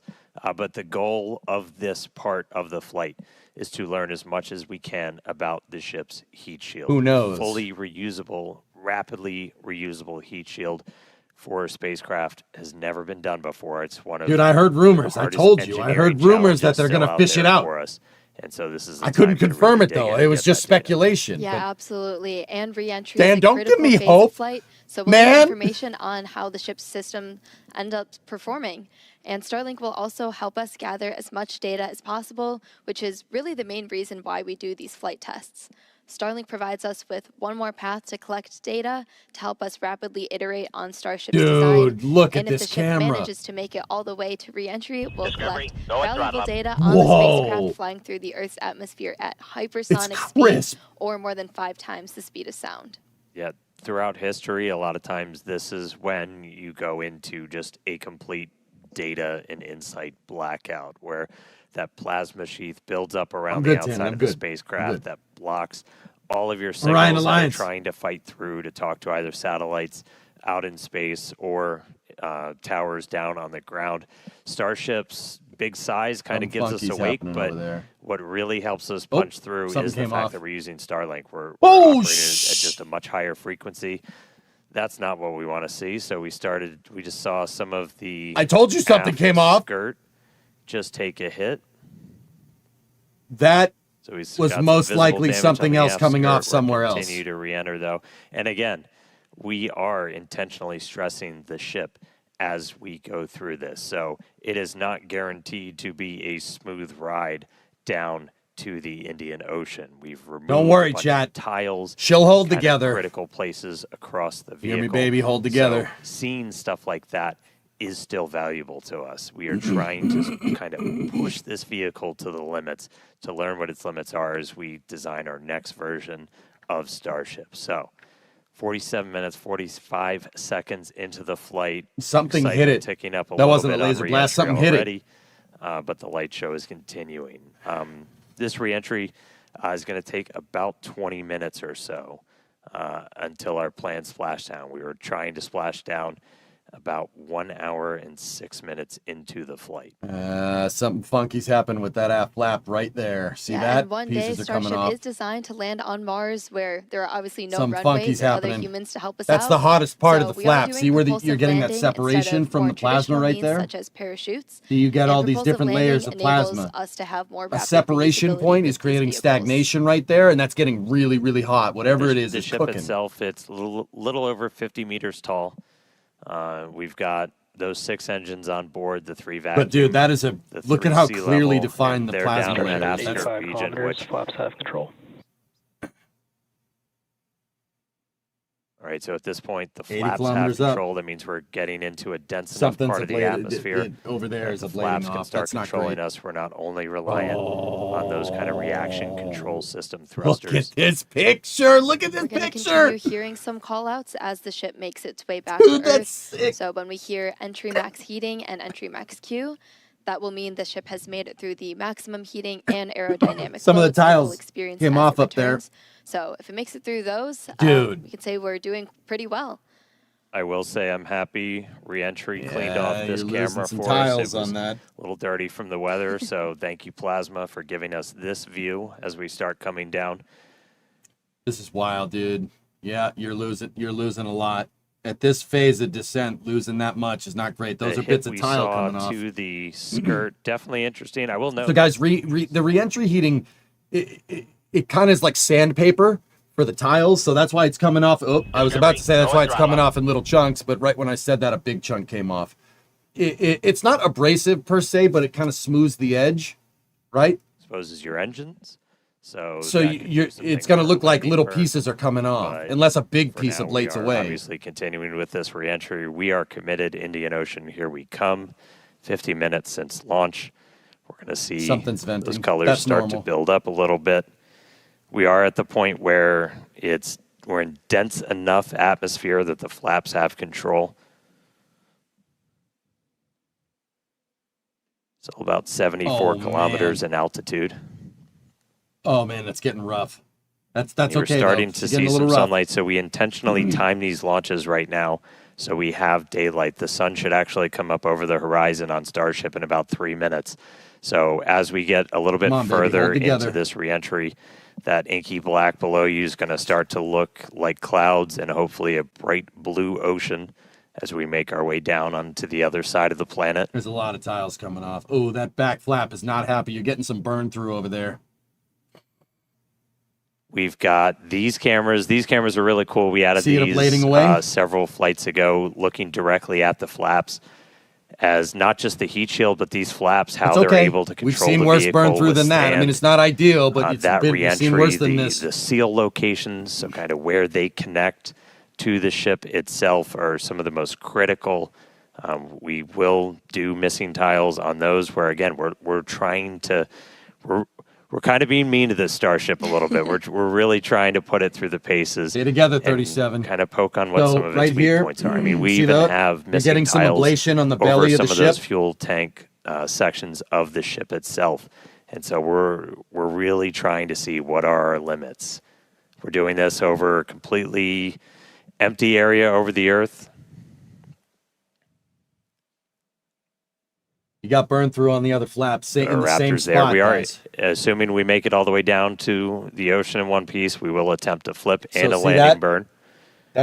Those are pieces We of tile do that are getting have ablated at off on the least bottom of one the vehicle. buoy. You know, it is on purpose. Everybody's They did favorite remove camera tiles on person purpose. We do out know in that. the Indian They're Ocean inducing right now, burn through being in certain powered by spots. We Starlink. know that they're doing So that's at our planned landing location. So if we're able to get any live views of the ship, that'll essentially tell you that we nailed our target. She's all right, Wertos. Able to do that on our 6th flight test. Do it in the daytime, which was really exciting. She'll hold together. Maybe. I've never seen that happen before over there, guys. Whatever that was. I think something hit it. I think something Right, so crashed we're into about Starship. Something 10 came off minutes somewhere until else. we're and probably bonked going to the back start of the hearing ship. some of Oh, the no! other big milestones coming up. Yep, in about 10 minutes, like Dan said, Starship will be I missed transonic. unsubscribing This again. is going to be the period of flight where the velocities of airflow surrounding and flowing past the vehicle are concurrently below, at, and above Lizzo, the it's speed possible, of sound, yeah. so somewhere in the range of Mach 0.8 to 1.2. For reference, commercial jets have a range of cruising speeds, but most of them fly at speeds between Mach Forward flaps look 0.74 and real Mach good, actually. 0.85. So that's 480 to Coming 575 across the miles per Terminator. hour, or Sun's 770 coming to up. 930 kilometers per hour. She's got a little bit of roll. She's got a little And roll after right. transonic It's comes okay, it'll subsonic. correct. That It's just because of means the you're burn through. slower than the speed of sound. We're still well in excess of that right now. They should be through peak But by the heating time already, we hit Matt. subsonic, we're essentially belly flopping down. There we go. There's that sunlight. So we're seeing the Earth now come back into view. Come on, baby. One of the other things we're doing during this, and you're going to see Starship kind of pitch in some pretty, not extreme ways, but a little extreme, as we're trying to really stress the structure of it, of the ship itself, specifically those aft flaps. So the ones in the very bottom of the vehicle. We're pushing not just how well does the heat shield hold up, but how well does the ship structure It would've hold been up. really nice We are, Jibber I mean, on we the are shuttle. pushing Would've it been nice to have beyond these damn essentially what cameras. we think we'll have to fly at to do something like a return to launch site. So again, may not be a very smooth ride downhill, but we're doing that by design. We're really trying to find what this are the thing's taking edges that some we can hits. operate at, build up a good data set. Something But off the sun back is there up, is ablating like clouds crazy. and water down below us. We are just about 10 minutes away, a little less than 10 minutes now, until we start hitting transonic and then subsonic. Once we hit subsonic, we're basically just belly flopping. She picked up a little bit of a roll rate. We got a slight roll right. If you look at the attitude indicator over there. The front flaps look fantastic. Yeah, these tiles out on the edge here of the ship look good. I'm fearing what's going on at the bottom, on the bottom of the ship. The hottest part of this thing right now is down here. It's at the back of the belly, basically where they took tiles off, where you're getting burned through. That's the part that's going to get really, really warm. That and the edge of the front flaps that's out into the hypersonic laminar flow. I think that's how you say that. Don't they have the transpiration cooling experiment? Well, that's what I think this propagation is going on here. See, there's All right, so definitely about 55 and a definitely half minutes something in, else you being can see the flowed over sun the is bottom up. of the Again, we vehicle, intentionally designed these flights to lift off in the evening here so we get these daylight views so we can get as good a video as possible on the ship, assuming we make it all the way down. We've got at least one buoy powered by Starlink that's out there The in the evaporative cooling landing could work, zone Dan, in but the it only- Indian it has to Ocean, be in hopefully certain giving us a spots. view again. If I you don't see think it any should be live for views, every time. not from the ship itself, that means we nailed our landing target. Starship is past peak heating. Okay, we're past peak heating. All right, so we just heard the call out that we're past. here's the thing. Peak heating, getting past peak heating is all fine and dandy, but that means peak heating is one thing, but pressure buildup on the vehicle is another. Peak heating is a big milestone. The temperature is going to be going down on the vehicle, but the pressure is going to be going up, meaning that this thing's going to start flying through the air, and you're going to get a lot of high dynamic pressure on the front of the vehicle. That's very rough on this thing. It's going to toss it around. You'll see.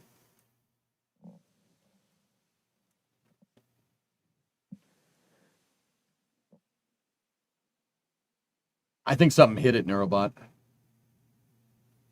Yeah, see, once it starts getting into the thicker parts of the atmosphere, that number's going to start going down exponentially. It'll start going down really fast. Checking in And on well, one of our flaps. you're getting higher pressure, We you're got not one of getting these higher cameras temperature, but on there will still all be four of the ablation. flaps, two in the All front, these little two in the sparks back, that are coming giving off, us that's tiles ablating really off. good close-up views as we Those obviously half don't have flaps a aren't camera that happy. can see the entire heat shield. These give us You kind can of the see best that entry we through can the do. flap. That's not great. But looking at those flaps is really, those are just, super critical for controlling But the ship. I think it's induced. I think they're doing it on You have some purpose. ability to maneuver kind of cross range. So as you're coming in, you can see, Got a slight in yaw that, to the left. in that indicator at the very bottom right that we've pitched up quite a bit. Oh, so look at the again, back of the flap. We are Not maximally happy. stressing those aft flaps right now. But Dan said they're doing it on purpose. Looks like we got a little bit of burn through the very bottom part of it. Everything's still looking good. Ship maintaining control. Catchpin looks okay. I mean, it's glowing a little bit, Baron, but it looks all right. That might be sunlight. We should be just about 5 minutes away until we hear It looks that like we're Starship is transonic. doing S turns. It is. And Dan was talking about cross range. They have slight cross range with it. Dude, she's doing some S turns. Look at that. That's just like the shuttle. That's what the shuttle used to do.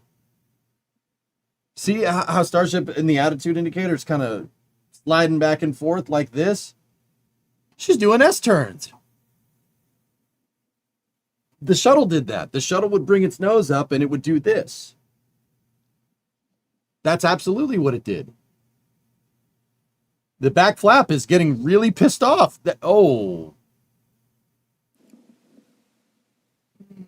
Still a little bit toasty on the aft skirt of the vehicle as we continue coming in. He's coming off.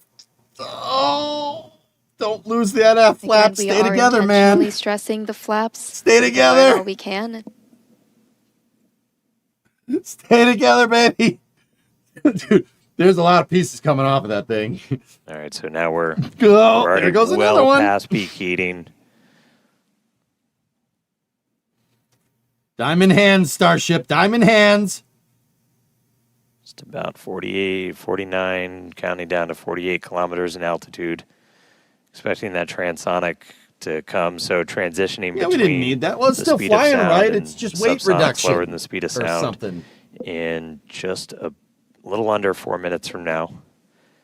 And right now, we've got kind of a lot of forward momentum, a lot of forward velocity. And then eventually, by the time we hit not the subsonic, aft flaps, it's Phil. Okay, they're All right, approaching here we go. So maximum this is dynamic what pressure we've for been talking landing. about, where we are going to essentially try to fully deploy those aft flaps and really stress them out. So again, this is meant to No, that's test the gonna break something. extremes for the vehicle. Stay together. Oh, you're crazy.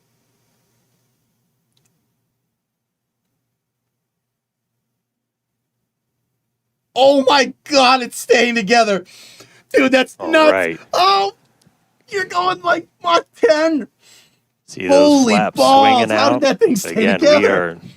we're putting ship through the ringer on this flight in. Did you see? That would have ripped the space shuttle to shreds trying to do that. Oh my goodness. Oh my It's like gosh. we're still maintaining control. Dude, that much movement on the pitch axis during reentry, that's a good way to break things. But once again, SpaceX said they're doing it on purpose. They're trying to break the thing to see where its limits are. And it took it. It just tanked that freaking maneuver. You got to be kidding me. I know it didn't look like much, guys, but you got to remember, it's doing this, getting right? through kind of that It's max porpoising stressing. around going Mach 10. That's crazy. Definitely things looking good so far. We're about 2 minutes out. Oh, now it's only from Mach 7. Starship Oh, becoming okay. Only transonic. Mach 7. Excuse One me. cool thing Excuse to me. note as we get some of those views showing kind of the whole length of the ship, one of the changes we made after Flight 6 was to change the tile line a little bit. So we had kind of scaled back the number of tiles significantly, as when we go to catch these ships, Little bit of you don't scorch want to. marks there. Catch pin is still there, though. The catch pin's still ship there. as you catch it and knock all those tiles off. So we knew we were going to have to kind of peel back that layer a little bit. And the first time we did it was on It's Flight 6, and we saw over the Indian kind of Ocean right now, Tim. wrinkling and dimples almost in the ship as we were creating these hot spots in the uneven parts of the heat shield. And so we Go faster stripes. kind of Adds addressed that, horsepower, we smoothed man. it out. That's why you've got kind of that nice smoothed out black line now on the ship. And just looking at it, we can see kind of a little bit of hot spot, a little bit of warping no, almost. she's gotta make it. Near the payload It's got a door, nice you can see a patina, little bit Mother. of colored That's right. patina up above it, but we don't Dad see said those kind patina. of deep, almost, they almost look like gouges on that. So it looks like that's Dan watching that's the been stream? pretty successful. So, all right, we are less than a minute away from hitting transonic. Again, pretty soon our kind of our forward velocity is going to look like believe they it's deployed kind of the falling off a flaps cliff, going like and 8,000 Starship will look like kph. it's That's falling off a cliff as okay. we essentially go into our belly flop. If you watched I don't know, some of Trojan, the something high hit it. altitude tests or suborbital campaigns, we were able to test that. She's That good was, now. She's gonna make it down. It was a pretty No fundamental, problem. like, can this thing actually fly? And we So, were able to prove if you that want to out look with on the that map suborbital over there on the campaign. far right, that's where they are. And They're that's what approaching we're the about west to coast of see Australia. shortly Or the here. yeah, west coast of Australia. Can the engines relight after that impact? We'll find out, Dax. And keep in mind, for the landing burn, they only need to light those center engines. So it depends. If a piece like went and hit the engine or something, but I don't think it did.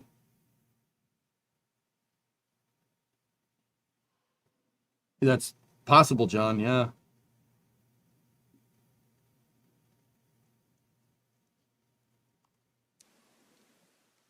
Okay, she's transonic. All right, so at this point, we've dropped below the speed of sound, so Starship itself is subsonic.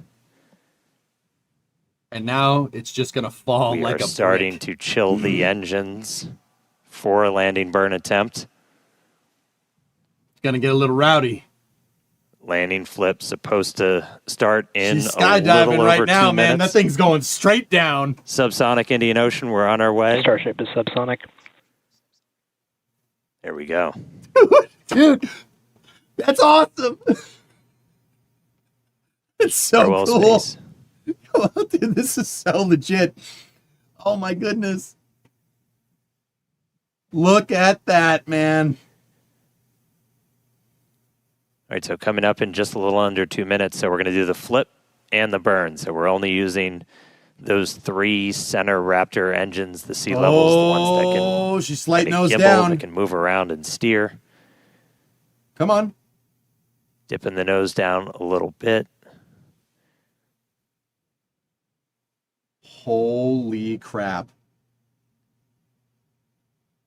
Dude, the glued tiles stayed on. Look at that. Two of The our mechanical engines ones chilled came in, off. waiting on one more.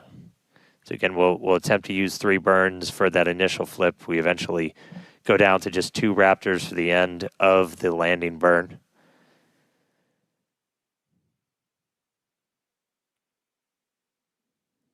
Just about She got 1 minute this. now They from got that this. landing flip and landing burn start.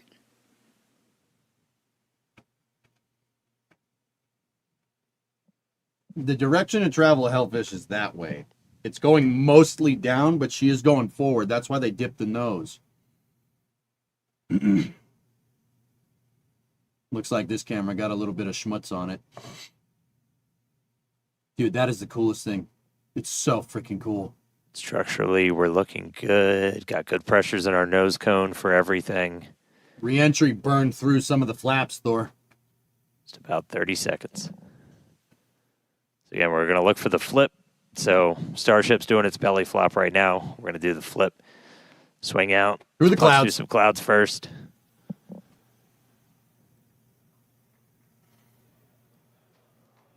We can see the ocean. All right, should get an engine light here in a moment. Here we go. Starship landing burn startup. Come on, baby. Seeing 3 engines. That's awfully close to the water. There's our flip. Oh, she flipped. She flipped. She's good. We got buoy cam. Come on. There's a buoy. Yeah! There's a splashdown. That's awesome. Dude, that was sick. It exploded, but that's awesome. Hey. Holy crap, that was cool.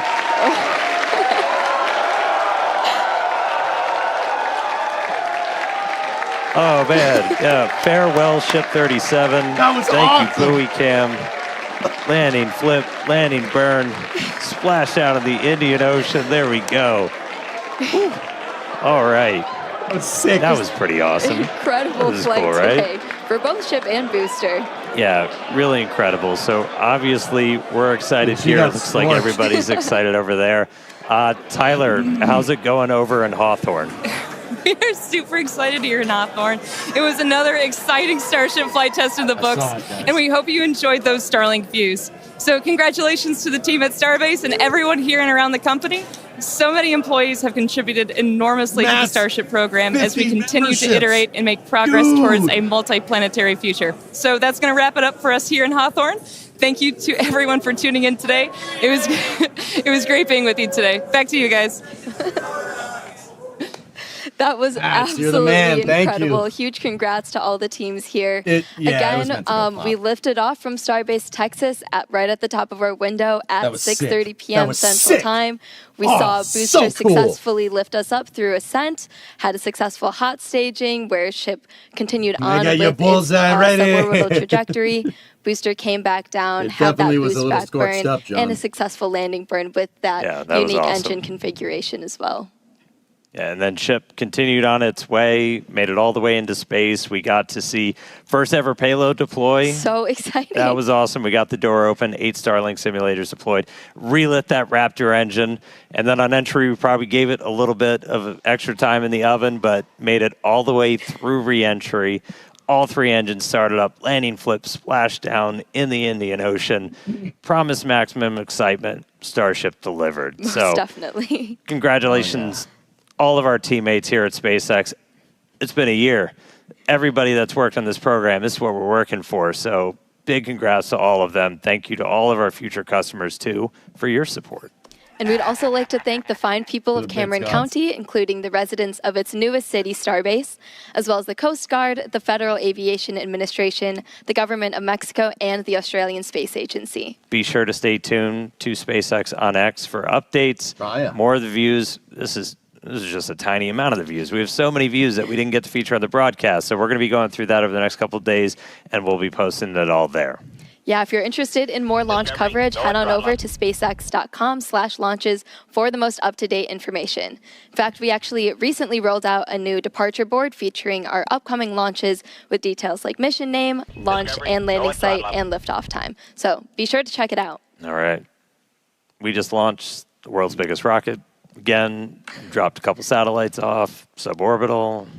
Incredible payload deploy Dark for room. today. Nailed that $10 double header super into chat, the ocean, splashdown, Hail. time to go through the data. Really That was crazy so to hit all cool. those objectives today. Yeah, huge shout out that to was all the awesome. teams who make this look easy. And thanks to all of you for tuning in, and we will see you back here for Flight 11. Good night.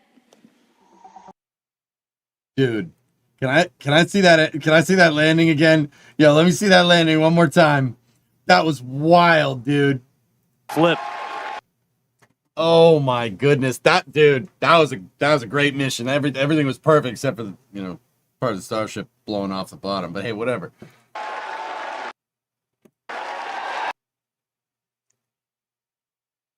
What happened to that heat shield?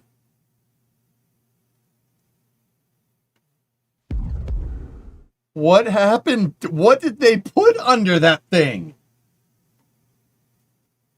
Dude, it's something coming from those tiles. They put some type of tile underneath that, dude, and look at that. It's orange. It's SLS. Dude, what happened down there? And look. Is that where it broke? I don't know. That's plasma deposited iron. Dude, look at that heat shield. What happened to that thing? There are no tiles? Dude, there's no way. There's no way, man.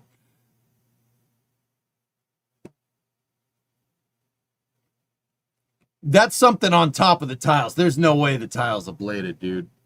Welcome back, SLS. Oh my goodness. Yeah, whatever the evaporative cooling is, it deposited some schmutz on the bottom of the vehicle.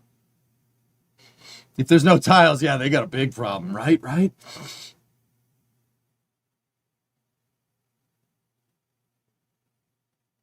There you go, Cimex, right? Yeah, why is it white up there, man? Dude, what the heck is that?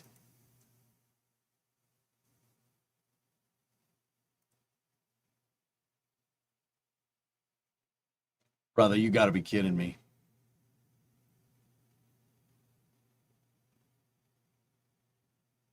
Yeah, scratch and sniff.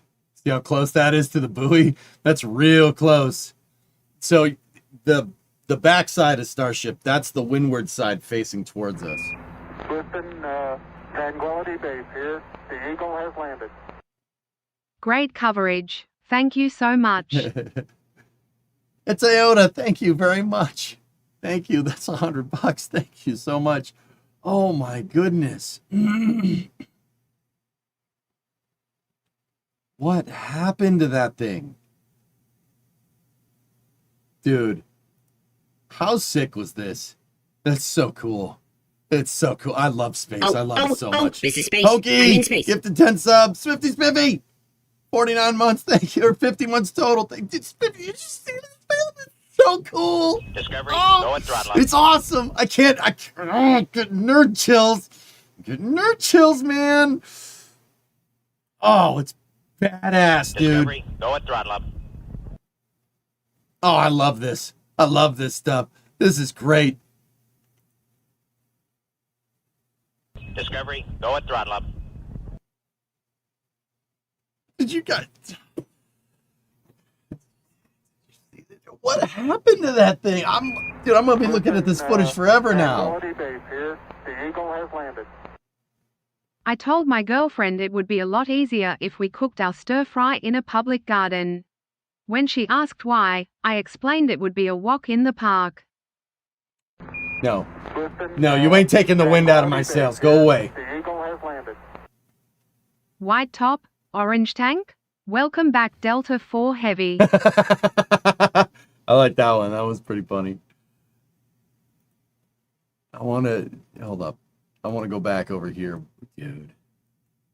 So, see all this right here? Stuff was getting stuck. Dude, I think they were outgassing something on the bottom of that hull. Oh my, dude. That was awesome, man. You've never seen Reentry like that, dude. This footage is invaluable. What you see right here. Oh, that could do. There's not many points that the shuttle couldn't do this. You couldn't get a camera angle like this on the space shuttle. The tech just wasn't there. The reason why is because plasma is ionized gas, and that ionized gas disrupts radio. So it's really tough to get reentry. Now, you could do it towards the end of the shuttle program, right? Because they had the TDRS satellites and the shuttle antennas are up on the top of the shuttle, right? But even then, you're not going to get a high bandwidth image like this because it's just shortwave. It's high. Well, it is high frequency, but this is insane. Even the shuttle, you're not going to get a picture like this.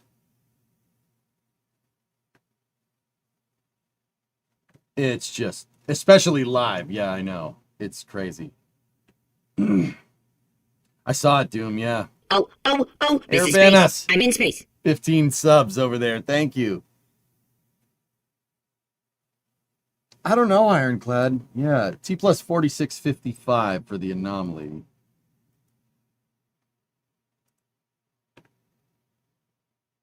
Dude, I think something hit it, man. So something hits it over here. Watch right here.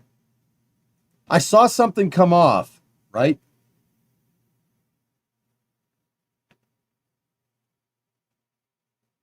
It couldn't have been a dumb link, guys, because it did the relight. It did the Raptor relight. There's no way this thing is on the same trajectory as the satellites. I don't know, Vekis. Let me look. Oh, that's...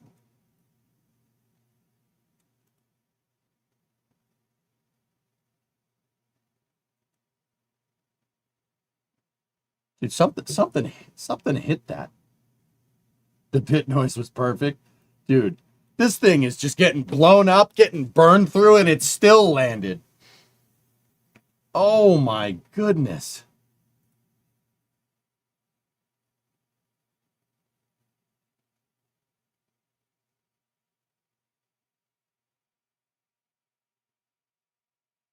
The last, yeah, that's a good joke, 12. See how many people are in here? Listen, Tranquility Base here. The Eagle has landed. It's so nice to see NASA try and reuse the shuttle ET. It only 15 years late. Nice. Yeah, I don't know, man.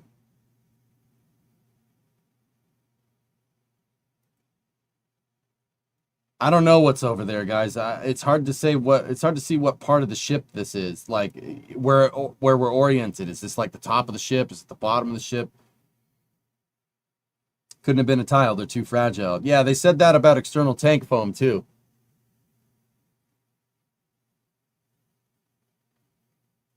Yeah, the flash of light, man.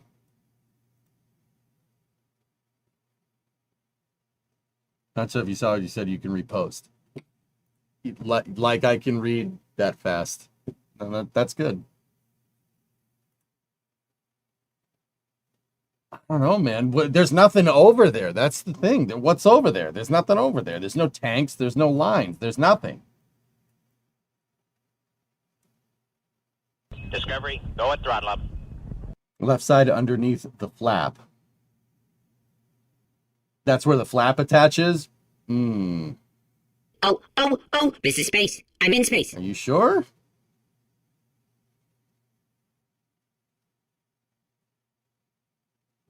I mean, either way, something popped. Dude, I made it through reentry. Dude, this ship's falling apart and it still made it through. That's so cool, dude. Listen, Tranquility Base here. The Eagle has landed. The amount of data they're gonna get from that is going to be explosive. Also slow playback. Yeah, here, let me get right on that slow playback thing. Yeah, oh wait. That doesn't work because it's X and not YouTube. You guys just really, you're really using your noggin today.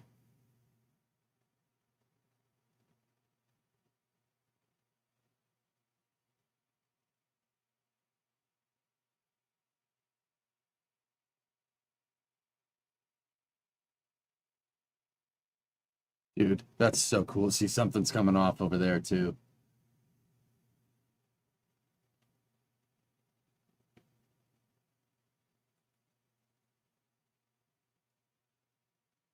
Yeah, dude, look at it ablate. You could see it ablating away. That's crazy, man. Dude, you never...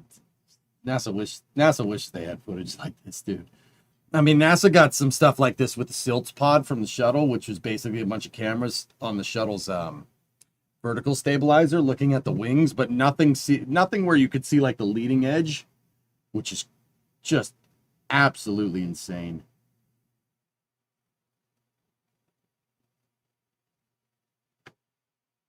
Yeah, it's after the anomaly, Hokey.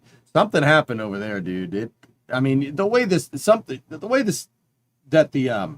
stainless is bent in, it was something outside. So, yeah, I mean, where the flap connects, it could have been something, it could have been a piece of the flap ablating away and hitting it. It's possible. Like, I just don't see that area particularly lining up with the engines, you know?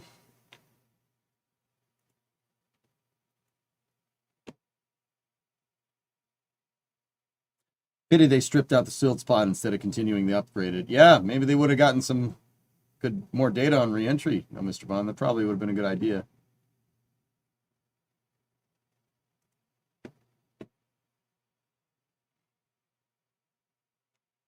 Acting administrator says congratulations. All right. Cool.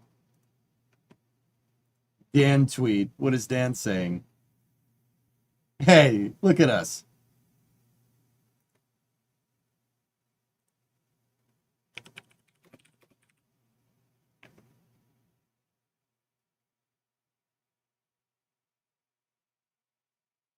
I'm going to tweet the thing.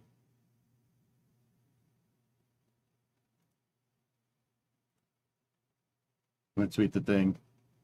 Hey, look at us.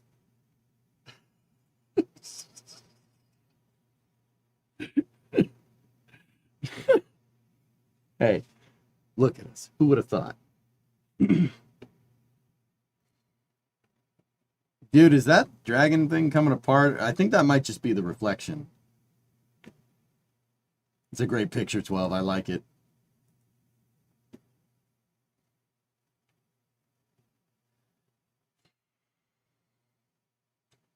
I think that was pretty dang successful, Jax. I'd call that 100% successful, dude.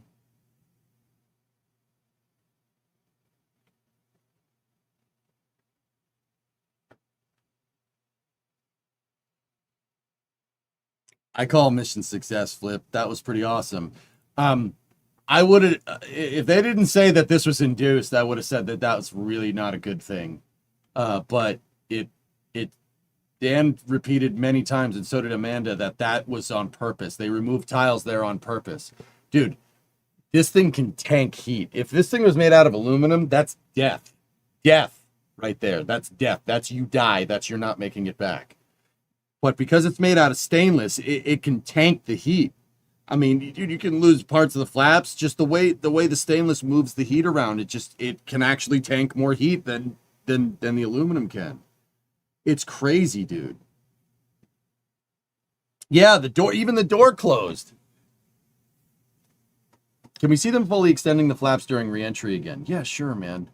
Dude, that whole part was completely insane. I know it didn't look like much, but doing that to a ship, like where they opened up the flaps and basically flapped the wings on the thing like a bird going like 8,000 kilometers an hour is insane.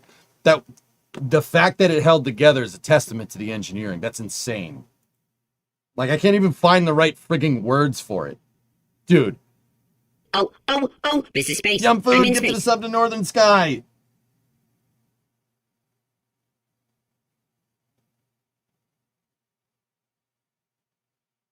Yeah, Bolton, I don't know. I don't know what you're trying to say. It's hard for me to read paragraphs, dude. If it's like more than a couple of lines, it goes off the page before I know what's going on.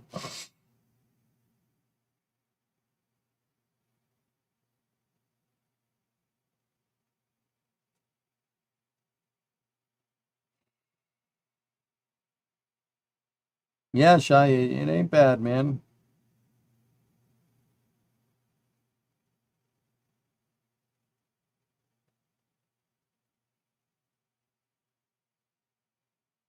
Yeah, Algar, what a tank, dude. What an absolute tank.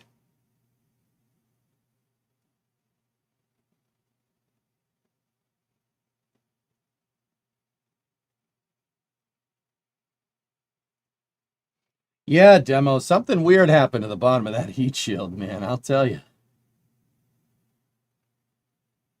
Is that what the ship did after Seco practiced the maneuver? Maybe, Hampus. This is Space. Gifted I'm in five, thank space. you. Would you say that Block 2 has redeemed itself? I never doubted Block 2, Noctrilox. I said they redesigned the entire ship. I'm amazed it worked. Even this at is all. Space. I'm in Ruinous, get space. the sub to Dragon. Thank you.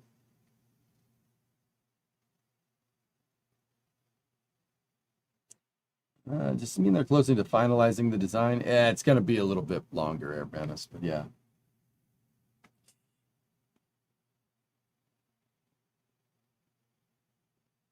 Interesting, alleviate. Yeah, 5 to 10 G's at the nose.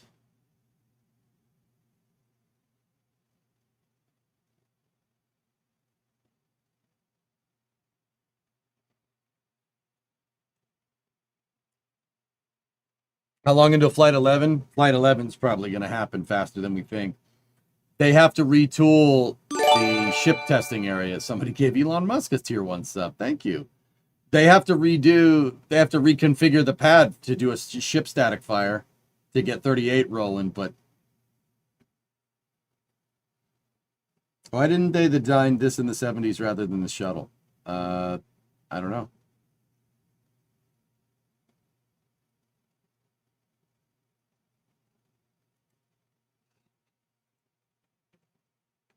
$59.55 when they did that maneuver.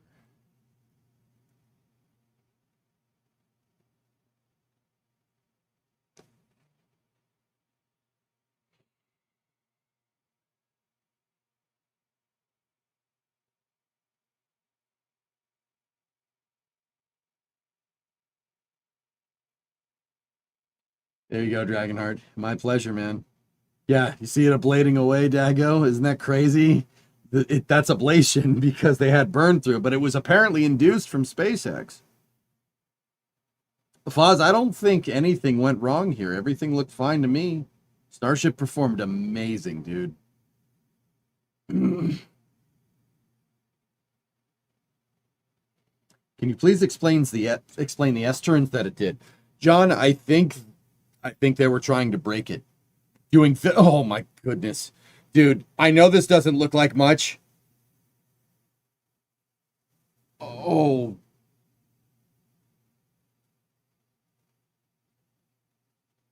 That's a lot of change in G-forces there, man. A lot of change in G's really, really quickly. How the heck? Maxim, EJ, go 1123. I think hot staging caused flap damage. The flap damage was induced, Maxim. It's the same rate of ablation on both sides. I don't think that happened. They're already filling the tank farm. Dude, 11's going to happen very soon. That's badass, man. Yeah, look at the speed go down when they do it. Watch. Watch. How much can that body tolerate? Apparently a lot, Tej. That's a... Dude. I'm telling you, man. If this thing's made out of aluminum, that's death. You're done. You're not making it. The fact that Starship can actually just honey badger this reentry is kind of insane to me.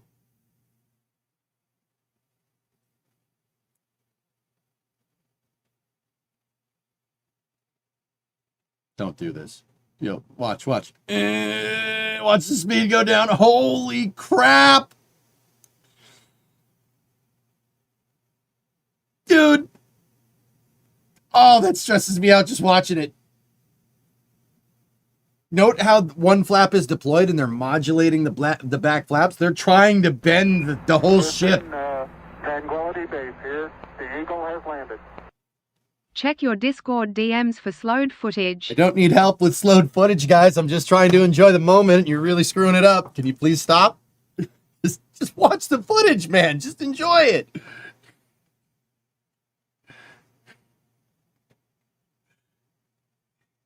Dude, this is awesome.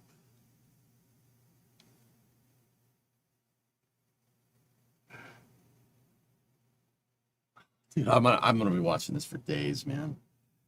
Can we name Starship the Space Warthog? Well, technically he's dead. Wouldn't it be Thunderbolt 3?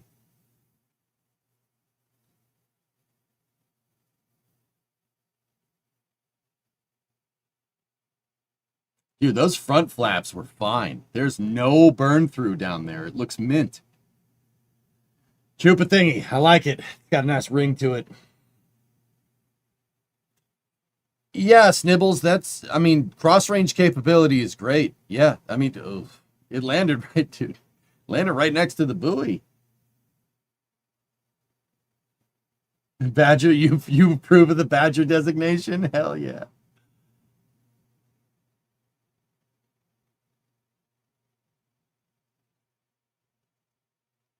I guess, Aqualex, I don't know. Surprised me. I thought I saw something come off and then the explosion happened. I was like, yep, all right, cool.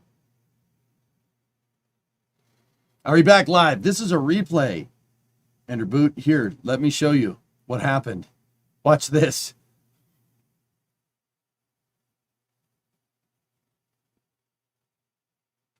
Dude, they had buoy cam and it was awesome. What happened to that thing, man? It's freaking orange. You know, you guys were talking like, did it rust? What happened? The engine UI didn't work. Fire the UI guy. No, don't. SpaceX's UI is amazing. It looks like SLS. Oh my goodness. I can't believe it. What a treat, dude. What a treat this is.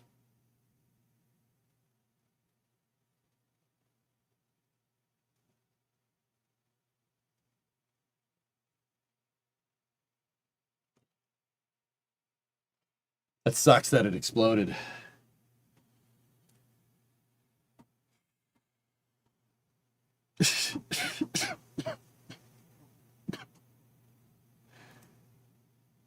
That's crazy. That sucks that the thing exploded, man.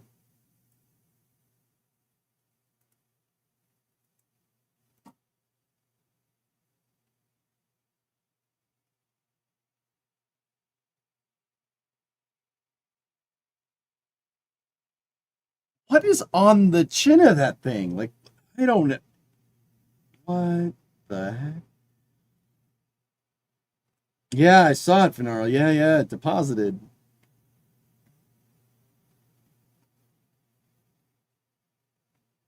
What does Scott have to say about this? All right, let's hear what Scott Manley has to say on the subject. Scott says, so how are the Orange Rocket bad folks right now?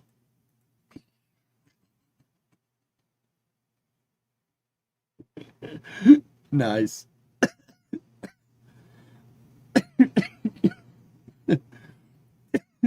2020 with the 70-month resub.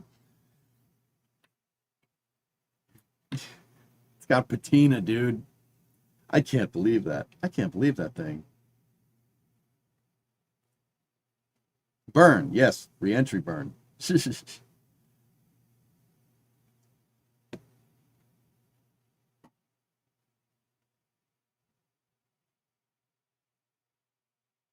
Unbelievable. Pat, so glad I watched it with you. Right on. You could see some of the orange on the flap hinge in the flip and burn cam. Yeah, I saw it. It's right there. Do you guys think that's maybe the glue from the tiles or something? A lot of people are saying oxidization from metal burning. Maybe it's those metal tiles that just popped off.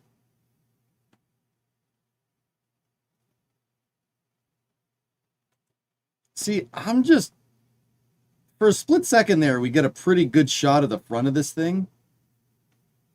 Bacon Warrior, 39-month resub. It's like after the buoy cam comes back. What happened up here? What is that?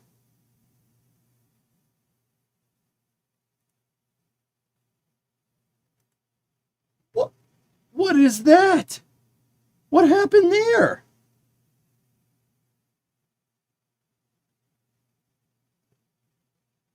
Flight 6 didn't look like this. No, that's some TPS test that they were doing, dude.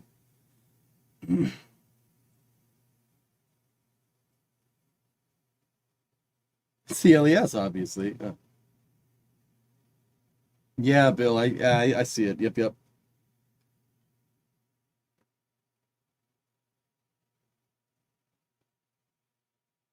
Its nose fell in Colombian snow. I highly doubt they're using cocaine as a thermal protection system.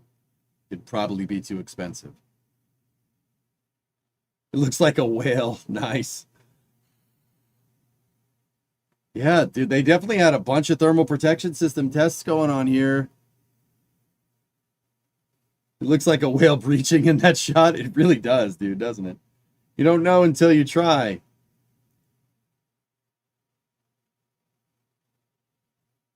Yeah, I'm gonna go back to watching.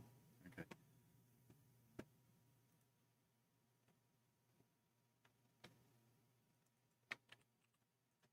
Zoom in on the tiles. Do you notice color?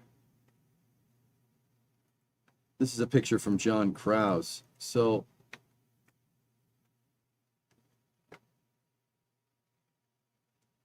yeah, dude, whatever they were using down here started to burn off. It's their adhesive or whatever. I don't know.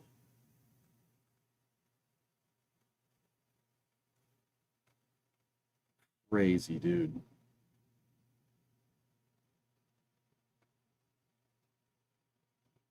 Unfreaking believable. You don't see, like, fellas, that's the thing. You don't want gap filler with tiles. So the tiles, and keep in mind, I don't really know too much about their unifibrous tile because they won't tell us about it, right? But when the tile gets really hot, it does expand to an extent. You generally don't want a gap in between that there, because the tiles will expand, and if the tiles are designed to expand and fill the gaps. That's why if you look at like the shuttle, for instance, it seems to be a bunch of gap in the tiles. When it goes to reentry, the tiles get so hot, they expand a little bit and they seal and they make a perfect heat shield. Now, SpaceX is definitely filling in the gaps between their tiles here. I'm just not sure what the heck that is. So we're catching Starship next time, right? I don't think they're going to catch Ship 38. I really don't. So the orange is a glue between the tiles?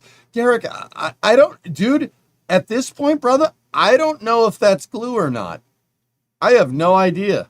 I don't know what that is. I'll figure it out, but I have no idea what that is, dude. Dude, what a way to end my vacation.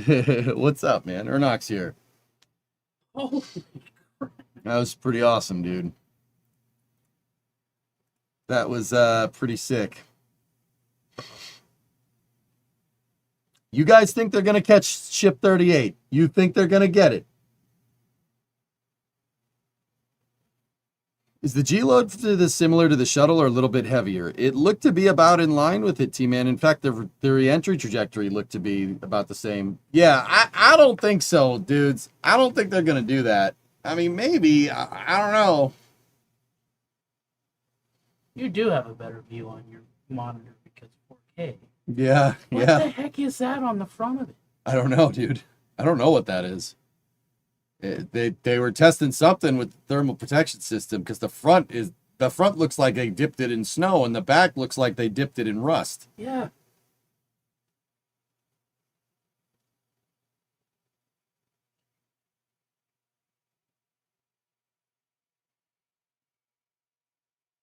Ship 37 is built a snowman.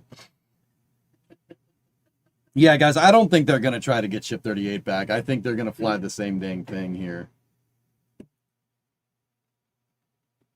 Oh, I'm bumming that thing blew up, dude. That's too bad. I'm bumming.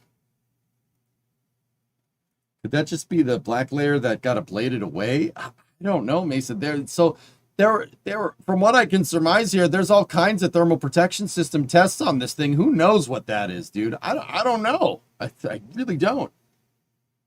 Like, I'm sure we'll figure it out, and I'm sure we'll know about it in the coming weeks. I'm sure this footage will be nitpicked over end. Like,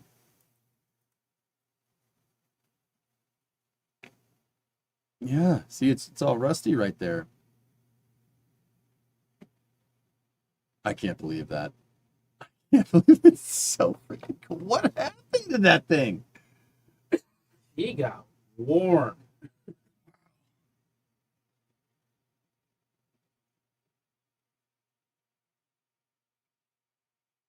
Rust from what? Mutter, that's what I've really at a loss here, dude. I don't know. It's stainless steel.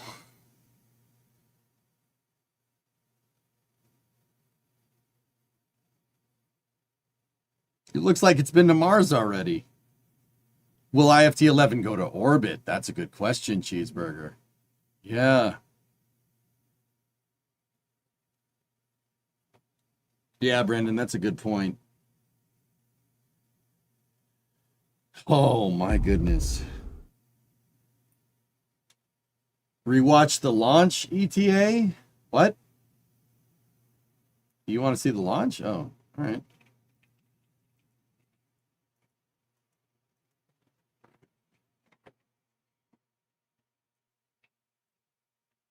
Eight, 7, 6, 5. Hang on. 4, 3, 2, 1.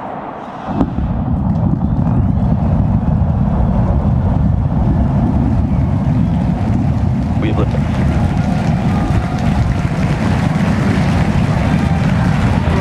Vehicles pitching downrange.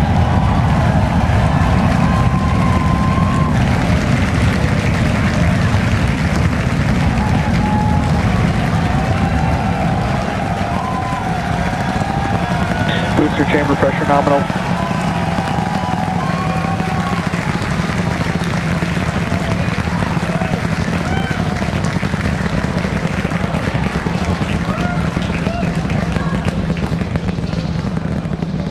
All right, we're a little over 40 seconds into. What the funkin' waggles? Dude, that is the... I don't know, X-Wing. Yeah. No, dude, we'll figure it out. We'll figure it out. Holy balls, dude.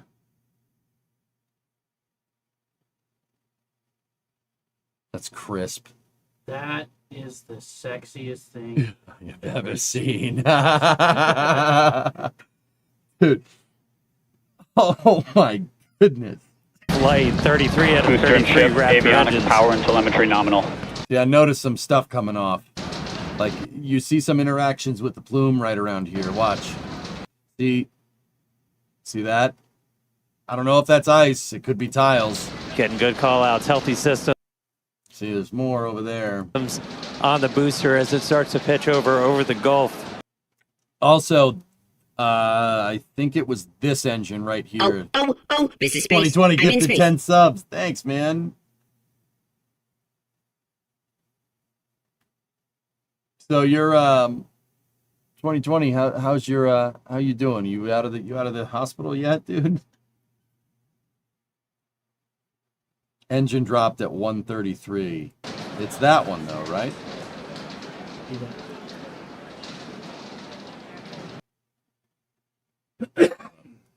Seconds into flight, 33 out of Booster and 33 ship, Raptor avionics, engines. power and telemetry nominal. That engine turning off right there was not planned. Getting good call-outs, healthy systems on the booster as it starts to pitch over the Gulf.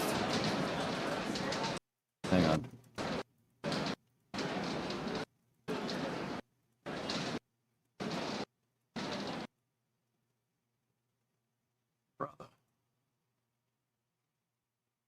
Did I see the shot from John Krause? You bet I did. Holy crap, man. That is one heck of a shot he took. Dude, that's... So they're working together to fill out the whole surface of the Earth. Nope.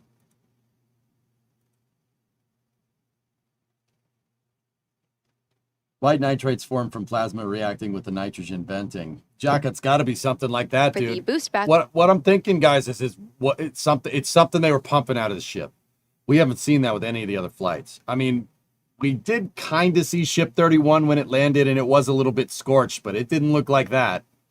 Ship 29 definitely didn't look like that when it made it through. So, dude, I don't. Those were thermal protection system tests. We know that for sure. What they were testing, I have no idea, dude. Burn, putting the first stage on the path for splashdown in the Gulf. After that, we have our next major event is going to be hot staging, which is happening in just over 90 seconds from now. To get ready, the booster will shut down all but 3 of its Raptor engines. The clamps holding the two stages together will release, and the Starship second stage ignites its engines. That tells me that the computer shut that Raptor off. It's new, rust cooling. Yeah, I'm out of the hospital. Actually out of bandages and headed back to work next week. Doing really well. Looks like I reversed Michael Jackson yourself. No, that's ignorant. No, that's ignorant. When do you think SpaceX will be done testing the heat shield and will have a completed heat shield design? I don't know. It's hard to say, Maddie, when that could happen. The ship then separates from the Super Heavy booster and heads to space. At the same time, the 3 engines still firing on Super Heavy will flip the booster around. 10 more engines will ignite for the boost back burn, putting the first stage on the path for splashdown in the Gulf. As we mentioned earlier, the hot stage will be jettisoned for this flight, and that should occur just after the boost back burn. So we're about to shut down the first stage and perform. Operation confirmed. We've got. All right, seeing the engine start to throttle down. Miko. I mean, it's a shame Ship that ignition. you land the booster. Yeah, it's all right. Onwards and upwards. Boost back burn startup. Stage separation.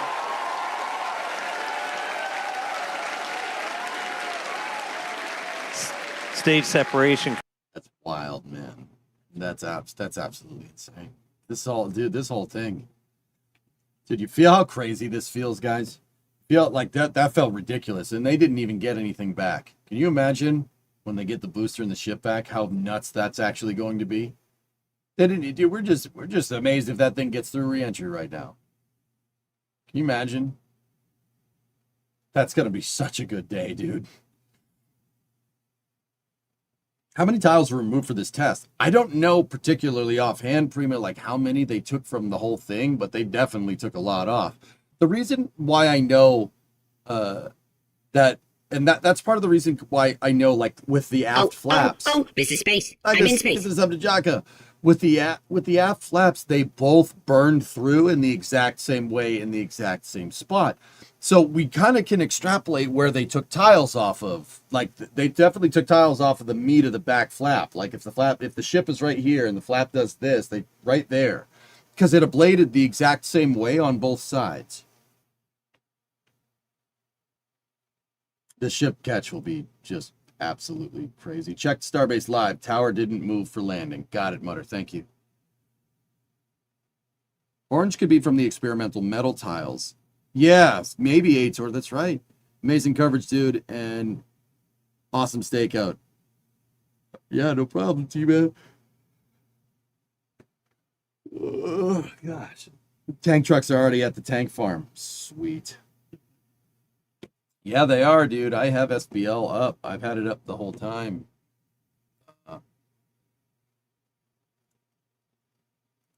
Look. Guys, check this out. There's already trucks out at the pad loading up. Dude. Oh, it's good trucks too. Those are all Pete's. Yeah, we got a couple of old school Pete's right there. I like the red one, man. Yeah. Pretty made. It's all in a row. Which one are you taking? I'll take the one in the middle. She's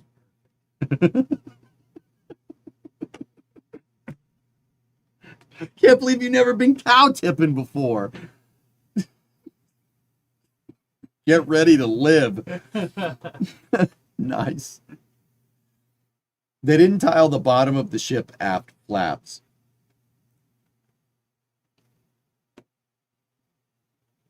Yeah, they definitely didn't. Good old-fashioned long-nosed Pete's. That's right.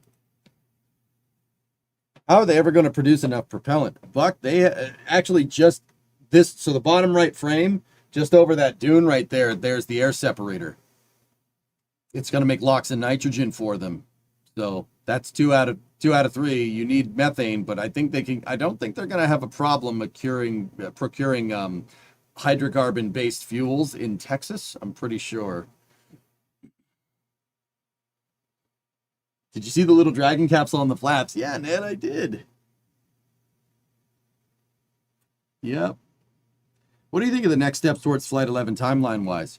Methane, get Pad A ready to go. Get it suited up for another Starship test. Put Ship 38 out there and test it.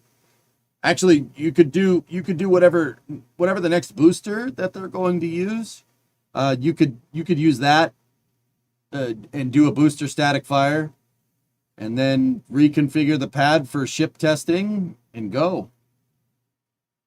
25 a year hired from Boca. Flame Trench this week will be brilliant. It'll be pretty good. Proud of you. Thanks, Blackness. Thank you. 15-2 will be out in the next few days. Yeah. Hey, Rudy, how you doing? How's the vibe? Rudy, much needed W, dude. I bet SpaceX feels like a bunch of rock stars right now. That was awesome, dude. That was so cool. Rudy, what got me is the flap deploy at 9,000 kilometers an hour. That was purposeful nuts. Induced cheese to try and rip the ship in half, and it was just like, this is fine. Whatever, I'm good. It's all fine. Like, dude, that was nuts, man. Starship Redemption. That's right.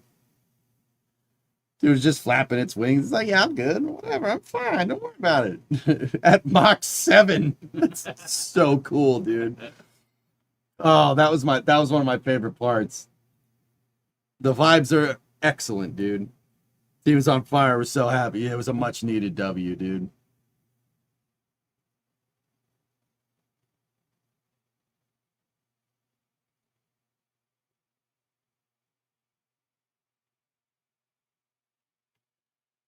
Yeah, bro, your jaw was on the floor. How's this thing holding together? Dude, Starship's a tank, dude. It's a tank. Dude, compared to the burn through that we were seeing on all the other ones, this one was like almost nothing. The only parts where I really saw that thing burn through is the parts that SpaceX let it burn through, which is... Nardrolot, sorry about earlier. I didn't mean it like that. It's all good, brother. It's all good. I just get a little flustered when there's a lot of you talking to me. It's a lot. My brain just goes, it's like a slot machine going, you know? Yeah, those front flaps look fantastic, dudes. The patch over at NSF really means something. That's right. People on X are saying it was a bird strike. No, something popped. I thought it, at first I thought it may have been debris. It's hard to say. I think something local to that area popped, dude. The strain gauge sensors during the stress test were so crazy, everyone went silent. Dude, Rudy, I puckered on stream. I was like, no! I didn't kind of put two and two together what was going to happen until Dan said it on the cast, and I went, oh, no! Don't break! It was a straight pucker. I'm like, oh, please stay together. Please stay together. And then the thing's just like, yeah, it's fine. Just, we're just going to pitch up and pitch down during reentry, going Mach 7, whatever. No big deal. I'm like, dude, you got to be kidding me. You got to be kidding me. That thing is a monster. What the heck did you guys make? Oh, my goodness. I could not believe that. In localized areas, Steve? Yeah, absolutely. The shuttle couldn't do that. The shuttle couldn't have done that. No, that would have ended very bad. Like, that would have been bad. Talking about the aft end, I can't say much, but it wasn't a test or a debris strike, but we learned. Yeah, something popped. Something popped, dude. Hey, it happens. Whatever. I'm sure you guys probably figure out what it was by now. It was kind of funny, and it still made it through, dude. It doesn't care. Starship don't give a frick. It's like, all right, whatever. Just make it through. No big deal. It's fine. So Columbia, if it was steel, it would not have lost it. Well, yes and no. If it was steel, if it was stainless, bloody, it probably would have made it. But you got to remember that it's not the aluminum part of Columbia that suffered a problem. It was the reinforced carbon-carbon. It was the thermal protection system that had a problem with it. But, we're, in many ways, bloody, I think the Starship program is vindicating the shuttle for reusable transportation systems. And, Starship being able to tank these reentries makes me very happy. It, even though the shuttle had its teething problems, we lost 14 with it, but Starship's vindicating it, man. This thing doesn't care. Goes right through. Does not care. How about that deploy? Yeah, dude, the Dumbling deploy was fantastic. I really appreciate it. Yeah, that was awesome. I thought a satellite got stuck when it went, man. I thought it got stuck, but it was just pushing one out, backing up, winding up again, and pushing the other one out.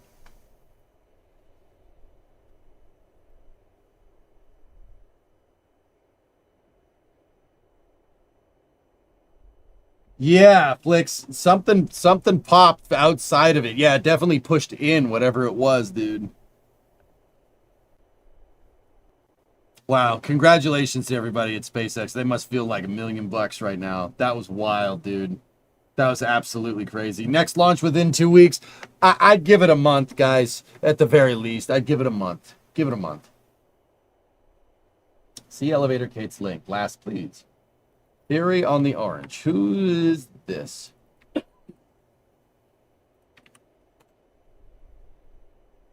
I'm not familiar with Storm Silverwalker. Okay. It originated from this point, and you can even estimate the velocity and therefore point in reentry when deposition occurred based on the expansion fan angle it created.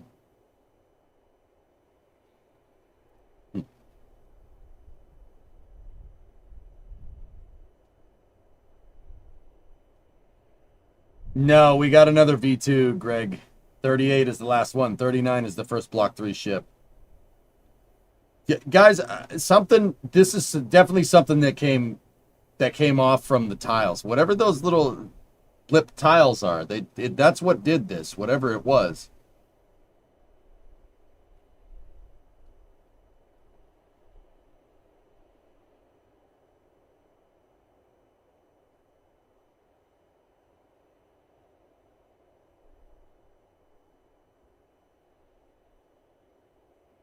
Overlaying discoloration with pre-launch shots.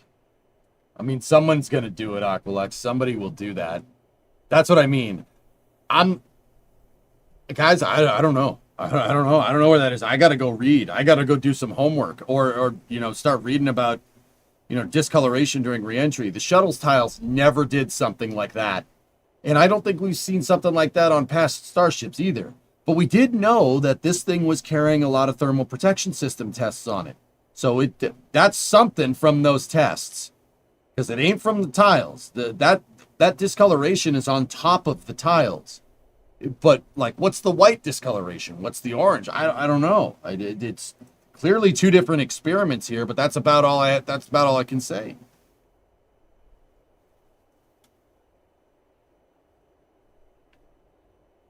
What's that, Baron?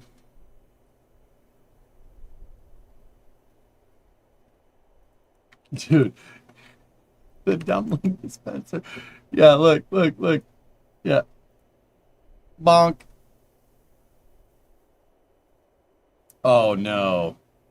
Hey, I gotta be careful with the sounds, guys. That's making some metal scraping sound, but yeah, I get it. Careful about linking that stuff.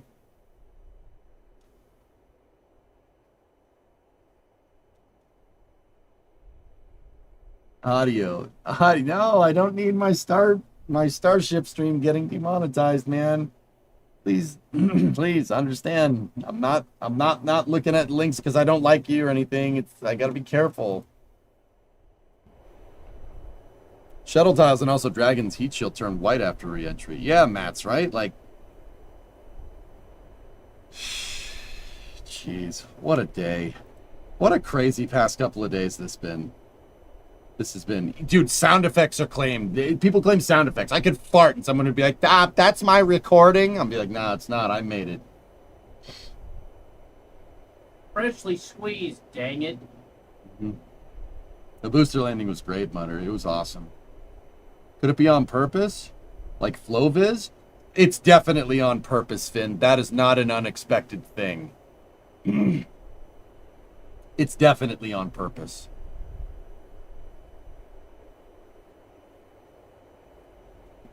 Ship 38 is the last baby you worked on. Hopefully she do better. Off to KSC. There you go, Rudy. 38 will be fine, man. Dude, 37 was fine. That was mint.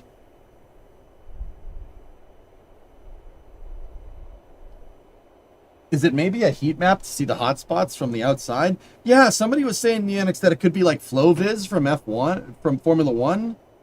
Like, I wouldn't rule that out, to be honest with you, dudes. But once again, I'm not... Dude, I thought I knew a lot about these thermal protection systems, but that just kind of... You know, like the ending scene in Men in Black where he's like, yeah, I got a good hold on things. And, you know, Jay's like, yeah, I'm good. And then Kay's like, oh, you know, you're still a rookie. And he kicks open the locker, like, and they're in like a train, like an intergalactic train station. Like that... That's how I feel right now with thermal protection systems. I'm like, I thought I knew what was good. I don't know nothing. I don't know what the hell's going on the screen there.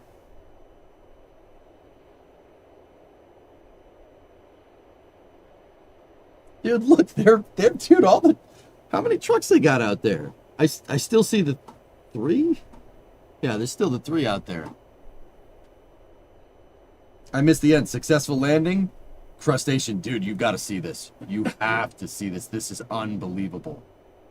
Watch this, man. Dude, this thing was coming apart at the damn seams. Look at the wings. I don't know, Alucard. I have no idea. Pretty successful, so. This thing's coming apart at the... Look at the freaking aft flap. You've got to be kidding me. My voice is going, dudes. What is that flashing light? It's not a flashing light, Gamer Boy. It's glowing. It's parts that are on fire.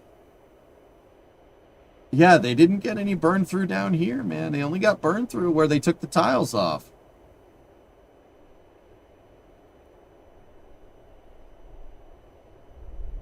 Unfreaking believable. Long night for those truckers securing at night. Hope they have all they need for the night. I think they do. I mean, the hazmat boys you really gotta be careful there. I'm sure they know.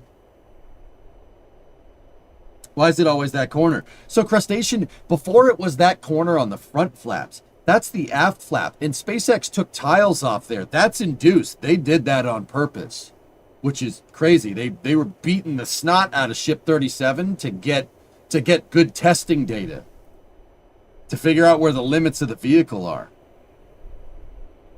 All right, Night Future Tech. Is the end goal to ditch the tiles altogether? I don't think so. But who knows? Who knows what the future is? Who knows what's in store in the future, man? Crustacean, watch this.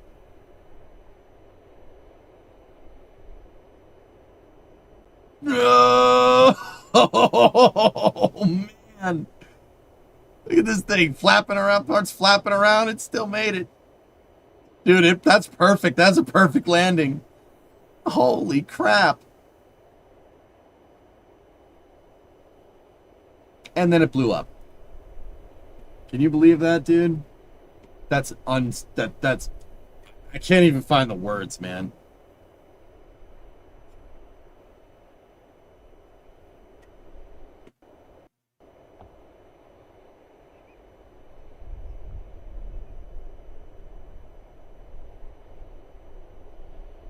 Yeah, interesting, Mutter. I don't know. They said that they removed tiles down there, but I don't know. Maybe I misheard. I'm gonna have to review this off stream. Went out with a Viking funeral. It was awesome, dude. It was so cool.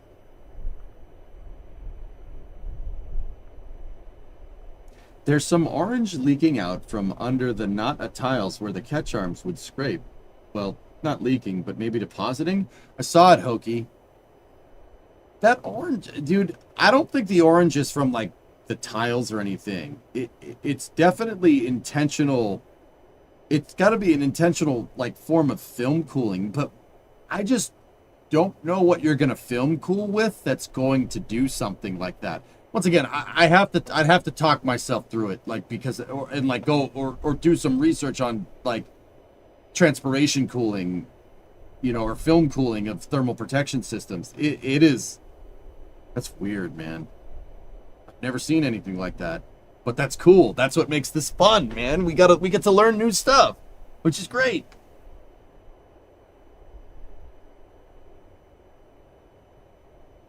All right, guys. So, voice is starting to go. I'm starting to get tired. That was a long day, but it was a fun day. That was awesome. We will look through this more on I'd say, well, we'll do a space news tomorrow and we'll talk more about this. But that's all I can do tomorrow. I want to take a rest here to make sure I get the rest of the sickness out of my system, and I got to drive him to the airport. Unfortunately, the last day, man. It's been fun. It's been fun. Thank you for all your help with everything. Yeah, no problem at all. So, after I'm back from driving him back to the airport, we'll pop in and we'll do a space news. Okay? Yeah, Pat, it's good stuff. Your guest for Flight 11 is September 30th. All right, outdoorsman. But anyway, thank you very much for watching, everybody. I hope you guys enjoyed it. That was awesome. This is so cool. The Starship flights are so awesome. They're so fun to watch. And I like watching them with you guys. I really enjoy your company here. It's a good time. Thank you for all the support. Thank you very much for watching. Gonna take it a little bit easy tomorrow, but I will be back for Space News because you are not gonna be... dude, I'm gonna be watching this footage pretty much for the rest of the damn night. I mean, okay, all right, maybe I won't. Maybe we'll review it more in detail tomorrow. That's probably a better idea because I need to get some sleep. All right. Thank you very much for watching, guys. Here, let's see who we can raid on the Twitch side of things. Stibbles, thank you for the bits. Drive safe. Thank you, Jack. I appreciate it. All right. Let's raid Etal again. Like watching his RimWorld streams. It's a good time. On the YouTube side of things, I'll talk to you guys later. On the Twitch side of things, raid Italix. Italix, a good buddy of mine. Fantastic streamer. Good dude. He has a pretty hardcore RimWorld save going right now. Go see what he's up to. And I'll talk to you guys all tomorrow. Dude, the voice is really starting to go. I got to stop. Good night, everybody. I'll see you. Thank you.